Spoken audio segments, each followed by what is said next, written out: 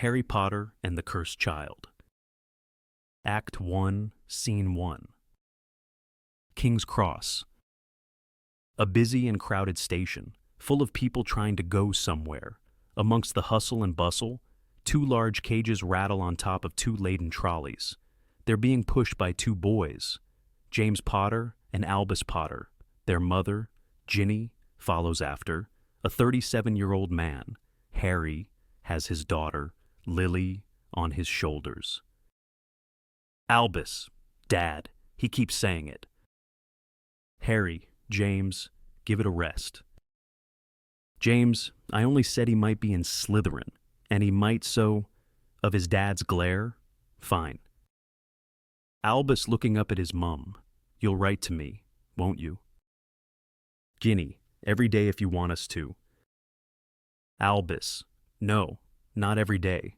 James says most people only get letters from home about once a month. I don't want to... Harry, we wrote to your brother 3 times a week last year. Albus, what, James? Albus looks accusingly at James. Ginny, yes, you may not want to believe everything he tells you about Hogwarts. He likes a laugh. Your brother. James with a grin. Can we go now? Please. Albus looks at his dad and then his mum. Ginny, all you have to do is walk straight at the wall between platforms 9 and 10. Lily, I'm so excited. Harry, don't stop and don't be scared. You'll crash into it. That's very important. Best to do it at a run if you're nervous. Albus, I'm ready. Harry and Lily put their hands on Albus's trolley. Ginny joins James's trolley together. The family run hard into the barrier. Scene 2. Platform 9 3/4, which is covered in thick white steam pouring from the Hogwarts Express. And which is also busy, but instead of people in sharp suits going about their day, it's now wizards and witches in robes, mostly trying to work out how to say goodbye to their beloved progeny. Albus, this is it. Lily, wow. Albus, platform 9 3/4. Lily, where are they? Are they here? Maybe they didn't come. Harry points out Ron, Hermione, and their daughter, Rose. Lily runs hard up to them. Uncle Ron, Uncle Ron. Ron turns towards them as Lily goes barreling up to him. He picks her up into his arms. Ron, if it isn't my favorite Potter... Lily, have you got my trick? Ron, are you aware of the Weasley's Wizard Wheezes certified nose-stealing breath? Rose, Mum, Dad's doing that lame thing again. Hermione, you say lame, he says glorious. I say somewhere in between. Ron, hang on, let me just munch this air, and now it's just a simple matter of, excuse me if I smells lightly of garlic, sis. He breathes on her face. Lily giggles. Lily, you smell of porridge. Ron, bing, bang, bowing, young lady, get ready to not being able to smell at all. He lifts her nose of, Lily, where's my nose? Ron, testa. His hand is empty. It's a lame trick. Everyone enjoys its lameness. Lily, you are silly. Albus, everyone's staring at us again. Ron, because of me, I'm extremely famous. My nose experiments are legendary. Hermione, there's certainly something. Harry, parked all right. Then... Ron, I did. Hermione didn't believe I could pass a muggle driving test. Did you? She thought I'd have to confund the examiner. Hermione, I thought nothing of the kind. I have complete faith in you. Rose, and I have complete faith he did confund the examiner. Ron, oi. Albus, Dad. Albus pulls on Harry's robes. Harry looks down. Do you think what if I am? What if I'm put in Slytherin? Harry, and what would be wrong with that? Albus, Slytherin is the house of the snake, of dark magic. It's not a house of brave wizards. Harry, Albus Severus. You were named after two headmasters of Hogwarts. One of them was a Slytherin, and he was probably the bravest man I ever knew. Albus, but just say, Harry, if it matters to you, the Sorting Hat will take your feelings into account. Albus, really. Harry, it did for me. This is something he's never said before. It resonates around his head a moment. Hogwarts will be the making of you. Albus, I promise you, there is nothing to be frightened of there. James, apart from the Thestrals, watch out for the Thestrals.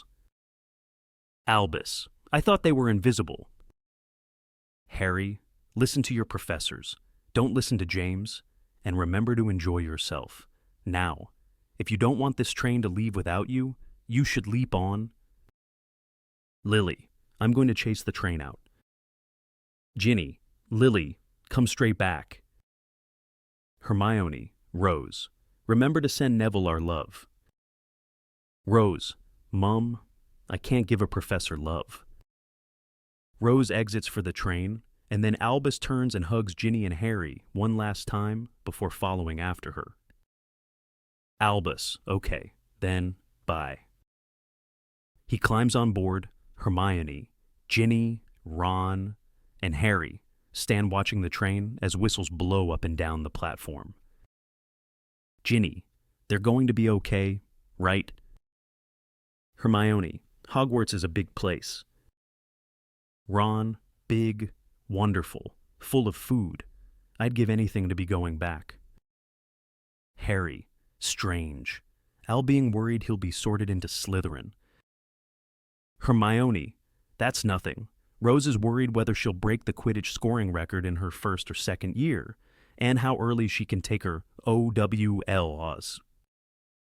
Ron, I have no idea where she gets her ambition from. Ginny, and how would you feel, Harry, if he is? Ron, Gin, we always thought there was a chance you could be sorted into Slytherin. Ginny, what? Ron, honestly, Fred and George ran a book. Hermione, can we go? People are looking,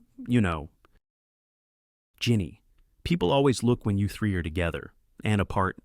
People always look at you. The four exit. Ginny stops Harry. Harry, he'll be all right, won't he? Harry, of course he will. Scene 3. The Hogwarts Express. Albus and Rose walk along the carriage of the train. The trolley witch approaches, pushing her trolley. Trolley witch. Anything from the trolley, deers, pumpkin pasty, chocolate frog, cauldron cake. Rose spotting Albus's loving look at the chocolate frogs. Al, we need to concentrate. Albus, concentrate on what? Rose, on who we choose to be friends with. My mom and dad met your dad on their first Hogwarts Express.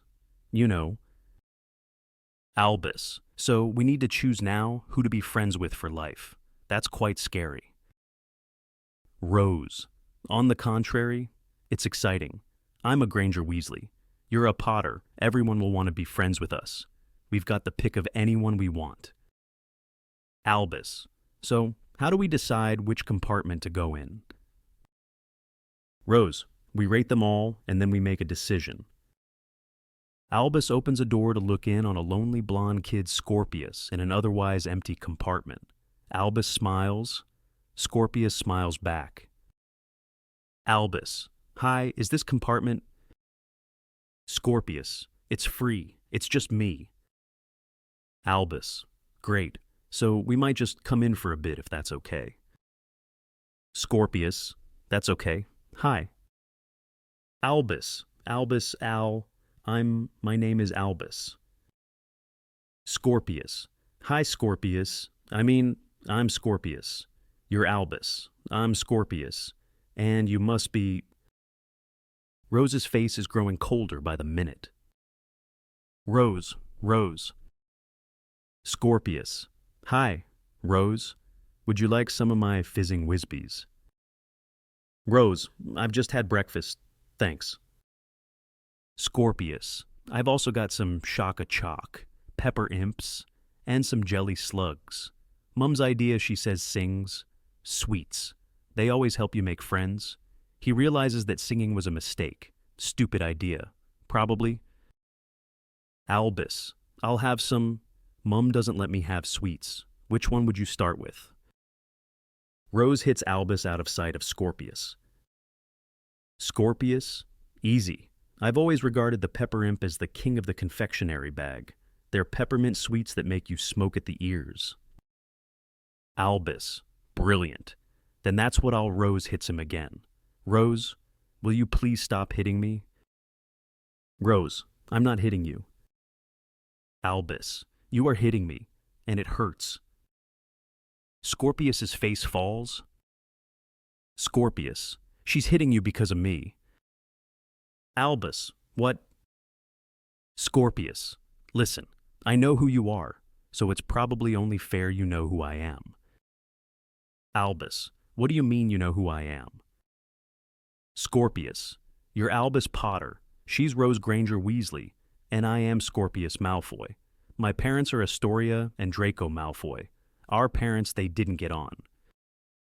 Rose, that's putting it mildly. Your mum and dad are Death Eaters. Scorpius affronted. Dad was, but Mum wasn't. Rose looks away, and Scorpius knows why she does. I know what the rumor is, and it's a lie. Albus looks from an uncomfortable Rose to a desperate Scorpius. Albus, what is the rumor?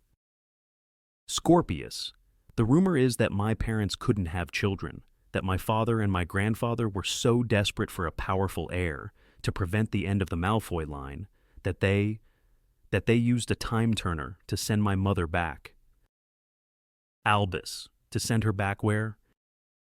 Rose, the rumor is that he's Voldemort's son, Albus. A horrible, uncomfortable silence. It's probably rubbish. I mean, look, you've got a nose. The tension is slightly broken. Scorpius laughs, pathetically grateful. Scorpius, and it's just like my father's. I got his nose, his hair, and his name. Not that that's a great thing either. I mean, father-son issues. I have them. But, on the whole, I'd rather be a Malfoy than, the son of the Dark Lord. Scorpius and Albus look at each other, and something passes between them. Rose, yes. Well, we probably should sit somewhere else. Come on. Albus. Albus is thinking deeply. No. Of Rose's look, I'm okay. You go on, we'll eat. Rose, Albus, I won't wait. Albus, and I wouldn't expect you to, but I'm staying here. Rose looks at him a second and then leaves the compartment. Rose, fine. Scorpius and Albus are left looking at each other, unsure. Scorpius, thank you. Albus, no, I didn't stay for you. I stayed for your sweets. Scorpius, she's quite fierce. Albus, yes, sorry. Scorpius, no, I like it. Do you prefer Albus or Al? Scorpius grins and pops 2 sweets into his mouth. Albus thinks, Albus? Scorpius as smoke comes out of his ears. Thank you for staying for my sweets, Albus. Albus laughing, wow. Scene 4. Transition scene. And now we enter a never-world of time change. And this scene is all about magic. The changes are rapid as we leap between worlds. There are no individual scenes, but fragments, shards that show the constant progression of time. Initially, we're inside Hogwarts, in the Great Hall, and everyone is dancing around Albus. Polly Chapman, Albus Potter, Carl Jenkins, a Potter. In our year, Jan Fredericks, He's got his hair. He's got hair just like him. Rose, and he's my cousin. As they turn, Rose Granger Weasley. Nice to meet you. The Sorting Hat walks through the students, who spring into their houses. It becomes quickly apparent he's approaching Rose, who is tense as she awaits her fate. Sorting Hat. I've done this job for centuries. On every student's head, I've sat of thoughts, I take inventories, for I'm the famous Sorting Hat. I've sorted high, I've sorted low, I've done the job through thick and thin, so put me on and you will know which house you should be in. Rose Granger Weasley. He puts his hat on Rose's head. Gryffindor. There's cheering from the Gryff indoors as Rose joins them. Rose, thank Dumbledore. Scorpius runs to take Rose's place under the Sorting Hat's glare. Sorting Hat, Scorpius Malfoy. He puts his hat on Scorpius's head. Slytherin! Scorpius was expecting this. He nods and half smiles. There's cheering from the Slytherins as he joins them. Polly Chapman. Well, that makes sense. Albus walks swiftly to the front of the stage. Sorting Hat, Albus Potter. He puts his hat on Albus's head, and this time he seems to take longer, almost as if he too is confused. Slytherin. There's a silence. A perfect, profound silence. One that sits low, twists a bit, and has damage within it. Polly Chapman, Slytherin. Craig Bowker Jeeger, whoa, a Potter, in Slytherin. Albus looks out, unsure. Scorpius smiles, delighted, as he shouts across to him. Scorpius, you can stand next to me. Albus thoroughly discombobulated. Right, yes. Jan Fredericks. I suppose his hair isn't that similar. Rose, Albus, but this is wrong. Albus, this is not how it's supposed to be. And suddenly a flying lesson is happening with Madam Hooch. Madam Hooch, well, what are you all waiting for? Everyone stand by a broomstick. Come on, hurry up. The kids all hurry into position beside their brooms. Stick out your hands out over your broom and say, up. Everyone, up. Rose's and Jan's brooms sail into their hands. Rose and Jan, yes. Madam Hooch, come on, now. I've no time for shirkers. Say, up, up, like you mean it. Everyone bar Rose and Jan, up. Brooms sail up, including Scorpius's. Only Albus is left with his broom on the floor. Everyone bar Rose, Jan, and Albus. Yes. Albus, up, up, up. His broom doesn't move, not even a millimeter.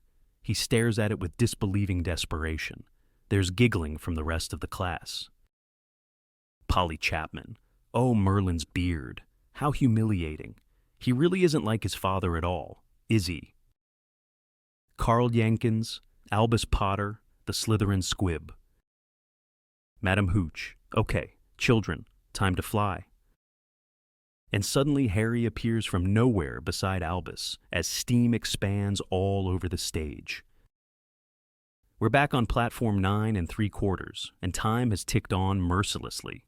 Albus is now a year older, as is Harry, but less noticeably. Albus, I'm just asking you, Dad, if you'll just stand a little away from me. Harry amused. Second years don't like to be seen with their dads. Is that it? An over-attentive wizard begins to circle them. Albus, no, it's just you're you and I'm me and... Harry, it's just people looking, okay, people look, and they're looking at me, not you. The over-attentive wizard prof, something for Harry to sign, he signs it. Albus, at Harry Potter and his disappointing son. Harry, what does that mean? Albus, at Harry Potter and his Slytherin son. James rushes past them, carrying his bag. James, slithering Slytherin. Stop with your dithering. Time to get onto the train. Harry, unnecessary, James. James long gone. See you at Christmas. Dad. Harry looks at Albus, concerned. Harry, all. Albus, my name is Albus, not Al. Harry, are the other kids being unkind? Is that it? Maybe if you tried making a few more friends? Without Hermione and Ron, I wouldn't have survived Hogwarts. I wouldn't have survived at all. Albus, but I don't need a Ron and Hermione. I've got a friend, Scorpius, and I know you don't like him, but he's all I need. Harry, look, as long as you're happy, that's all that matters to me. Albus, you didn't need to bring me to the station. Dad. Albus picks up his case and makes hard away. Harry, but I wanted to be here. But Albus is gone. Draco Malfoy, his robes perfect, his blonde ponytail precisely placed, emerges from within the crowds to be beside Harry. Draco, I need a favor. Harry, Draco. Draco, these rumors about my son's parentage, they don't seem to be going away. The other Hogwarts students teased Scorpius about it relentlessly if the Ministry could release a statement reaffirming that all time-turners were destroyed in the Battle of the Department of Mysteries. Harry, Draco, just let it blow over, they'll soon move on. Draco, my son is suffering and Astoria hasn't been well. Recently so, he needs all the support he can get. Harry, if you answer the gossip, you feed the gossip. There have been rumors Voldemort had a child for years. Scorpius is not the first to be accused. The Ministry, for your sake as well as ours, needs to steer well clear. Draco frowns, annoyed, as the stage clears and Rose and Albus stand ready with their cases. Albus, as soon as the train leaves, you don't have to talk to me. Rose, I know. We just need to keep the pretense up in front of the grown-ups. Scorpius runs on with big hopes and an even bigger case. Scorpius hopeful. Hi, Rose. Rose definitive. Bye, Albus. Scorpius still hopeful. She's melting. And suddenly, we're in the Great Hall, and Professor McGonagall is standing at the front with a big smile on her face. Professor McGonagall, and I'm pleased to announce Gryffindor's newest member of the Quidditch team, Archie realizes she can't be partial. Your superb new chaser Rose Granger Weasley. The hall erupts into cheers. Scorpius claps alongside them all. Albus, are you clapping her too? We hate Quidditch and she's playing for another house. Scorpius, she's your cousin, Albus. Albus, do you think she'd clap for me? Scorpius, I think she's brilliant. The students circle Albus again, as suddenly a potions class begins. Polly Chapman, Albus Potter, an irrelevance. Even portraits turn the other way when he comes up the stairs. Albus hunches over a potion. Albus, and now we add, is it Horn of Bicorn? Carl Jenkins, leave him and Voldemort's child to it, I say. Albus, with just a little salamander blood, is... The potion explodes loudly. Scorpius, okay, what's the counter ingredient? What do we need to change? Albus, everything. And with that, time moves ever onwards. Albus's eyes become darker. His face grows more sallow. He's still an attractive boy, but he's trying not to admit it. And suddenly, he's back on platform 9 3/4 with his dad, who is still trying to persuade his son and himself that everything is okay. Both have aged another year. Harry, 3rd year, big year, here is your permission form for Hogsmeade. Albus, I hate Hogsmeade. Harry, how can you hate a place you haven't actually visited yet? Albus, because I know it'll be full of Hogwarts students. Albus screws up the paper. Harry, just give it a go. Come on, this is your chance to go nuts and honeydukes without your mum knowing no. Albus, don't you dare. Albus pointing his wand, incendio. The ball of paper bursts into flame and ascends across the stage. Harry, of all the stupid things. Albus, the ironic thing is I didn't expect it to work. I'm terrible at that spell. Harry, Albus, I've been exchanging owls with Professor McGonagall. She says you're isolating yourself. You're uncooperative in lessons. You're surly. You're... Albus, so what would you like me to do? Magic myself popular. Conjure myself into a new house. Transfigure myself into a better student. Just cast a spell, Dad, and change me into what you want me to be. Okay, it'll work better for both of us. Gotta go. Train to catch. Friend to find. Albus runs to Scorpius, who is sitting on his case numb to the world. Delighted. Scorpius. Concerned. Scorpius. Are you okay? Scorpius says nothing. Albus tries to read his friend's eyes. Your mum, it's got worse. Scorpius, it's got the worst it can possibly get. Albus sits down beside Scorpius. Albus, I thought you'd send an owl. Scorpius, I couldn't work out what to say. Albus, and now I don't know what to say. Scorpius, say nothing. Albus, is there anything... Scorpius, come to the funeral. Albus, of course. Scorpius, and be my good friend. And suddenly the Sorting Hat is center stage and we're back in the Great Hall. Sorting Hat, are you afraid of what you'll hear? Afraid I'll speak the name you fear? Not Slytherin, not Gryffindor, not Hufflepuff, not Ravenclaw. Don't worry, child, I know my job. You'll learn to laugh, if first you sob. Lily Potter, Gryffindor. Lily, yes. Albus, great. Scorpius, did you really think she'd come to us? Potters don't belong in Slytherin. Albus, this one does. As he tries to melt into the background, the other students laugh. He looks up at them all. I didn't choose. You know that. I didn't choose to be his son. Scene 5. Ministry of Magic, Harry's office. Hermione sits with piles of paper in front of her in Harry's messy of ice. She is slowly sorting through it all. Harry enters in a rush. He is bleeding from a graze on his cheek. Hermione, how did it go? Harry, it was true. Hermione, Theodore not.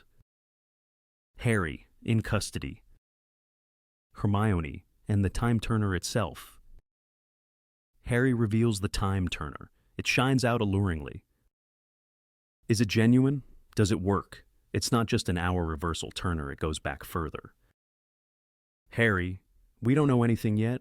I wanted to try it out there and then, but wiser heads prevailed. Hermione, well, now we have it. Harry, and you're sure you want to keep it? Hermione, I don't think we've a choice. Look at it. It's entirely different to the time turner I had. Harry, dry. Apparently wizardry has moved on since we were kids. Hermione, you're bleeding. Harry checks his face in the mirror. He dabs at the wound with his robes. Don't worry, it'll go with the scar. Harry with a grin. What you doing in my office? Hermione? Hermione, I was anxious to hear about Theodore not, and thought I'd check whether you'd kept your promise and were on top of your paperwork. Harry, turns out I'm not. Hermione, no, you're not. Harry, how can you get any work done in this chaos? Harry waves his wand and the papers and books transform into neat piles. Harry smiles. Harry, no longer chaotic. Hermione, but still ignored. You know, there's some interesting stuff in here. There are mountain trolls riding graph horns through Hungary. There are giants with winged tattoos on their backs walking through the Greek seas. And the werewolves have gone entirely underground. Harry, great. Let's get out there. I'll get the team together. Hermione, Harry, I get it. Paperwork's boring. Harry, not for you. Hermione, I'm busy enough with my own. These are people and beasts that fought alongside Voldemort in the Great Wizarding Wars. These are allies of darkness. This combined with what we have just unearthed at Theodore Knott's could mean something. But if the head of magical law enforcement isn't reading his files... Harry, but I don't need to read it. I'm out there, hearing about it. Theodore Knott. It was me who heard the rumors about the Time Turner, and me who acted upon it. You really don't need to tell me off. Hermione looks at Harry. This is tricky. Hermione, do you fancy a toffee? Don't tell Ron. Harry, you're changing the subject. Hermione, I truly am toffee. Harry, can't. We're off sugar at the moment. Beat, you can get addicted to that stuff. Hermione, what can I say? My parents were dentists. I was bound to rebel at some point. 40 is leaving it a little late. But you've just done a brilliant thing. You're certainly not being told off. I just need you to look at your paperwork every now and again. That's all. Consider this a gentle nudge from the Minister for Magic. Harry hears the implication in her emphasis. He nods. How's Ginny? How's Albus? Harry, it seems I'm as good at fatherhood as I am at paperwork. How's Rose? How's Hugo? Hermione with a grin. Ron says he thinks I see more of my secretary. Ethel, she indicates of than him. Do you think there's a point where we made a choice parent of the year, or ministry official of the year? Go on. Go home to your family. Harry, the Hogwarts Express is about to depart for another year. Enjoy the time you've got left, and then come back here with a fresh head and get these files read. Harry, you really think this could all mean something? Hermione with a smile. It could do, but if it does, we'll find a way to fight it. Harry, we always have. She smiles once more, pops a toffee in her mouth, and leaves the Avice. Harry is left alone. He packs his bag. He walks out of the Avice and down a corridor, the weight of the world upon his shoulders. He walks, tired, into a telephone box. He dials 62442. Telephone box, farewell, Harry Potter. He ascends away from the Ministry of Magic. Scene 6. Harry and Ginny Potter's house. Albus can't sleep. He is sitting at the top of the stairs. He hears voices below him. We hear Harry's voice before he's revealed. An elderly man in a wheelchair is with him. Amos Diggory. Harry, Amos, I understand. I really do. But I'm only just home and... Amos, I've tried to make appointments at the ministry. They say, Mr. Diggory, we have an appointment for you. Let's see, in 2 months. I wait, very patiently. Harry, and coming to my house in the middle of the night when my kids are just getting ready for their new year at school, it's not right. Amos, 2 months pass. I receive an owl. Mr. Diggory, I'm awfully sorry, but Mr. Potter has been called away on urgent business. We're going to have to shift things around a little. Are you available for an appointment in, let's see, in 2 months' time? And then it repeats again, and again. You're shutting me out. Harry, of course I'm not. It's just, I'm afraid, as head of the Department of Magical Law Enforcement, I'm afraid I'm responsible. Amos, there's plenty you're responsible for. Harry, sorry. Amos, my son, Cedric. You do remember Cedric, don't you? Harry, remembering Cedric hurts him. Yes, I remember your son, his loss. Amos, Voldemort wanted you, not my son. You told me yourself. The words he said were, kill the spare. The spare, my son, my beautiful son, was a spare. Harry, Mr. Diggory, as you know, I sympathize with your efforts to memorialize Cedric. But, Amos, a memorial. I am not interested in a memorial, not anymore. I am an old man, an old dying man, and I am here to beg you to help me get him back. Harry looks up, astonished. Harry, get him back. Amos, that's not possible. Amos, the ministry has a time turner, does it not? Harry, the time turners were all destroyed.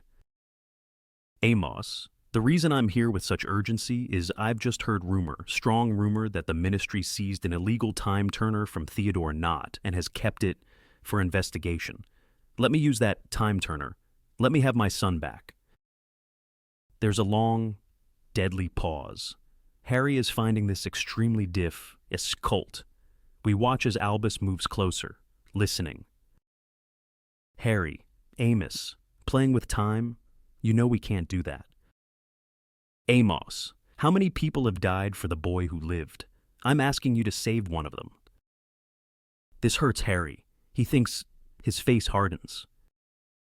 Harry, whatever you've heard, the Theodore Knott story is a fiction. Amos, I'm sorry. Delphi, hello? Albus jumps a mile as Delphi, a 20-something, determined-looking woman, is revealed, looking through the stairs at him.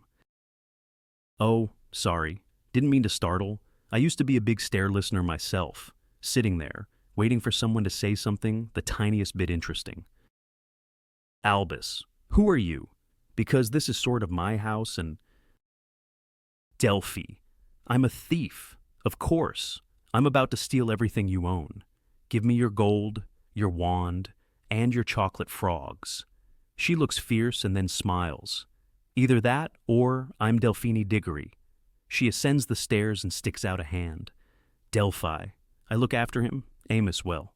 I try. She indicates Amos. And you are? Albus rueful grin. Albus. Delphi. Of course. Albus Potter. So Harry is your dad. That's a bit wow, isn't it? Albus. Not really. Delphi. Have I just put my foot in it? It's what they used to say about me at school. Delphine Diggory, there isn't a hole she couldn't dig herself into. Albus. They do all sorts with my name, too. Pause. She looks at him carefully. Amos Delphi. She makes to depart and then hesitates. She smiles at Albus. Delphi. We don't choose who we're related to. Amos isn't just my patient, he's my uncle. It's part of the reason I took the job at Upper Flagley. But that's made it difficult. It's tough to live with people stuck in the past, isn't it? Amos, Delphi. Albus, Upper Flagley. Delphi, St. Oswald's home for old witches and wizards. Come see us sometime, if you like. Amos, Delphi. She smiles and then trips as she travels down the stairs. She enters the room with Amos and Harry in it. Albus watches her. Delphi, yes, uncle. Amos, meet the once great Harry Potter, now a stone-cold ministry man. I will leave you in peace, sir. If peace is the right word for it, Delphi, my chair. Delphi, yes, uncle. Amos is pushed out of the room. Harry is left, looking forlorn. Albus watches on, thinking carefully. Scene 7. Harry and Ginny, Potter's house. Albus's room. Albus is sitting on the bed as the world goes on outside his door. Still against the constant motion outside, we hear a roar from James of, Ginny, James, please, ignore your hair and tidy that damn room. James, how can I ignore it? It's pink. I'm going to have to use my invisibility cloak. James appears at the door. He has pink hair.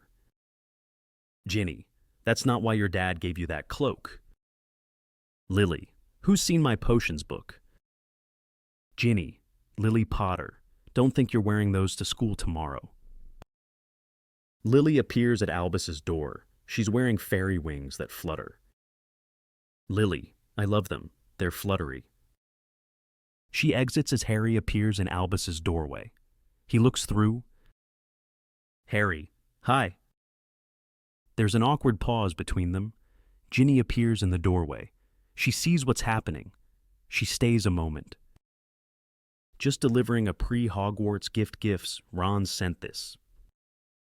Albus, okay, a love potion, okay. Harry, I think it's a joke about I don't know what. Lily got farting gnomes. James got a comb that's made his hair turn a shade of pink. Ron, well, Ron's Ron, you know. Harry puts down Albus's love potion on his bed. This is from me. He reveals a small blanket. Ginny looks at it. She sees Harry is trying, and then she softly walks away. Albus, an old blanket.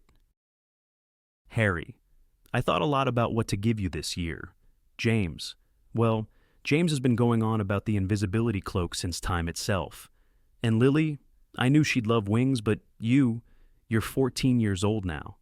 Albus, and I wanted to give you something which meant something. This is the last thing I had from my mum. The only thing. I was given to the Dursleys wrapped in it. I thought it had gone forever, and then, when your great-aunt Petunia died, hidden amongst her possessions. Surprisingly, Dudley found this, and he kindly sent it on to me. And ever since then, well, anytime I've wanted luck, I've found it, and just tried to hold it, and I wondered if you, Albus, wanted to hold it too. Okay, done. Let's hope it brings me luck. I certainly need some. He touches the blanket. But you should keep it. Harry, I believe Petunia wanted me to have it. That's why she kept it. And now I want you to have it from me. I didn't really know my mother, but I think she'd have wanted you to have it too. And maybe I could come find you in it on Hallows Eve. I'd like to be with it on the night they died, and that could be good for the two of us. Albus, listen, I've got quite a lot of packing to do, and you undoubtedly have ministry work coming out of your ears. So, Harry, Albus, I want you to have the blanket. Albus, and do what with it. Fairy wings make sense. Dad, invisibility cloaks. They also make sense, but this really... Harry is slightly heartbroken. He looks at his son, desperate to reach out. Harry, do you want a hand? Packing? I always loved packing. It meant I was leaving Privet Drive and going back to Hogwarts, which was, well, I know you don't love it, but... Albus, for you, it's the greatest place on earth. I know. The poor orphan, bullied by his uncle and Aunt Dursley. Harry, Albus, please, can we just... Albus, traumatized by his cousin. Dudley, saved by Hogwarts. I know it all. Dad, blah, blah, blah. Harry, I'm not going to rise to your bait. Albus Potter. Albus, the poor orphan who went on to save us all. So may I say on behalf of Wizarding Kind how grateful we are for your heroism. Should we bow now, or will a curtsy do? Harry, Albus, please, I've never wanted gratitude. Albus, but right now, I'm overflowing with it. It must be the kind gift of this moldy blanket that did it. Harry, moldy blanket. Albus, what did you think would happen? We'd hug. I'd tell you I always loved you. What? Harry, finally losing his temper. You know what? I'm done with being made responsible for your unhappiness. At least you've got a dad. Because I didn't? Okay. Albus, and you think that was unlucky? I don't... Harry, you wish me dead. Albus, no. I just wish you weren't my dad. Harry, seeing red? Well, there are times I wish you weren't my son. There's a silence. Albus nods. Pause. Harry realizes what he said. No, I didn't mean that. Albus, yes, you did. Harry, Albus, you just know how to get under my skin. Albus, you meant it, Dad, and honestly, I don't blame you. There's a horrible pause. You should probably leave me alone now. Harry, Albus, please. Albus picks up the blanket and throws it. It collides with Ron's love potion, which spills all over the blanket and the bed, producing a small puff of smoke. Albus, no luck or love for me, then. Albus runs out of the room. Harry goes after him. Harry, Albus, Albus, please. Scene 8. Dream, hut on the rock. There's a large boom, then there's a large crash. Dudley Dursley, Aunt Petunia, and Uncle Vernon are cowering behind a bed. Dudley Dursley, Mum, I don't like this. Aunt Petunia, I knew we made a mistake coming here. Vernon, there's nowhere we can hide. Not even a lighthouse is far enough away. There's another large boom. Uncle Vernon, hold on. Whatever it is, it's not coming in here. Aunt Petunia, we're cursed. He's cursed us. The boy has cursed us. Seeing young Harry, this is all your fault. Get back in your hole. Young Harry flinches away as Uncle Vernon holds out his rifle. Uncle Vernon, whoever's there, I should warn you I'm armed. There's a massive smash, and the door falls of its hinges. Hagrid stands in the middle of the doorway. He looks at them all. Hagrid, couldn't make us a cup of tea, could you? It's not been an easy journey. Dudley Dursley, look at him.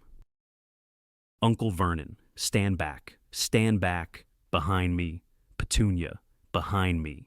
Dudley, I'll soon see this scaramanger off. Hagrid, scarawat. He picks up Uncle Vernon's gun. Haven't seen one of these for a while. He twists the end of the gun and ties it in a knot. Oops-a-daisy. And then he gets distracted. He's seen young Harry. Harry Potter. Young Harry, hello? Hagrid, last's time I saw you, ye was only a baby. You look a lot like your dad, but you've got your mum's eyes.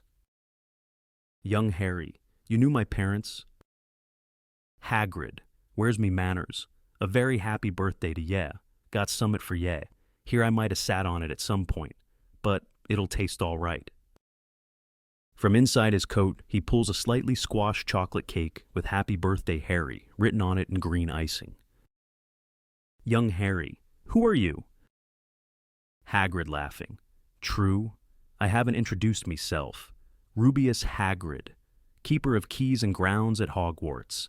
He looks around himself. What about that tea? Then, I'd not say no to summit stronger if you've got it. Mind? Young Harry, Hogware. Hagrid, Hogwarts. You'll know all about Hogwarts, of course. Young Harry, Hagrid, sorry. It's them as should be sorry. I knew you weren't getting your letters, but I never thought you wouldn't even know about Hogwarts. Fear crying out loud. Did you never wonder where your parents learnt it all? Young Harry, learnt what? Hagrid turns menacingly towards Uncle Vernon. Hagrid, do you mean to tell me that this boy, knows nothing about anything?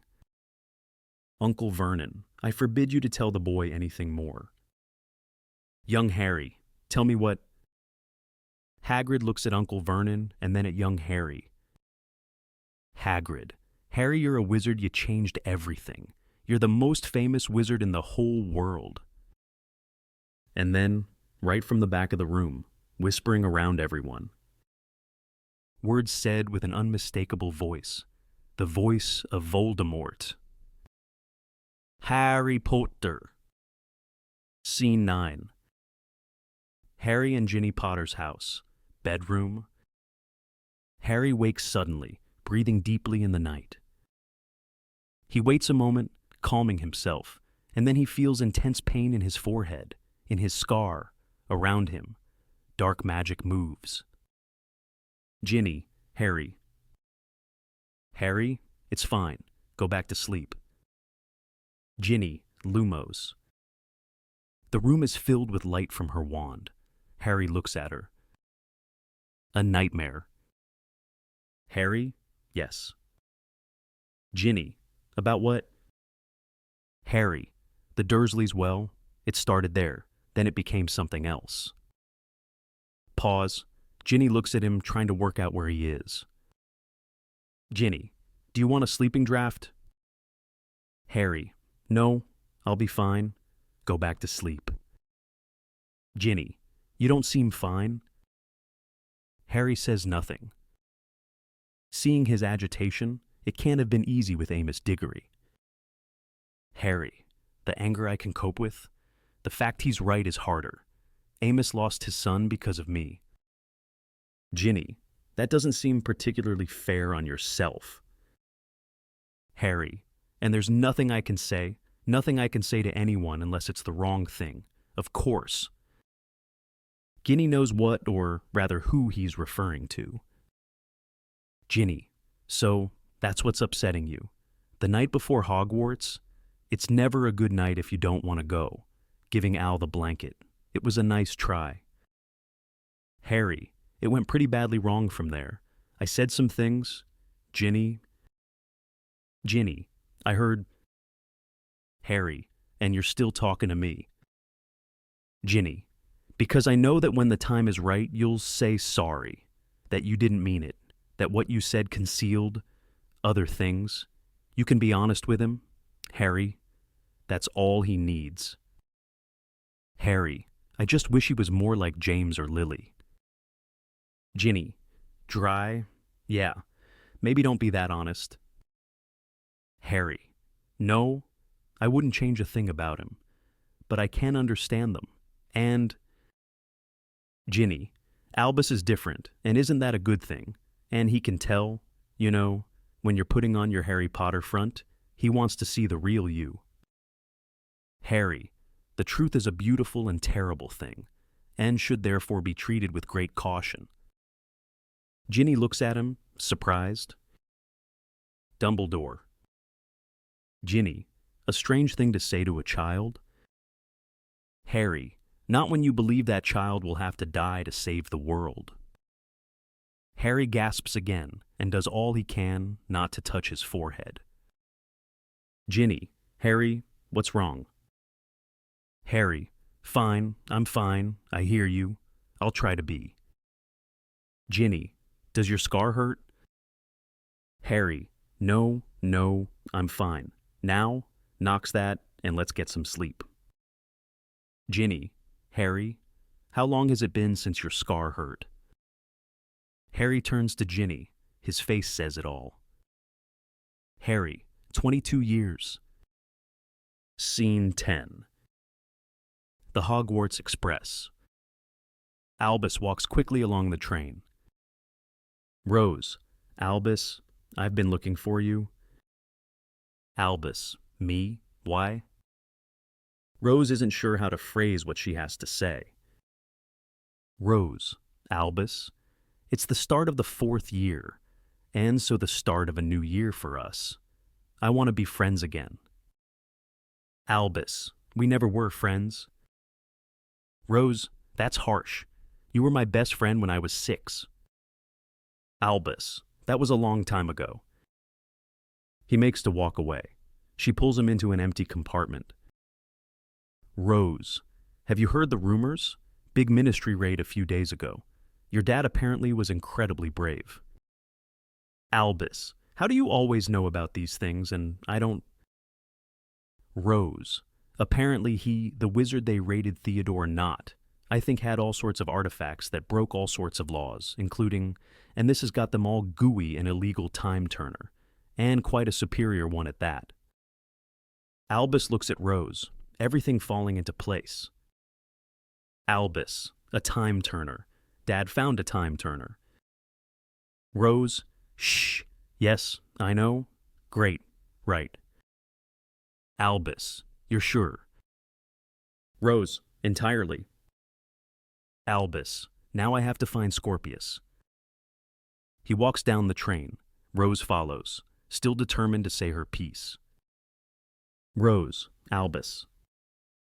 Albus turns decisively. Albus, Who's told you that you have to talk to me?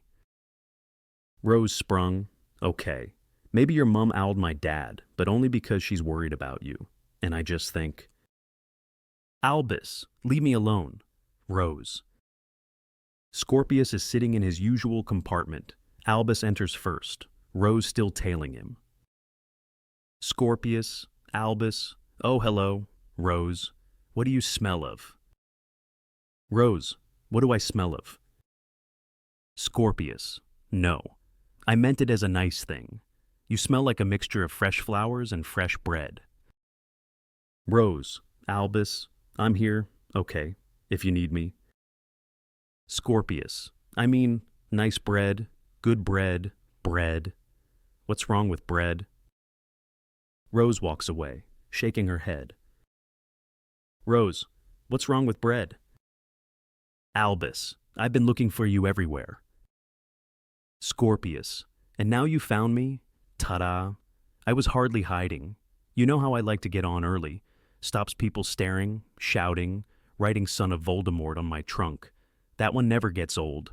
She really doesn't like me. Does she? Albus hugs his friend with fierceness. They hold for a beat. Scorpius is surprised by this. Okay, hello. Have we hugged before? Do we hug? The two boys awkwardly dislocate. Albus, just a slightly weird 24 hours. Scorpius, what's happened in them? Albus, I'll explain later. We have to get off this train. There's the sound of whistles the train starts moving.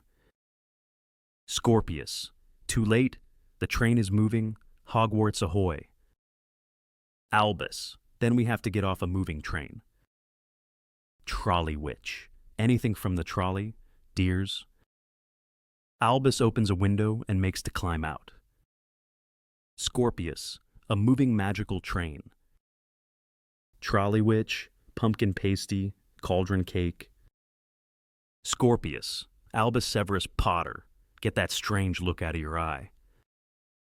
Albus, first question, what do you know about the Triwizard Tournament? Scorpius happy. Ooh, a quiz. 3 schools pick 3 champions to compete in 3 tasks for 1 cup. What's that got to do with anything? Albus, you really are an enormous geek. You know that. Scorpius, yeah, Albus, second question, why has the Triwizard Tournament not been run in over 20 years? Scorpius, the last competition included your dad and a boy called Cedric Diggory. They decided to win together, but the cup was a port key and they were transported to Voldemort. Cedric was killed. They canceled the competition immediately after. Albus, good. Third question, did Cedric need to be killed? Easy question, easy answer, no. The words Voldemort said were, kill the spare, the spare. He died only because he was with my father, and my father couldn't save him. We can. A mistake has been made, and we're going to right it. We're going to use a time turner. We're going to bring him back. Scorpius, Albus, for obvious reasons. I'm not a massive fan of time turners, though. Albus, when Amos Diggory asked for the time turner, my father denied they even existed. He lied to an old man who just wanted his son back, who just loved his son, and he did it because he didn't care, because he doesn't care. Everyone talks about all the brave things Dad did, but he made some mistakes too, some big mistakes. In fact, I want to set one of those mistakes right. I want us to save Cedric.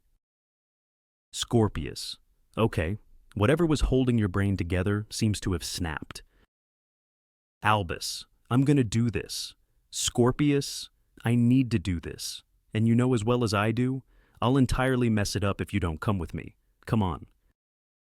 He grins, and then disappears, ever up. Scorpius hesitates for a moment.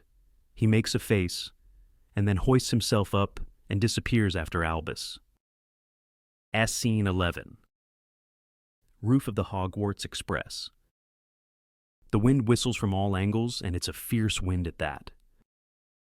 Scorpius. Okay, now we're on the roof of a train. It's fast. It's scary.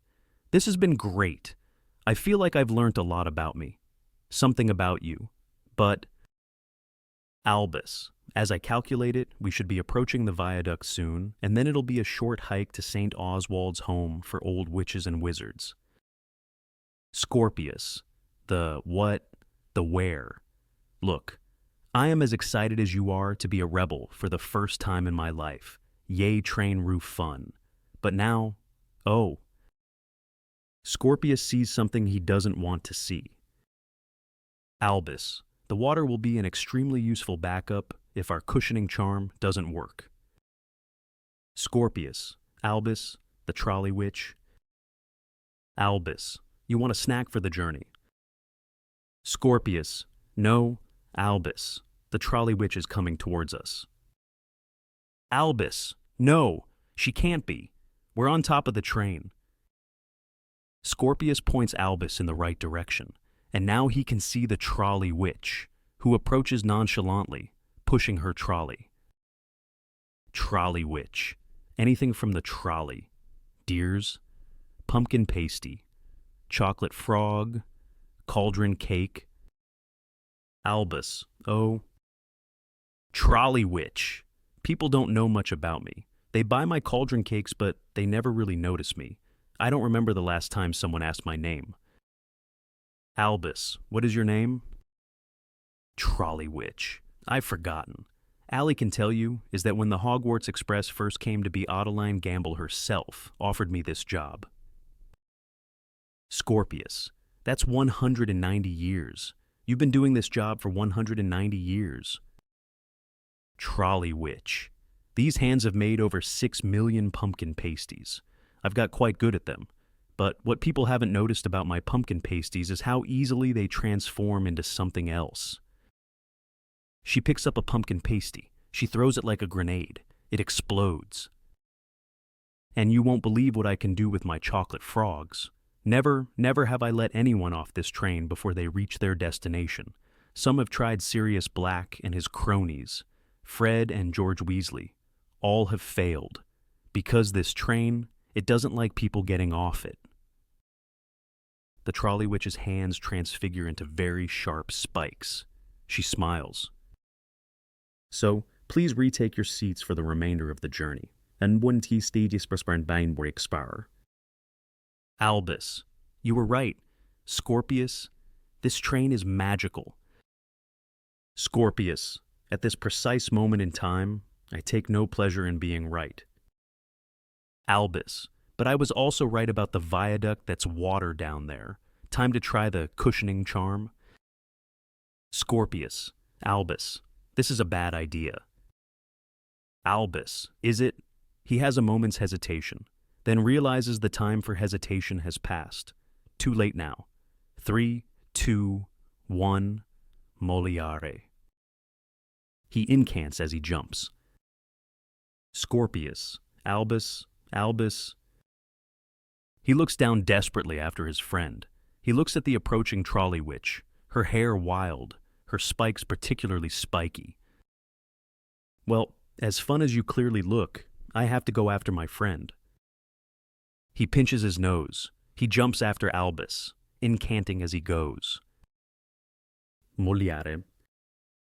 Scene 12. Ministry of Magic. Grand meeting room.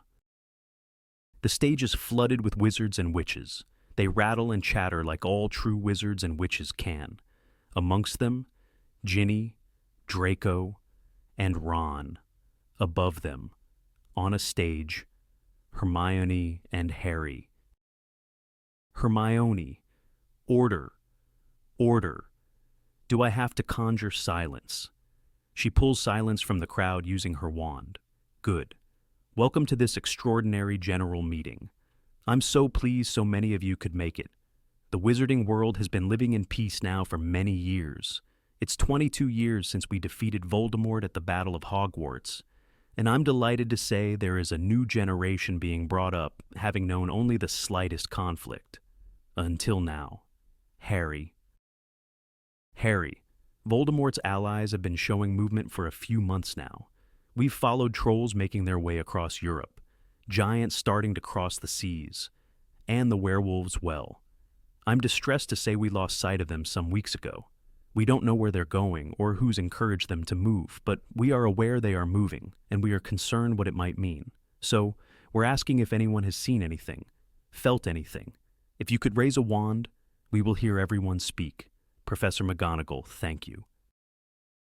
Professor McGonagall, it did look like the potion stores had been interfered with when we returned from summer break, but not a huge amount of ingredients were missing. Some boomslang skin and lacewing flies. Nothing on the restricted register. We put it down to Peeves. Hermione, thank you. Professor, we shall investigate. She looks around the room. Nobody else. Fine. And gravest of all, and this hasn't been the case since Voldemort, Harry's scar is hurting again. Draco, Voldemort is dead. Voldemort is gone. Hermione, yes. Draco, Voldemort is dead. But these things all lead us to think that there is a possibility that Voldemort or some trace of Voldemort might be back. This gets a reaction. Harry, now this is difficult, but we have to ask it to rule it out. Those of you with a dark mark, have you felt anything, even a twinge? Draco, back to being prejudiced against those with a dark mark. Are we Potter? Hermione, no. Draco, Harry is simply trying to... Draco, you know what this is about. Harry just wants his face back in the newspapers again. We've had rumors of Voldemort coming back from the Daily Prophet once a year every year. Harry, none of those rumors came from me. Draco, really? Doesn't your wife edit the Daily Prophet? Ginny steps towards him, outraged. Ginny, the sports pages. Hermione, Draco, Harry brought this matter to the attention of the Ministry, and I as Minister for Magic. Draco, a vote you only won because you are his friend. Ron is held back by Ginny as he charges at Draco. Ron, do you want a smack in the mouth?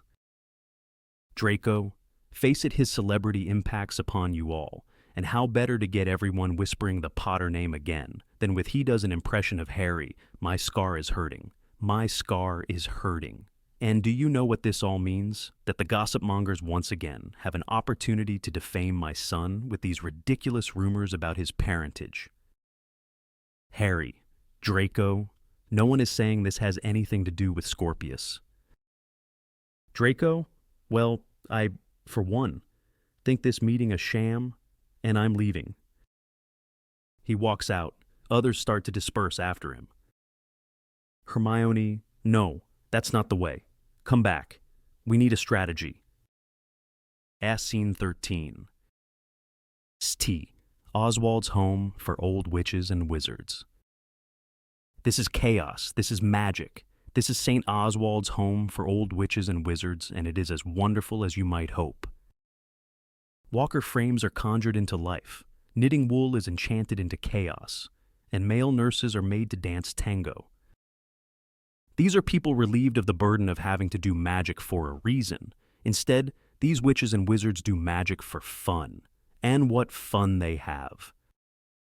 Albus and Scorpius enter, looking around themselves, amused, and let's face it, slightly scared. Albus and Scorpius, excuse me. Scorpius, okay, so this place is wild.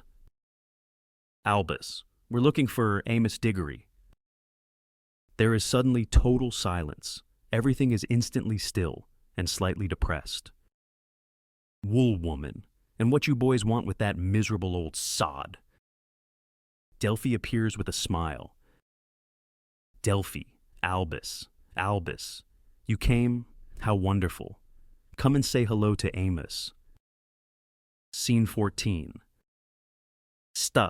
Oswald's home for old witches and wizards. Amos's room. Amos looks at Scorpius and Albus, irritated. Delphi watches the three of them. Amos. So, let me get this straight. You overhear a conversation which was not meant for you to overhear, and you decide without prompting. In fact, without leave to interfere, and interfere hard. in someone else's business. Albus, my father lied to you, I know he did. They do have a time turner. Amos, of course they do. You can move along now. Albus, what? No. We're here to help. Amos, help. What use could a pair of undersized teenagers be for me? Albus, my father proved you don't have to be grown up to change the wizarding world. Amos, so I should allow you to get involved because you're a Potter, relying on your famous name, are you? Albus, no. Amos, a Potter who is in Slytherin House. Yes, I've read about you and who brings a Malfoy with him to visit me. A Malfoy who may be a Voldemort. Who's to say you're not involved in dark magic? Albus, but... Amos, your information was obvious, but the confirmation is useful. Your father did lie. Now leave, the pair of you, and stop wasting my time. Albus with power and strength. No. You need to listen to me. You said it yourself how much blood is on my father's hands. Let me help you change that. Let me help correct one of his mistakes. Trust me. Amos, his voice raised. Did you not hear me? Boy, I see no reason to trust you. So go. Now. Before I make you leave. He raises his wand ominously. Albus looks at the wand he deflates. Amos has crushed him. Scorpius. Come on, mate. If there's one thing we're good at, it's knowing where we're not wanted. Albus is reluctant to leave. Scorpius pulls him by the arm. He turns, and they walk away. Delphi. I can think of one reason why you should trust them, Uncle. They stop. They're the only ones volunteering to help. They're prepared to bravely put themselves at risk to return your son to your side. In fact, I'm pretty sure they put themselves at risk even getting here. Amos, this is Cedric we're talking about. Listen. Delphi. And didn't you say yourself, having someone inside Hogwarts might be a massive advantage? Delphi kisses the top of Amos's head. Amos looks at Delphi, and then turns to look at the boys. Amos, why do you want to put yourself at risk? What's in it for you? Albus, I know what it is to be the spare. Your son didn't deserve to be killed. Mr. Diggory, we can help you get him back. Amos finally showing emotion. My son was the best thing that ever happened to me, and you're right. It was an injustice, a gross injustice. If you're serious... Albus, we're deadly serious. Amos, this is going to be dangerous. Albus, we know. Scorpius, do we? Amos, Delphi, perhaps, if you were prepared to accompany them? Delphi, if that would make you happy, Uncle. She smiles at Albus. He smiles back. Amos, you do understand even getting the time turner will risk your lives. Albus, we're ready to put our lives at risk. Scorpius, are we? Amos gravely, I hope you have it in you. Scene 15. Harry and Ginny Potter's house, kitchen. Harry, Ron, Hermione, and Ginny sit eating together. Hermione, I've told Draco again and again, no one in the ministry is saying anything about Scorpius.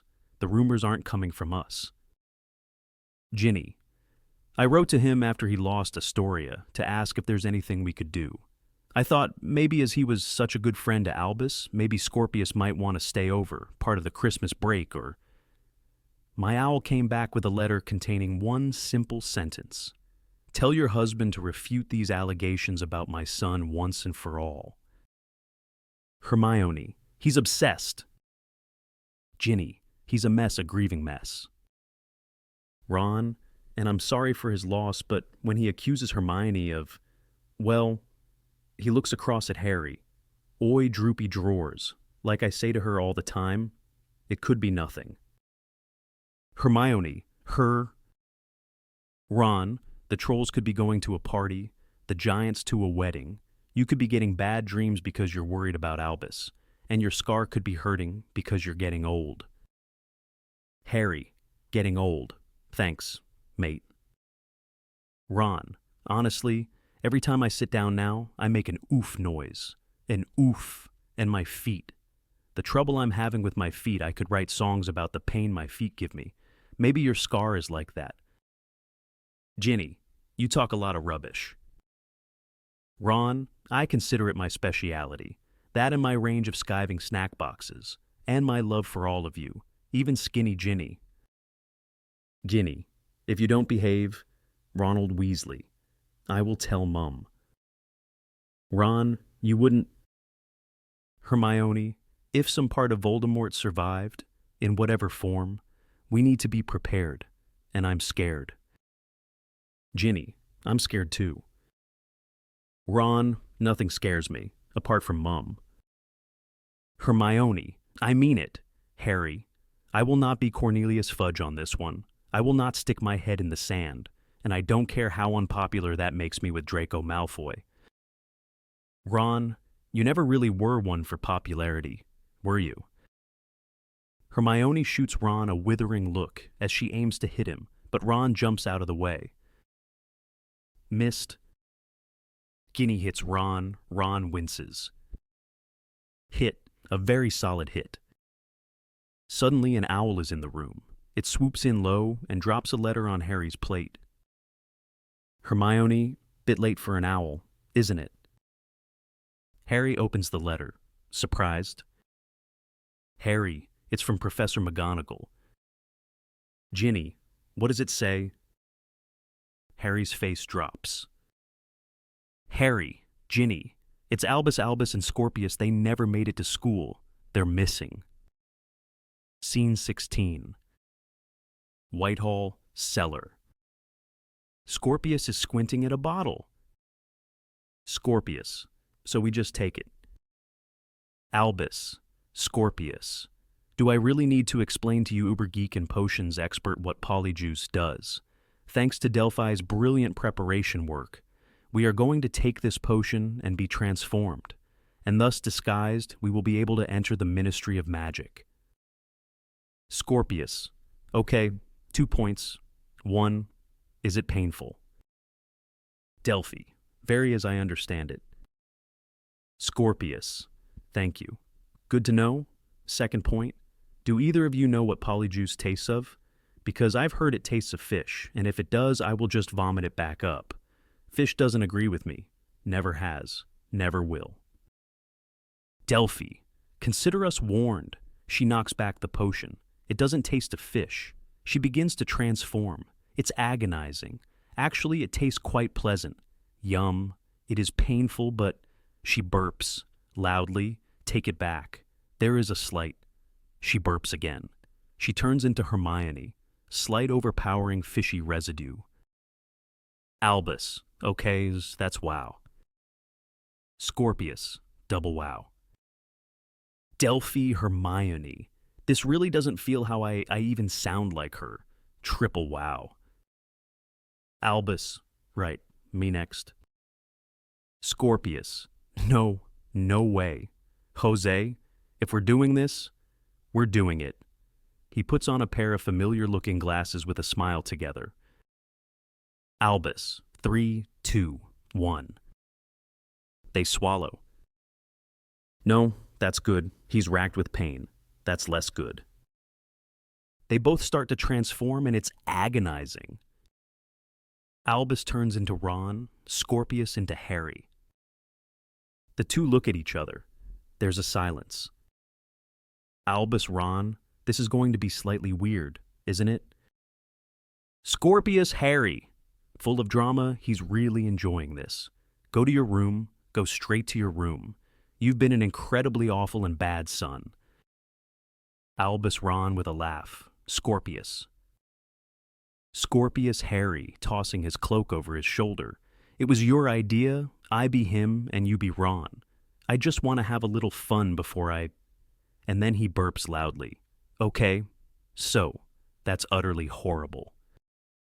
Albus, Ron, you know, he hides it well, but Uncle Ron's got a bit of a gut growing. Delphi, Hermione, we should go, don't you think? They emerge onto the street. They enter a telephone box. They dial 6242. Telephone box, welcome, Harry Potter, welcome, Hermione Granger, welcome, Ron Weasley. They smile as the telephone box disappears into the floor. Scene 17. Ministry of Magic, meeting room. Harry, Hermione, Ginny, and Draco pace around a small room.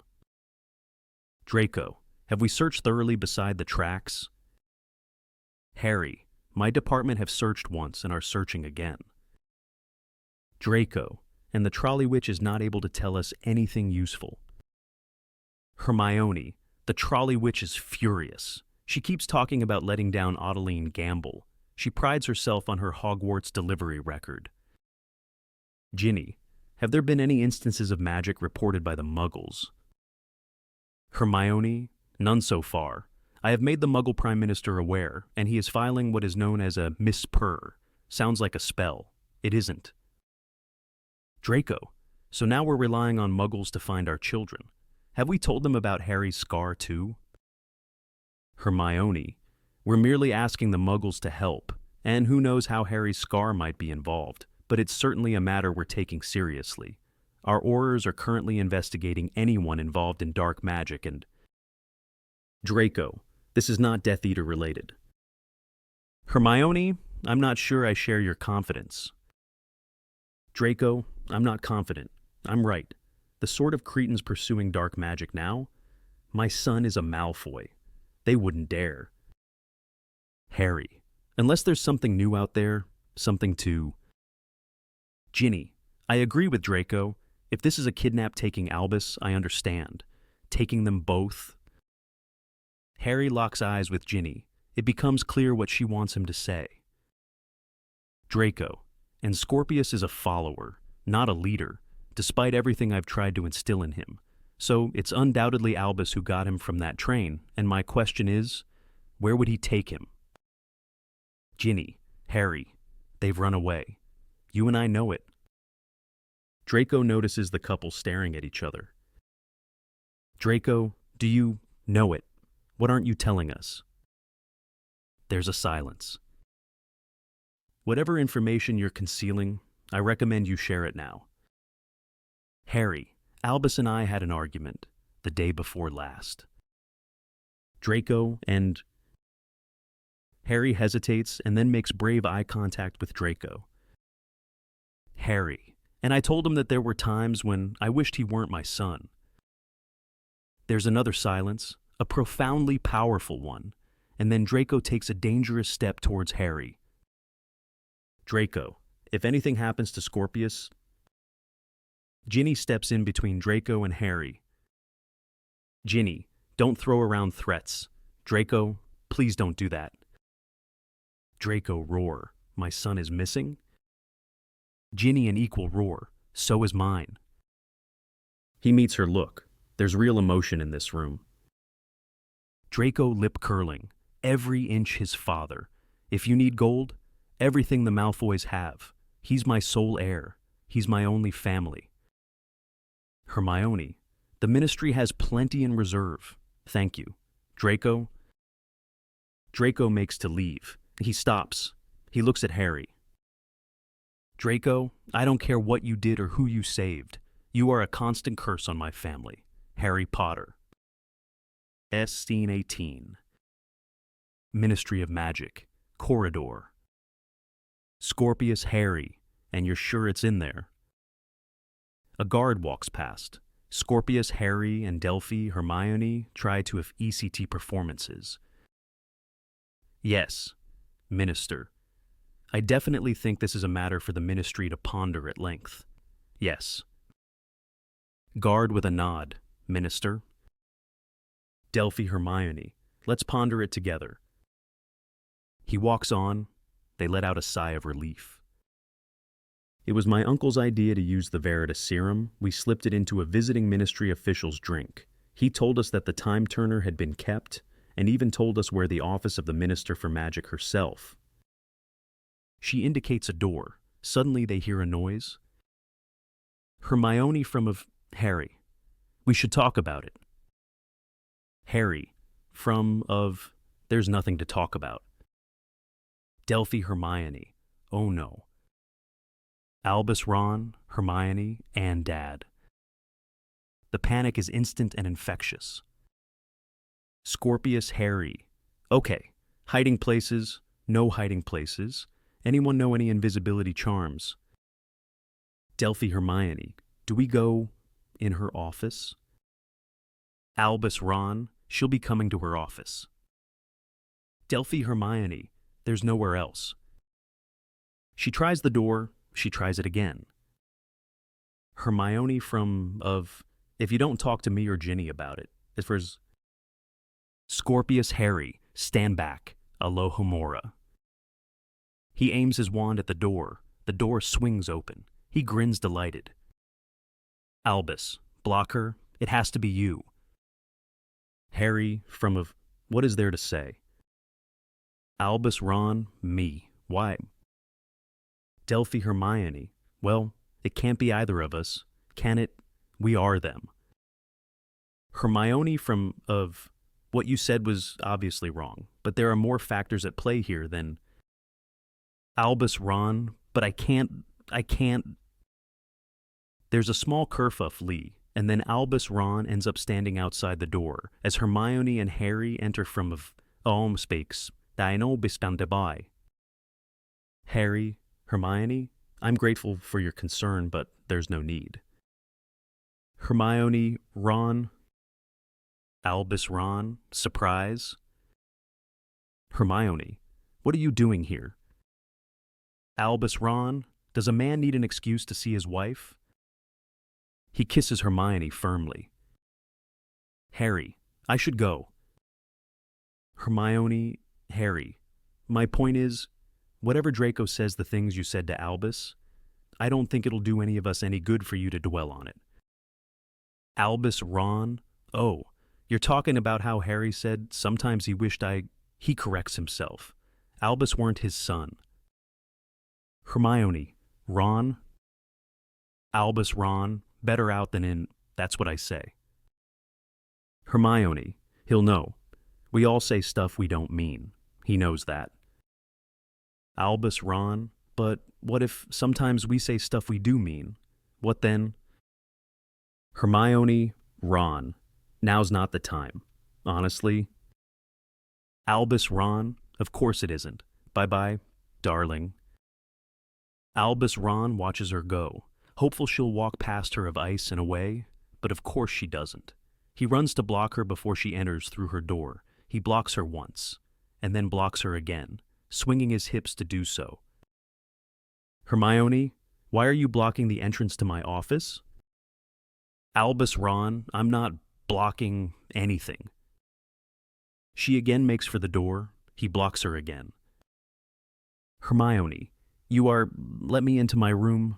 Ron. Albus Ron, let's have another baby. Hermione tries to dodge past him.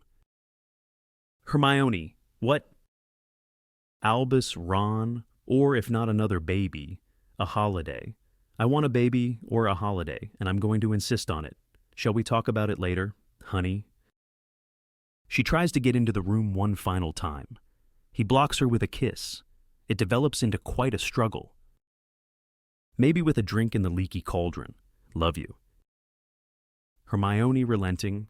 If there is another stink pellet in there, then Merlin won't help you. Fine. We're due to update the muggles anyway. She exits. Harry exits with her. Albus Ron turns towards the door. She re-enters, this time alone. A baby or a holiday. Some days you are off the scale. You know that. Albus Ron, it's why you married me, isn't it? My puckish sense of fun. She exits again. He starts to open the door, but again she re-enters. He slams it closed. Hermione, I can taste fish. I told you to stay away from those fish finger sandwiches.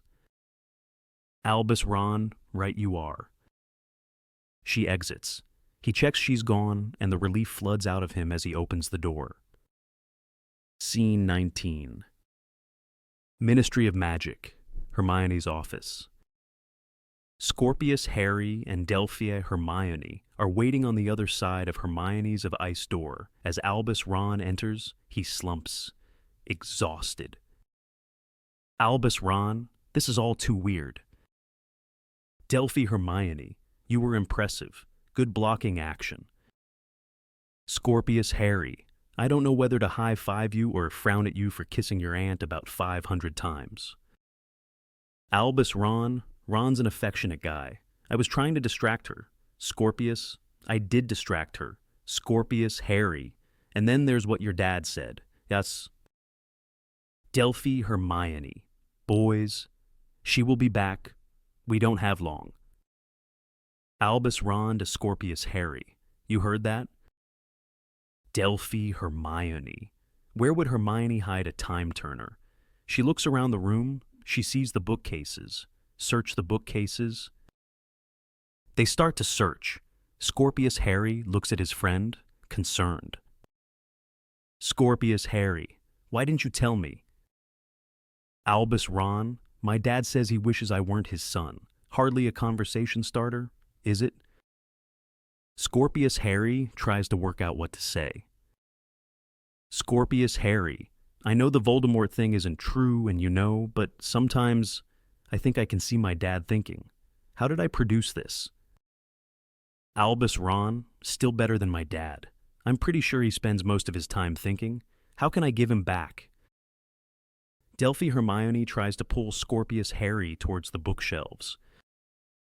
Delphi Hermione, maybe if we could concentrate on the matter at hand. Scorpius Harry, my point is, there's a reason we're friends. Albus, a reason we found each other, you know, and whatever this adventure is about. Then he spots a book on the shelf that makes him frown. Have you seen the books on these shelves? There are some serious books here. Banned books. Cursed books.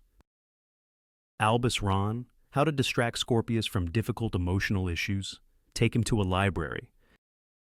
Scorpius, Harry, all the books from the restricted section, and then some magic most evil, 15th century fiends, sonnets of a sorcerer that's not even allowed in Hogwarts. Albus Ron, Shadows and Spirits, The Nightshade Guide to Necromancy. Delphi Hermione, they are quite something, aren't they? Albus Ron, The True History of the Opal Fire, The Imperious Curse and How to Abuse It. Scorpius Harry, and looky here, whoa, My Eyes and How to See Past Them by Sybil Trelawney, a book on divination. Hermione Granger hates divination. This is fascinating. This is a find. He pulls the book from the shelf, and it falls open, and speaks. Book. The first is the fourth. A disappointing mark. You'll find it in Parked but not in Park. Scorpius Harry. Okay, a book that talks. Bit weird. Book.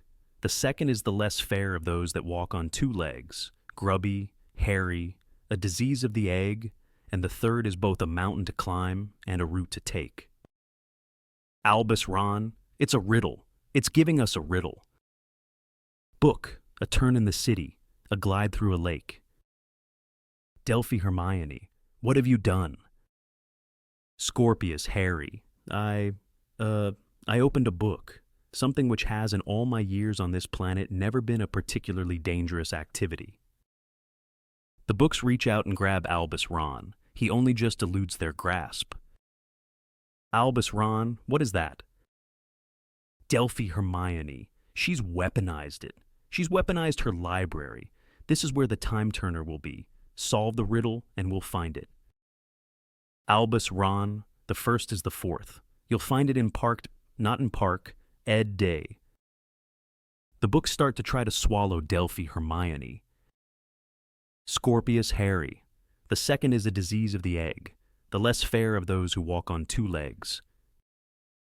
Delphi Hermione, effusively. Men, demen, tors. We need to find a book on dementors. The bookcase pulls her in. Albus. Albus Ron, Delphi. What is going on? Scorpius Harry. Concentrate. Albus, do what she said. Find a book on Dementors and be very careful. Albus Ron, here, dominating Dementors. A True History of Azkaban.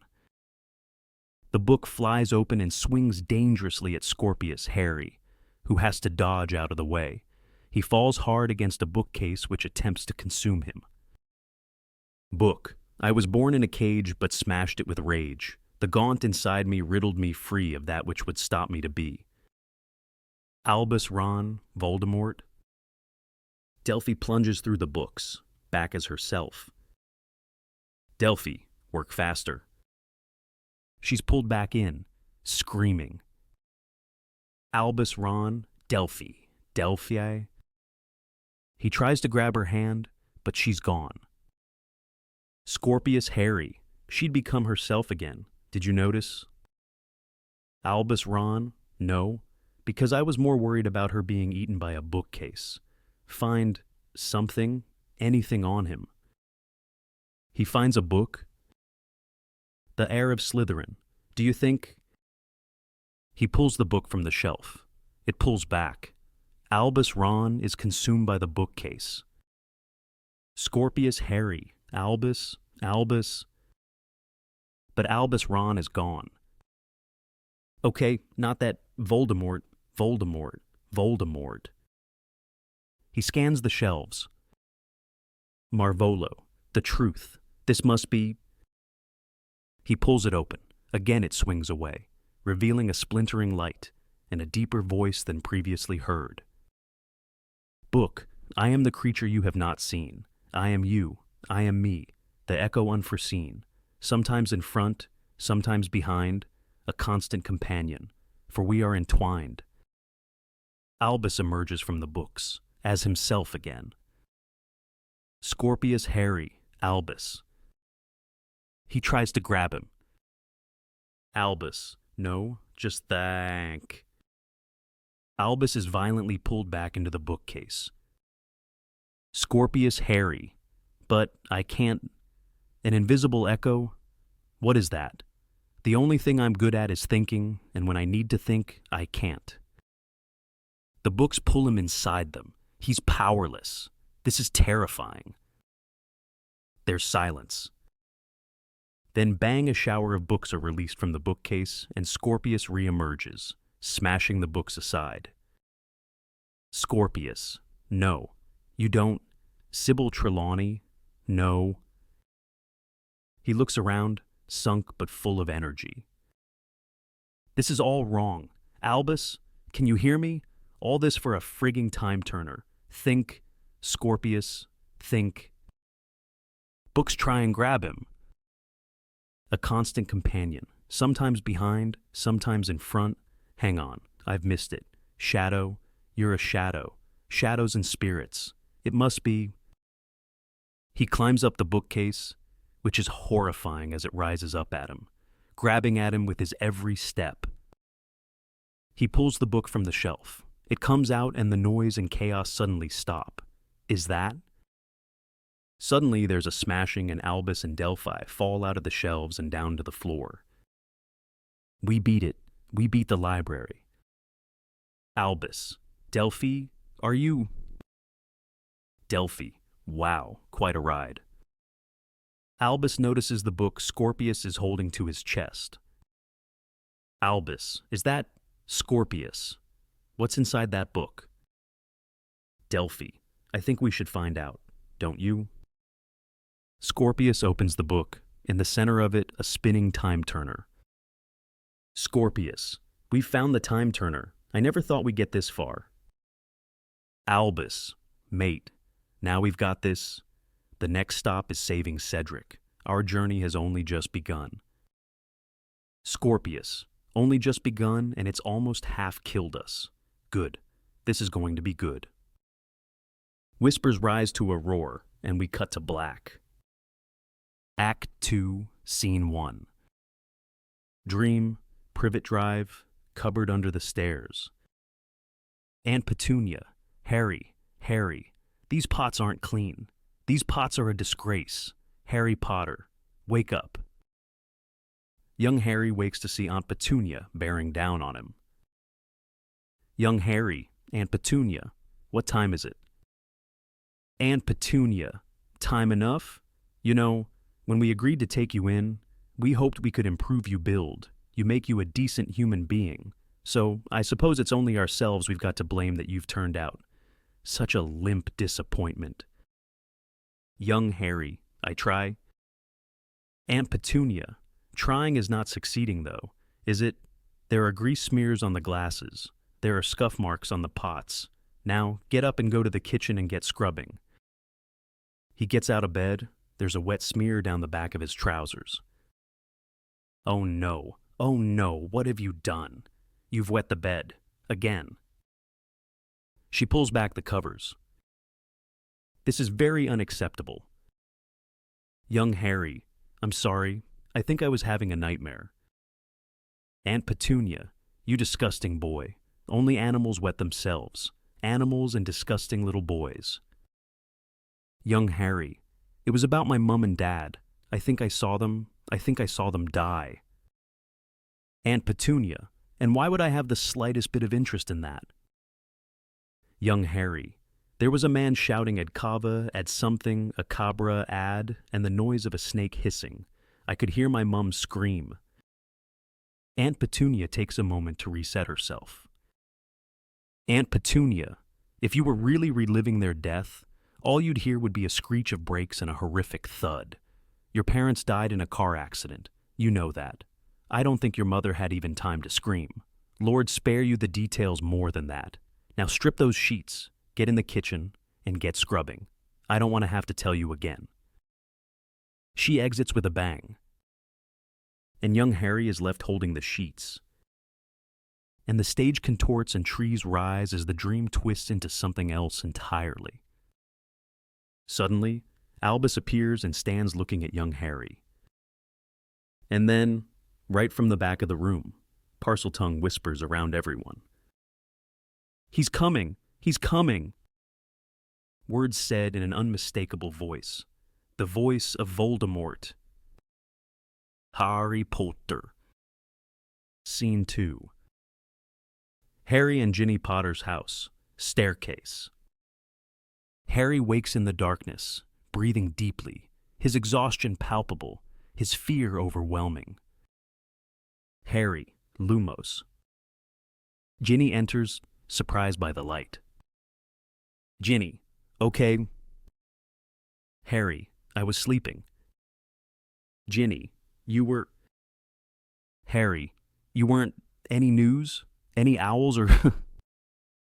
Ginny, none. Harry, I was dreaming I was under the stairs, and then I heard him Voldemort so clearly. Ginny, Voldemort. Harry, and then I saw Albus. In red he was wearing Durmstrang robes. Ginny, Durmstrang robes. Harry thinks. Harry, Ginny, I think I know where he is. Scene 3. Hogwarts, Headmistress's office. Harry and Ginny stand in Professor McGonagall's office. Professor McGonagall, and we don't know where in the Forbidden Forest. Harry, I haven't had a dream like it for years, but Albus was there. I know he was. Ginny, we need to get searching as quickly as possible. Professor McGonagall, I can give you Professor Longbottom. His knowledge of plants might be useful and... Suddenly there is a rumble in the chimney. Professor McGonagall looks at it, concerned. Then Hermione tumbles out. Hermione, is it true? Can I help? Professor McGonagall, Minister, this is quite unexpected. Ginny, that may be my fault. I persuaded them to put out an emergency edition of the Daily Prophet, asking for volunteers. Professor McGonagall, right, very sensible. I expect there will be quite a few. Ron bursts in, covered in soot, wearing a gravy-stained dinner napkin. Ron, have I missed anything? I couldn't work out which flue to travel to? Ended up in the kitchen somehow. Hermione glares as he pulls the napkin of himself. What? Suddenly there is another rumble in the chimney, and Draco comes down hard, surrounded by cascading soot and dust. Everyone looks at him, surprised. He stands and brushes the soot of himself. Draco, sorry about your floor. Minerva. Professor McGonagall, I dare say it's my fault for owning a chimney. Harry, quite a surprise to see you. Draco, I thought you didn't believe in my dreams. Draco, I don't, but I do trust your luck. Harry Potter is always where the action is at, and I need my son back with me and safe. Ginny, then let's get to the Forbidden Forest and find them both. Scene 4. Edge of the Forbidden Forest. Albus and Delphi face each other, holding wands. Albus, Expelliarmus. Delphi's wand flies through the air.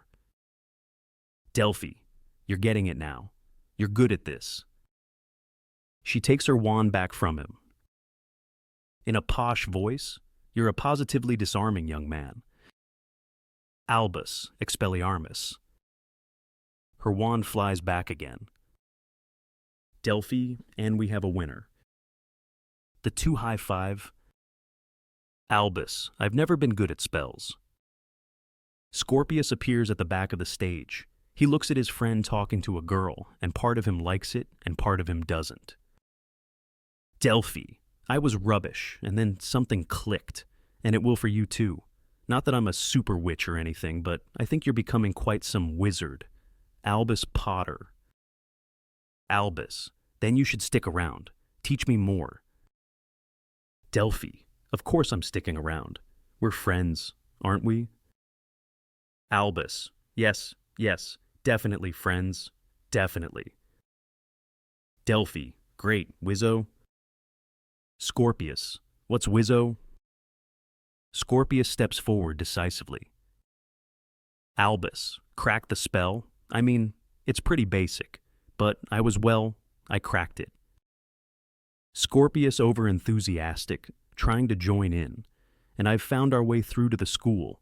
Listen, are we sure this will work? Delphi, yes.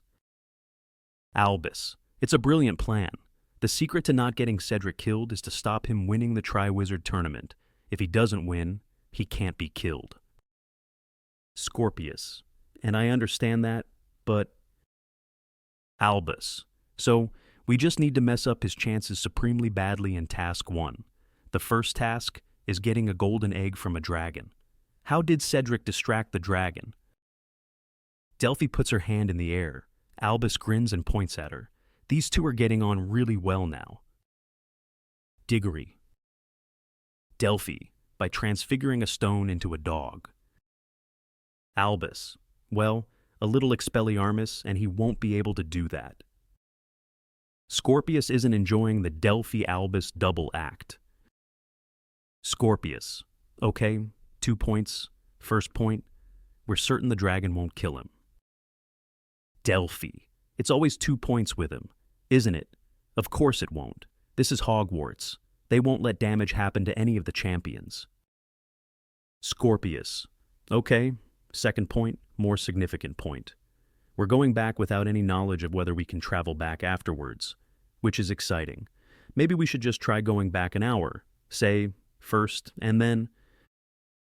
Delphi, I'm sorry.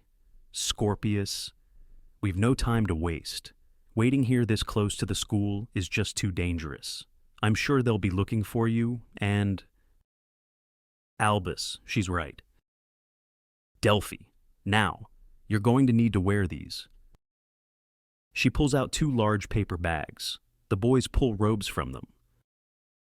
Albus, but these are Durmstrang robes. Delphi, my uncle's idea. If you are in Hogwarts robes, people will expect to know who you are. But there are 2 other schools competing at the Triwizard Tournament, and if you're in Durmstrang robes, well, you can fade into the background, can't you? Albus, good thinking? Hang on, where are your robes?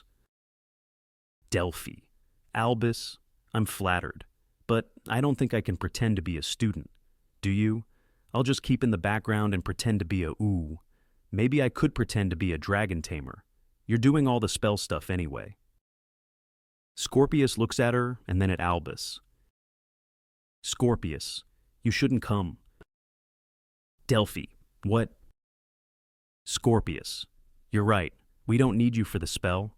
And if you can't wear student robes, you're too big a risk. Sorry, Delphi, you shouldn't come. Delphi. But I have to. He's my cousin. Albus. Albus. I think he's right. I'm sorry. Delphi. What? Albus. We won't mess up. Delphi. But without me, you won't be able to work the time turner. Scorpius. You taught us how to use the time turner. Delphi is really upset. Delphi. No, I won't let you do this.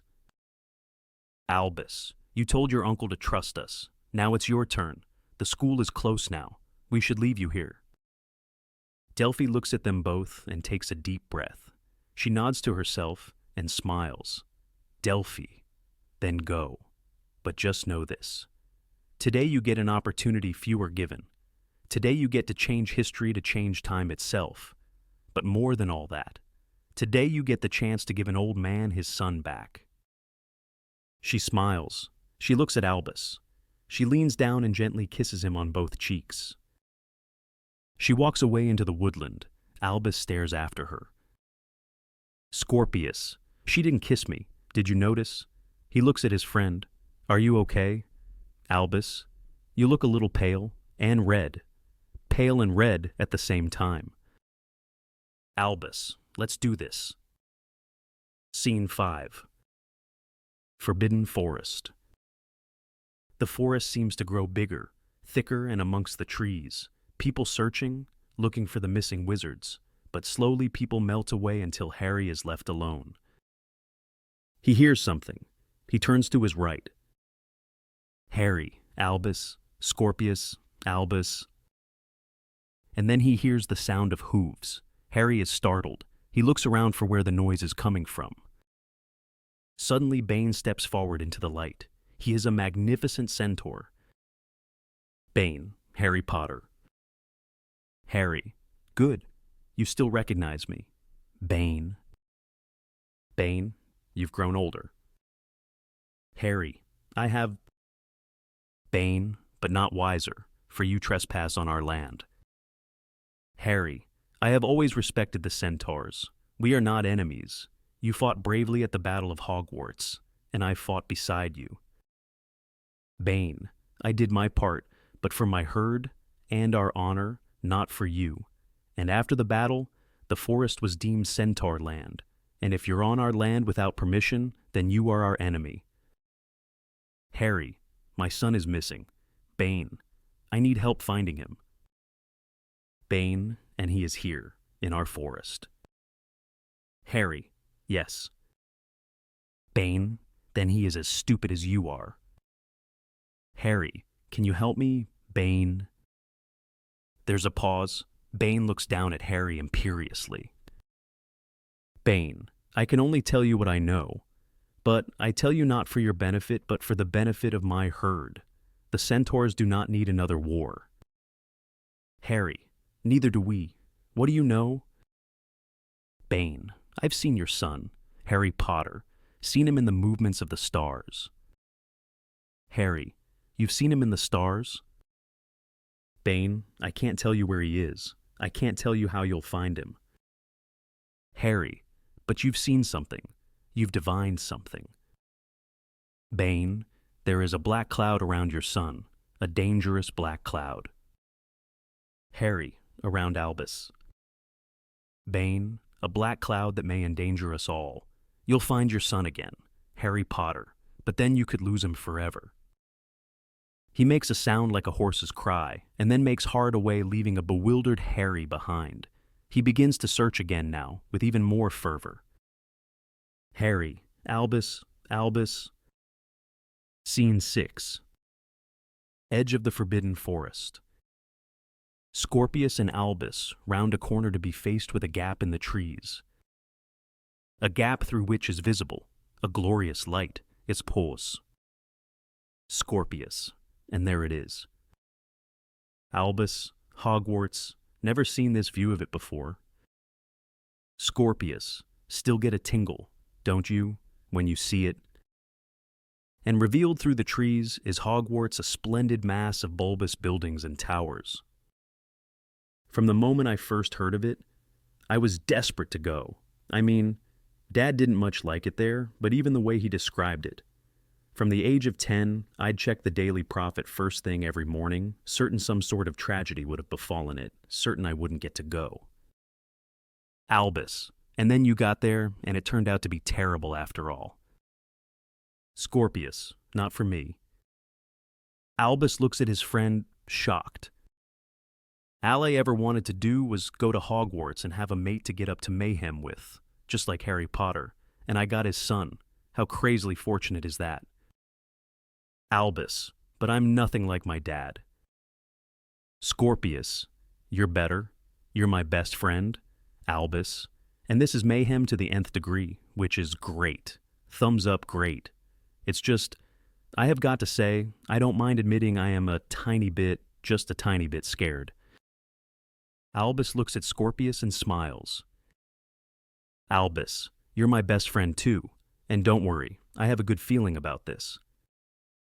We hear Ron's voice he's clearly in close proximity. Ron, Albus. Albus turns towards it, scared.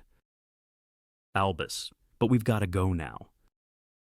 Albus takes the time turner from Scorpius. He presses down upon it, and the time turner begins to vibrate, and then explodes into a storm of movement. And with it, the stage starts to transform. The two boys look at it. And there is a giant whoosh of light, a smash of noise. And time stops, and then it turns over, thinks a bit, and begins spooling backwards, slow at first. And then it speeds up. Scene 7. Triwizard Tournament. Edge of the Forbidden Forest, 1994. Suddenly, everything is a riot of noise as a crowd consumes Albus and Scorpius. And suddenly, the greatest showman on earth, his words. Not ours is on stage, using Sonorous to amplify his voice. And, well, he's having a ball. Ludo Bagman. Ladies and gentlemen, boys and girls, I give you the greatest, the fabulous, the one and the only Triwizard Tournament. There's a loud cheer. If you're from Hogwarts, give me a cheer. There's a loud cheer. If you're from Durmstrang, give me a cheer. There's a loud cheer. And if you're from Beauxbatons, give me a cheer. There's a slightly limp cheer. Slightly less enthusiastic from the French there. Scorpius smiling. This has worked. That's Ludo Bagman. Ludo Bagman. And there they are. Ladies and gentlemen, boys and girls, I present to you the reason why we're all here. The champions, representing Durmstrang.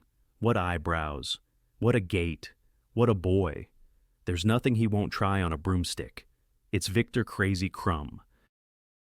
Scorpius and Albus, who are really getting into playing the Durmstrang students now. Go, go. Crazy Crumb, go, go. Crazy Crumb. Ludo Bagman, from the Beauxbatons Academy, Zut alors. It's Fleur Delacour. There's some polite applause. And from Hogwarts, not one but 2 students. He makes us all go weaky at the kneesy. He's Cedric Delicious Diggory. The crowd go wild. And then the other, you know him as the boy who lived. I know him as the boy who keeps surprising us all. Albus, that's my dad. Ludo Bagman, yes, it's Harry Plucky Potter.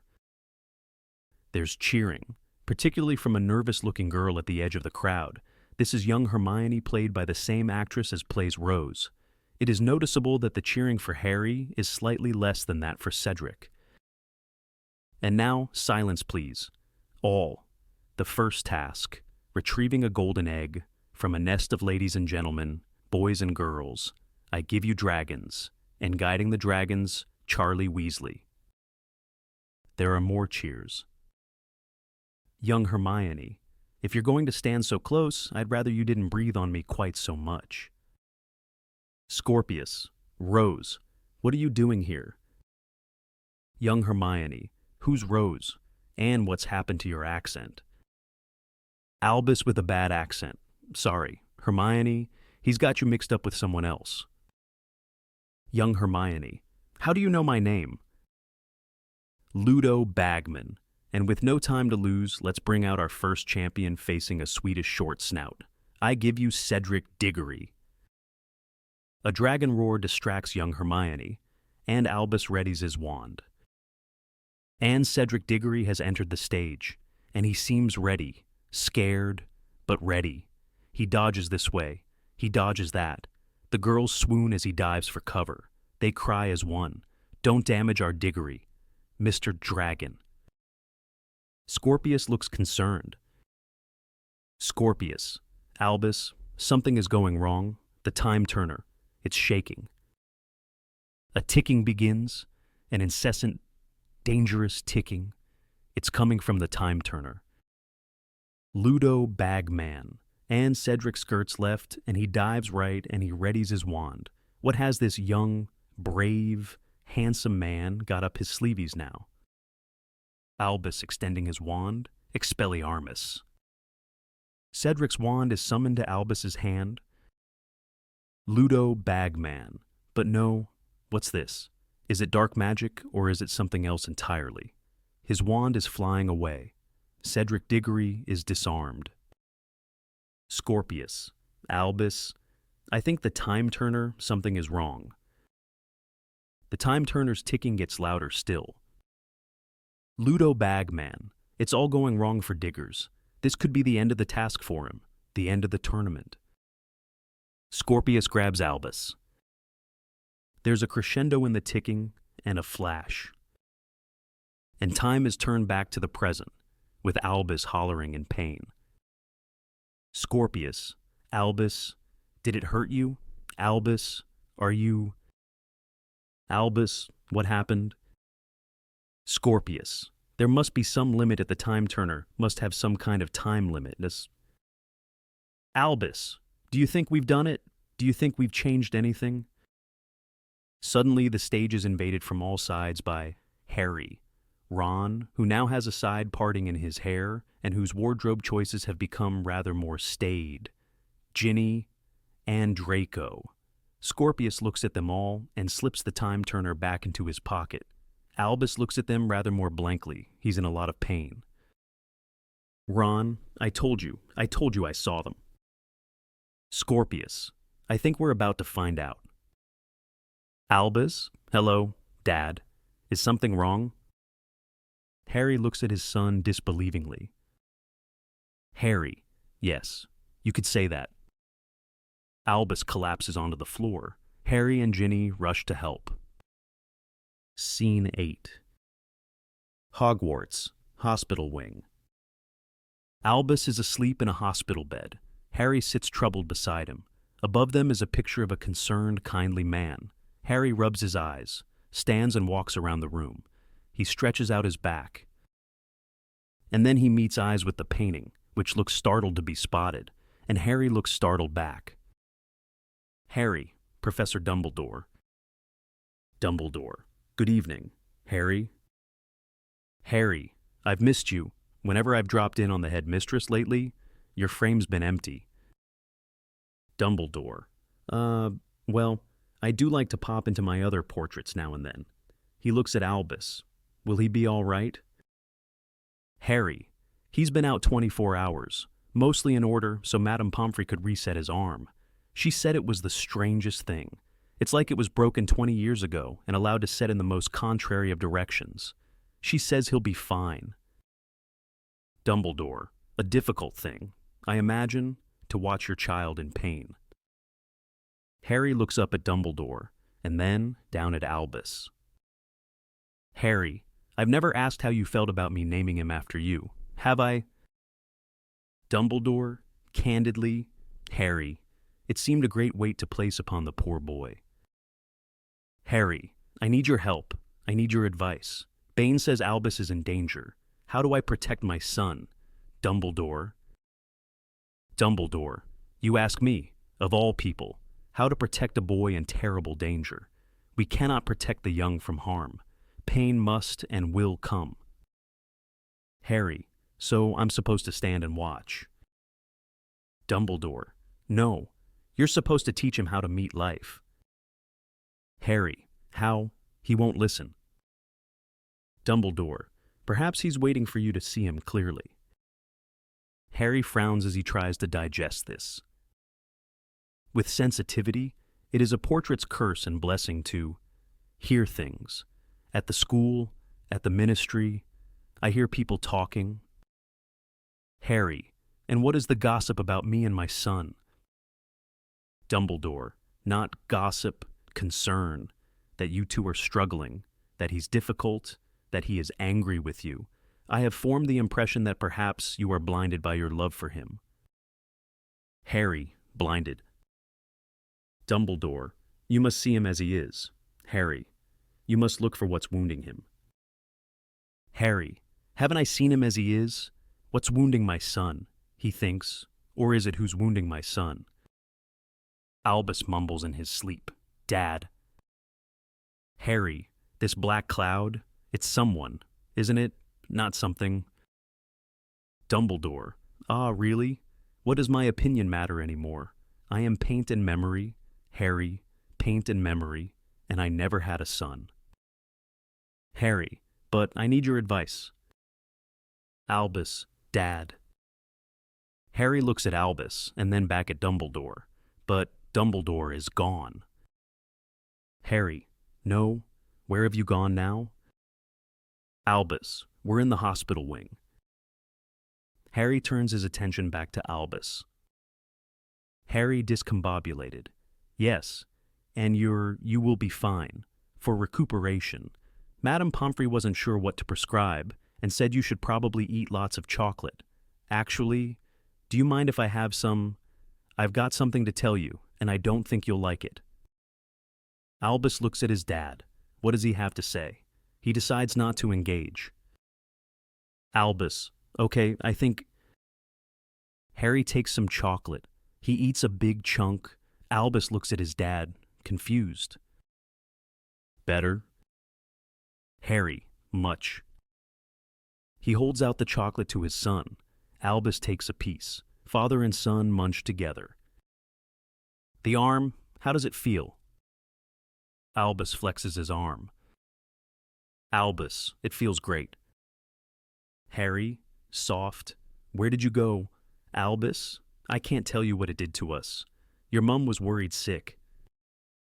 Albus looks up. He is a great liar. Albus, we decided we didn't want to come to school. We thought we could start again in the Muggle world. We discovered we were wrong. We were coming back to Hogwarts when you found us. Harry, in Durmstrang robes? Albus, the robes were the whole thing, Scorpius and I. We didn't think. Harry, and why did you run? Because of me. Because of what I said. Albus, I don't know. Hogwarts isn't actually that pleasant a place when you don't fit in. Harry, and did Scorpius encourage you to go? Albus, Scorpius, no. Harry looks at Albus, trying to see almost an aura around him, thinking deeply. Harry, I need you to stay away from Scorpius Malfoy. Albus, what Scorpius? Harry, I don't know how you became friends in the first place, but you did. And now I need you to... Albus, my best friend, my only friend. Harry, he's dangerous. Albus, Scorpius, dangerous. Have you met him? Dad, if you honestly think he's the son of Voldemort. Harry, I don't know what he is. I just know you need to stay away from him. Bane told me. Albus, who's Bane? Harry, a centaur with profound divination skills. He said there's a black cloud around you, and... Albus, a black cloud. Harry, and I have very good reason to believe that dark magic is in a resurgence, and I need to keep you safe from it. Safe from him, safe from Scorpius. Albus hesitates a moment, and then his face strengthens. Albus, and if I won't, stay away from him. Harry looks at his son, thinking quickly. Harry, there's a map. It used to be used for those wanting to get up to no good. Now we're going to use it to keep a permanent eye on you. Professor McGonagall will watch your every movement. Any time you are seen together, she'll come flying. Any time you attempt to leave Hogwarts, she'll fly. I expect you to go to your lessons, none of which you will now share with Scorpius.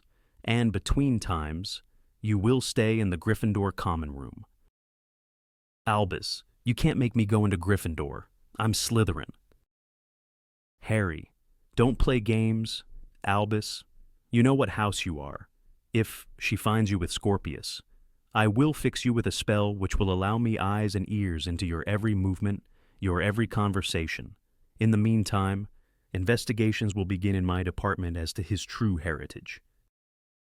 Albus starting to cry, but, Dad, you can't, that's just not. Harry, I thought for a long time I wasn't a good enough dad for you because you didn't like me. It's only now I realize that I don't need you to like me. I need you to obey me because I'm your dad, and I do know better. I'm sorry. Albus, it has to be this way. Scene 9. Hogwarts, staircase. Albus pursues Harry across the stage. Albus, what if I run? I'll run. Harry, Albus, get back in bed. Albus, I'll run away again. Harry, no, you won't. Albus, I will, and this time I'll make sure Ron can't find us. Ron, do I hear my name? Ron enters on a staircase, his side parting now super aggressive, his robes just a little bit too short, his clothes now spectacularly staid. Albus, Uncle Ron, thank Dumbledore. If ever we needed one of your jokes, it's now. Ron frowns, confused. Ron, jokes, I don't know any jokes. Albus, of course you do. You run a joke shop. Ron now supremely confused. A joke shop. Well now? Anyway, I'm pleased I caught you. I was going to bring some sweets for get well soon, but, actually Padma. She thinks about things a lot more deeply than I do, and she thought it'd be nicer for you to get something useful for school. So, we got you a set of quills. Yes, yes, yes. Look at these bad boys. Top of the range. Albus, who's Padma? Harry frowns at Albus. Harry, your aunt? Albus, I have an Aunt Padma. Ron to Harry, taken a confundus charm to the head. Has he? To Albus, my wife, Padma. You remember? Talks slightly too close to your face. Smells a bit minty. Leans in. Padma, mother of Panju. To Harry. That's why I'm here. Of course, Panju. He's in trouble again. I wanted to just send a howler, but Padma insisted I come in person. I don't know why. He just laughs at me. Albus. But you're married to Hermione. Beat, Ron doesn't understand this at all. Ron, Hermione, no, Merlin's beard. Harry, Albus has also forgotten that he was sorted into Gryffindor, conveniently. Ron, yes, well, sorry, old chap, but you're a Gryffindor. Albus, but how did I get sorted into Gryffindor? Ron, you persuaded the Sorting Hat. Don't you remember? Panju bet you that you couldn't get into Gryffindor if your life depended on it. So you chose Gryffindor to spite him. I can't blame you. Dry, we'd all like to wipe the smile off his face sometimes. Wouldn't we? Terrified. Please don't tell Padma I said that. Albus, who's Panju? Ron and Harry stare at Albus. Ron, bloody hell. You're really not yourself, are you? Anyway, better go, before I'm sent to howler myself. He stumbles on, not even an inch of the man he was. Albus, but that doesn't make sense. Harry, Albus, whatever you're feigning, it isn't working. I will not change my mind. Albus, Dad, You have two choices. Either you take me to... Harry, no. You're the one with the choice. Albus, you do this. Or you get in deeper, much deeper trouble, do you understand? Scorpius, Albus, you're okay? That's fantastic. Harry, he's completely cured, and we've got to go. Albus looks up at Scorpius and his heart breaks. He walks on. Scorpius, are you mad at me? What's going on? Albus stops and turns to Scorpius. Albus, did it work? Did any of it work? Scorpius, no. But, Albus. Harry, Albus, whatever gibberish you're talking, you need to stop it. Now. This is your final warning. Albus looks torn between his dad and his friend. Albus, I can't... Okay. Scorpius, you can't what? Albus, just we'll be better off without each other. Okay. Scorpius is left looking up after him, heartbroken. Scene 10. Hogwarts, Headmistress's office. Professor McGonagall is full of unhappiness. Harry is full of purpose. Ginny is not sure what she's supposed to be. Professor McGonagall, I'm not sure this is what the Marauder's map was intended for.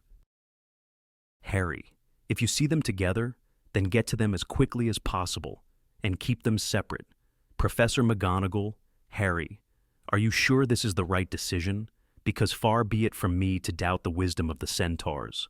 But Bane is an extremely angry centaur, and it's not beyond him to twist the constellations for his own ends. Harry, I trust Bane. Albus is to stay away from Scorpius, for his sake, and others. Ginny, I think what Harry means is... Harry with finality. The professor knows what I mean.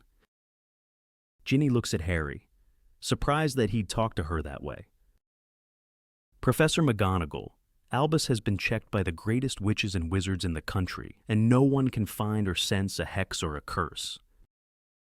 Harry, and Dumbledore said. Professor McGonagall, what?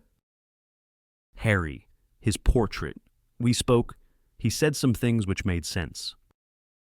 Professor McGonagall, Dumbledore is dead. Harry, and I've told you before, portraits don't represent even half of their subjects. Harry, he said love had blinded me. Professor McGonagall, a head teacher's portrait is a memoir. It is supposed to be a support mechanism for the decisions I have to make, but I was advised as I took this job to not mistake the painting for the person, and you would be well advised to do the same. Harry, but he was right. I see it now.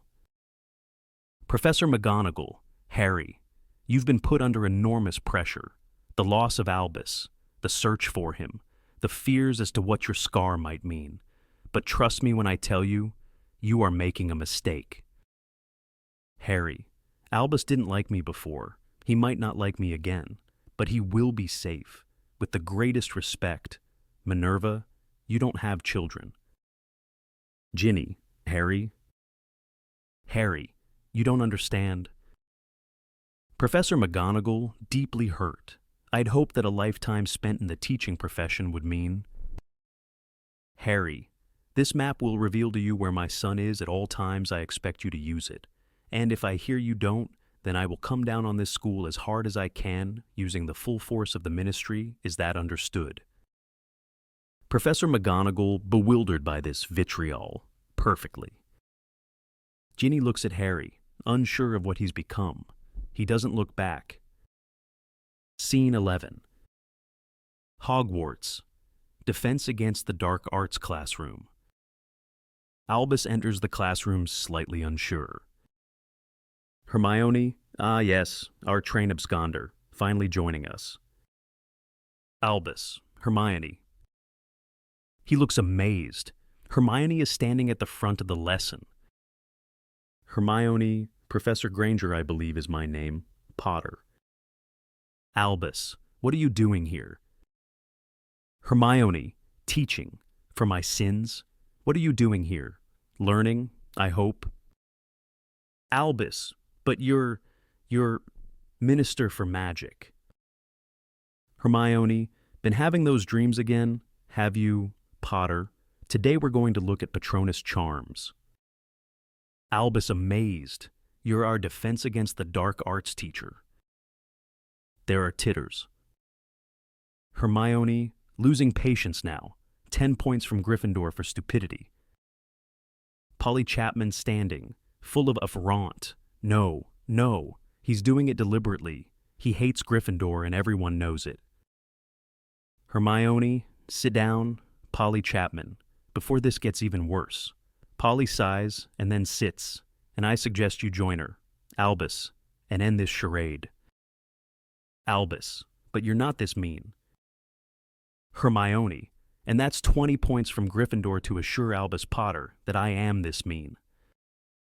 Jan Fredericks, if you don't sit down right now, Albus.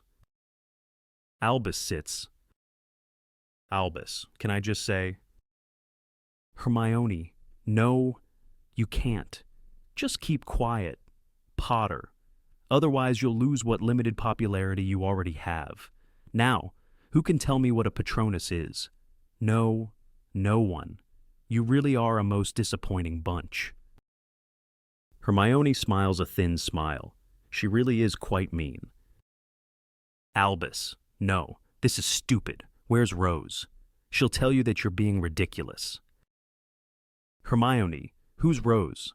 Your invisible friend? Albus, Rose Granger Weasley, your daughter. He realizes, of course, because you and Ron aren't married, Rose.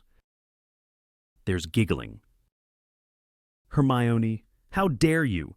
50 points from Gryffindor, and I assure you if anyone interrupts me again, it'll be 100 points. She stares around the room. No one moves a muscle.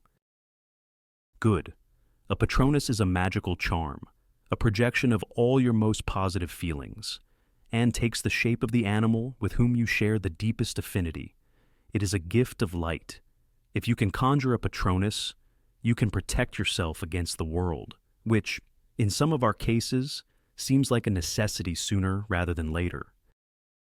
Scene 12. Hogwarts. Staircases. Albus walks up a staircase, looking around as he does. He doesn't see anything. He exits. The staircases move in almost a dance. Scorpius enters behind him. He thinks he's seen Albus. He realizes he isn't there. He slumps down to the floor as the staircase sweeps around. Madame Hooch enters and walks up the staircase. At the top, she gestures for Scorpius to move. He does, and slopes of his abject loneliness clear. Albus enters and walks up one staircase. Scorpius enters and walks up another. The staircases meet. The two boys look at each other, lost and hopeful all at once.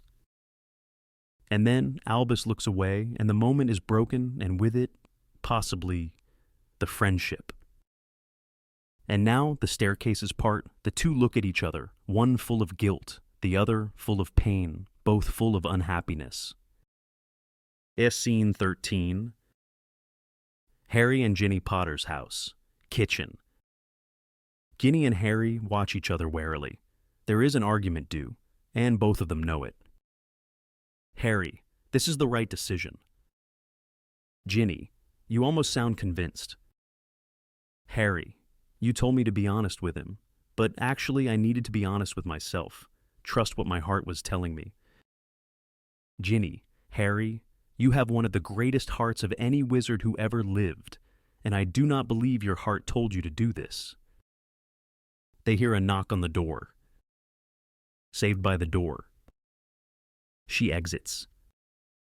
After a moment, Draco enters, consumed by anger but hiding it well. Draco, I can't stay long. I won't need long. Harry, how can I help? Draco, I'm not here to antagonize you, but my son is in tears and I am his father, and so I am here to ask why you would keep apart two good friends. Harry, I'm not keeping them apart. Draco, you've changed school timetables. You've threatened both teachers and Albus himself. Why? Harry looks at Draco carefully and then turns away. Harry, I have to protect my son. Draco from Scorpius. Harry, Bane told me he sensed a darkness around my son, near my son. Draco, what are you implying, Potter? Harry turns and looks Draco dead in the eye. Harry, are you sure? Are you really sure he's yours? Draco? There's a deadly silence. Draco, you take that back right now. But Harry doesn't take it back. So Draco takes his wand out. Harry, you do not want to do this. Draco, yes, I do. Harry, I don't want to hurt you, Draco. Draco, how interesting, because I do want to hurt you. The two square up and then release their wands. Draco and Harry, Expelliarmus. Their wands repel and then break apart. Draco, Incarcerus. Harry dodges a blast from Draco's wand. Harry, Tarantallegra. Draco throws himself out of the way. You've been practicing, Draco. Draco, and you've got Sloppy, Potter, Densalgo. Harry just manages to get out of the way. Harry, Ricta Sempra. Draco uses a chair to block the blast. Draco, Flipendo. Harry is sent twirling through the air. Draco laughs. Keep up, old man. Harry, we're the same age. Draco. Draco, I wear it better. Harry, Brachiabindo. Draco is bound tightly. Draco, that really the best you got. Emancipare. Draco releases his own binds.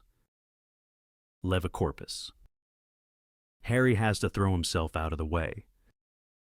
Mobilicorpus. Oh, this is too much fun. Draco bounces Harry up and down on the table, and then, as Harry rolls away, Draco jumps onto the table. He readies his wand, but as he does, Harry hits him with a spell. Harry, Obscuro. Draco releases himself from his blindfold as soon as it hits. The two square up, Harry throws a chair.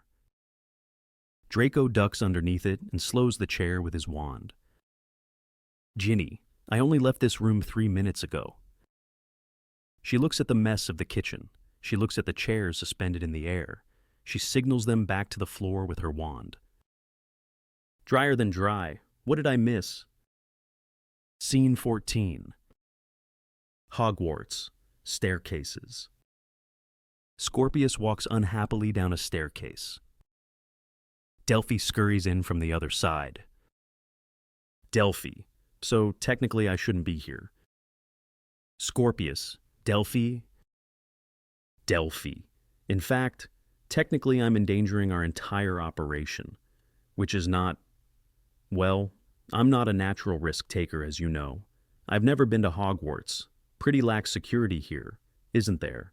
And so many portraits, and corridors, and ghosts. This half-headless, strange-looking ghost told me where I could find you. Can you believe that?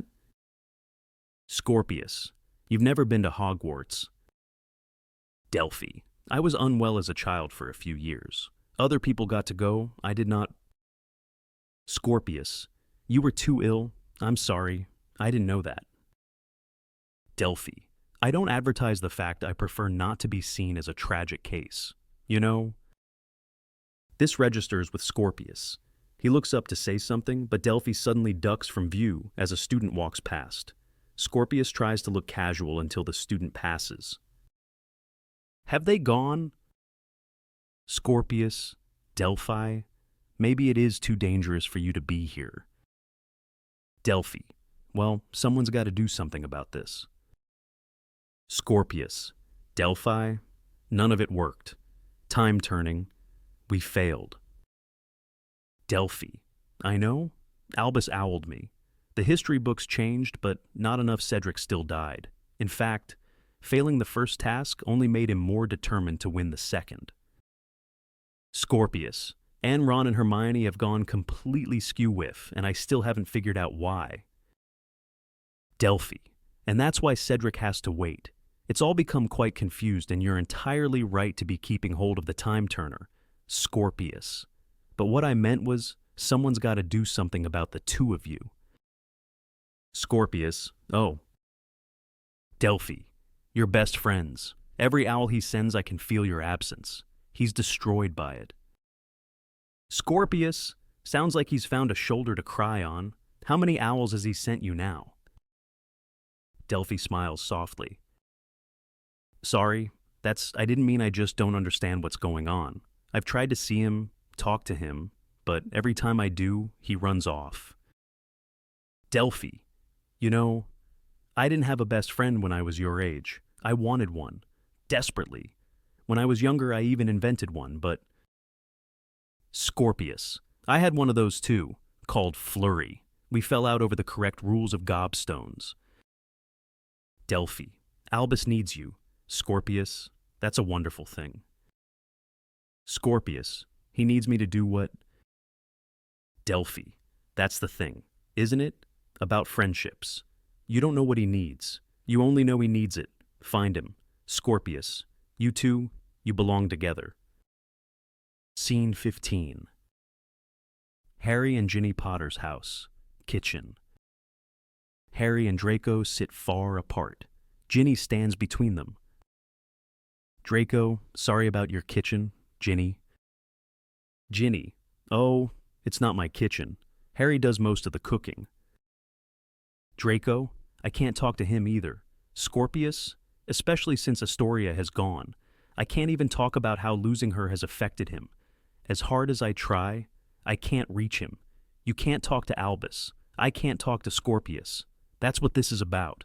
Not about my son being evil, because as much as you might take the word of a haughty centaur, you know the power of friendship. Harry, Draco, whatever you may think. Draco, I always envied you them. You know Weasley and Granger? I had. Ginny, Crabbe and Goyle. Draco, two lunks who wouldn't know one end of a broomstick from another. You, the three of you, you shone. You know. You liked each other. You had fun. I envied you those friendships more than anything else. Ginny, I envied them too. Harry looks at Ginny, surprised. Harry, I need to protect him. Draco, my father thought he was protecting me, most of the time. I think you have to make a choice at a certain point of the man you want to be. And I tell you that at that time you need a parent or a friend. And if you've learned to hate your parent by then, and you have no friends, then you're all alone.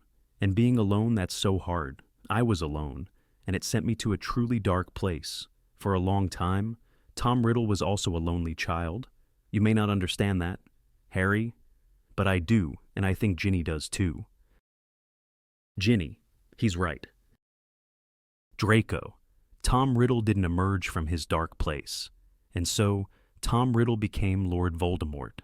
Maybe the black cloud Bane saw was Albus's loneliness, his pain, his hatred. Don't lose the boy. You'll regret it, and so will he, because he needs you, and Scorpius, whether or not he now knows it. Harry looks at Draco. He thinks. He opens his mouth to speak. He thinks. Ginny, Harry, will you get the flu powder, or shall he? Harry looks up at his wife. Scene 16.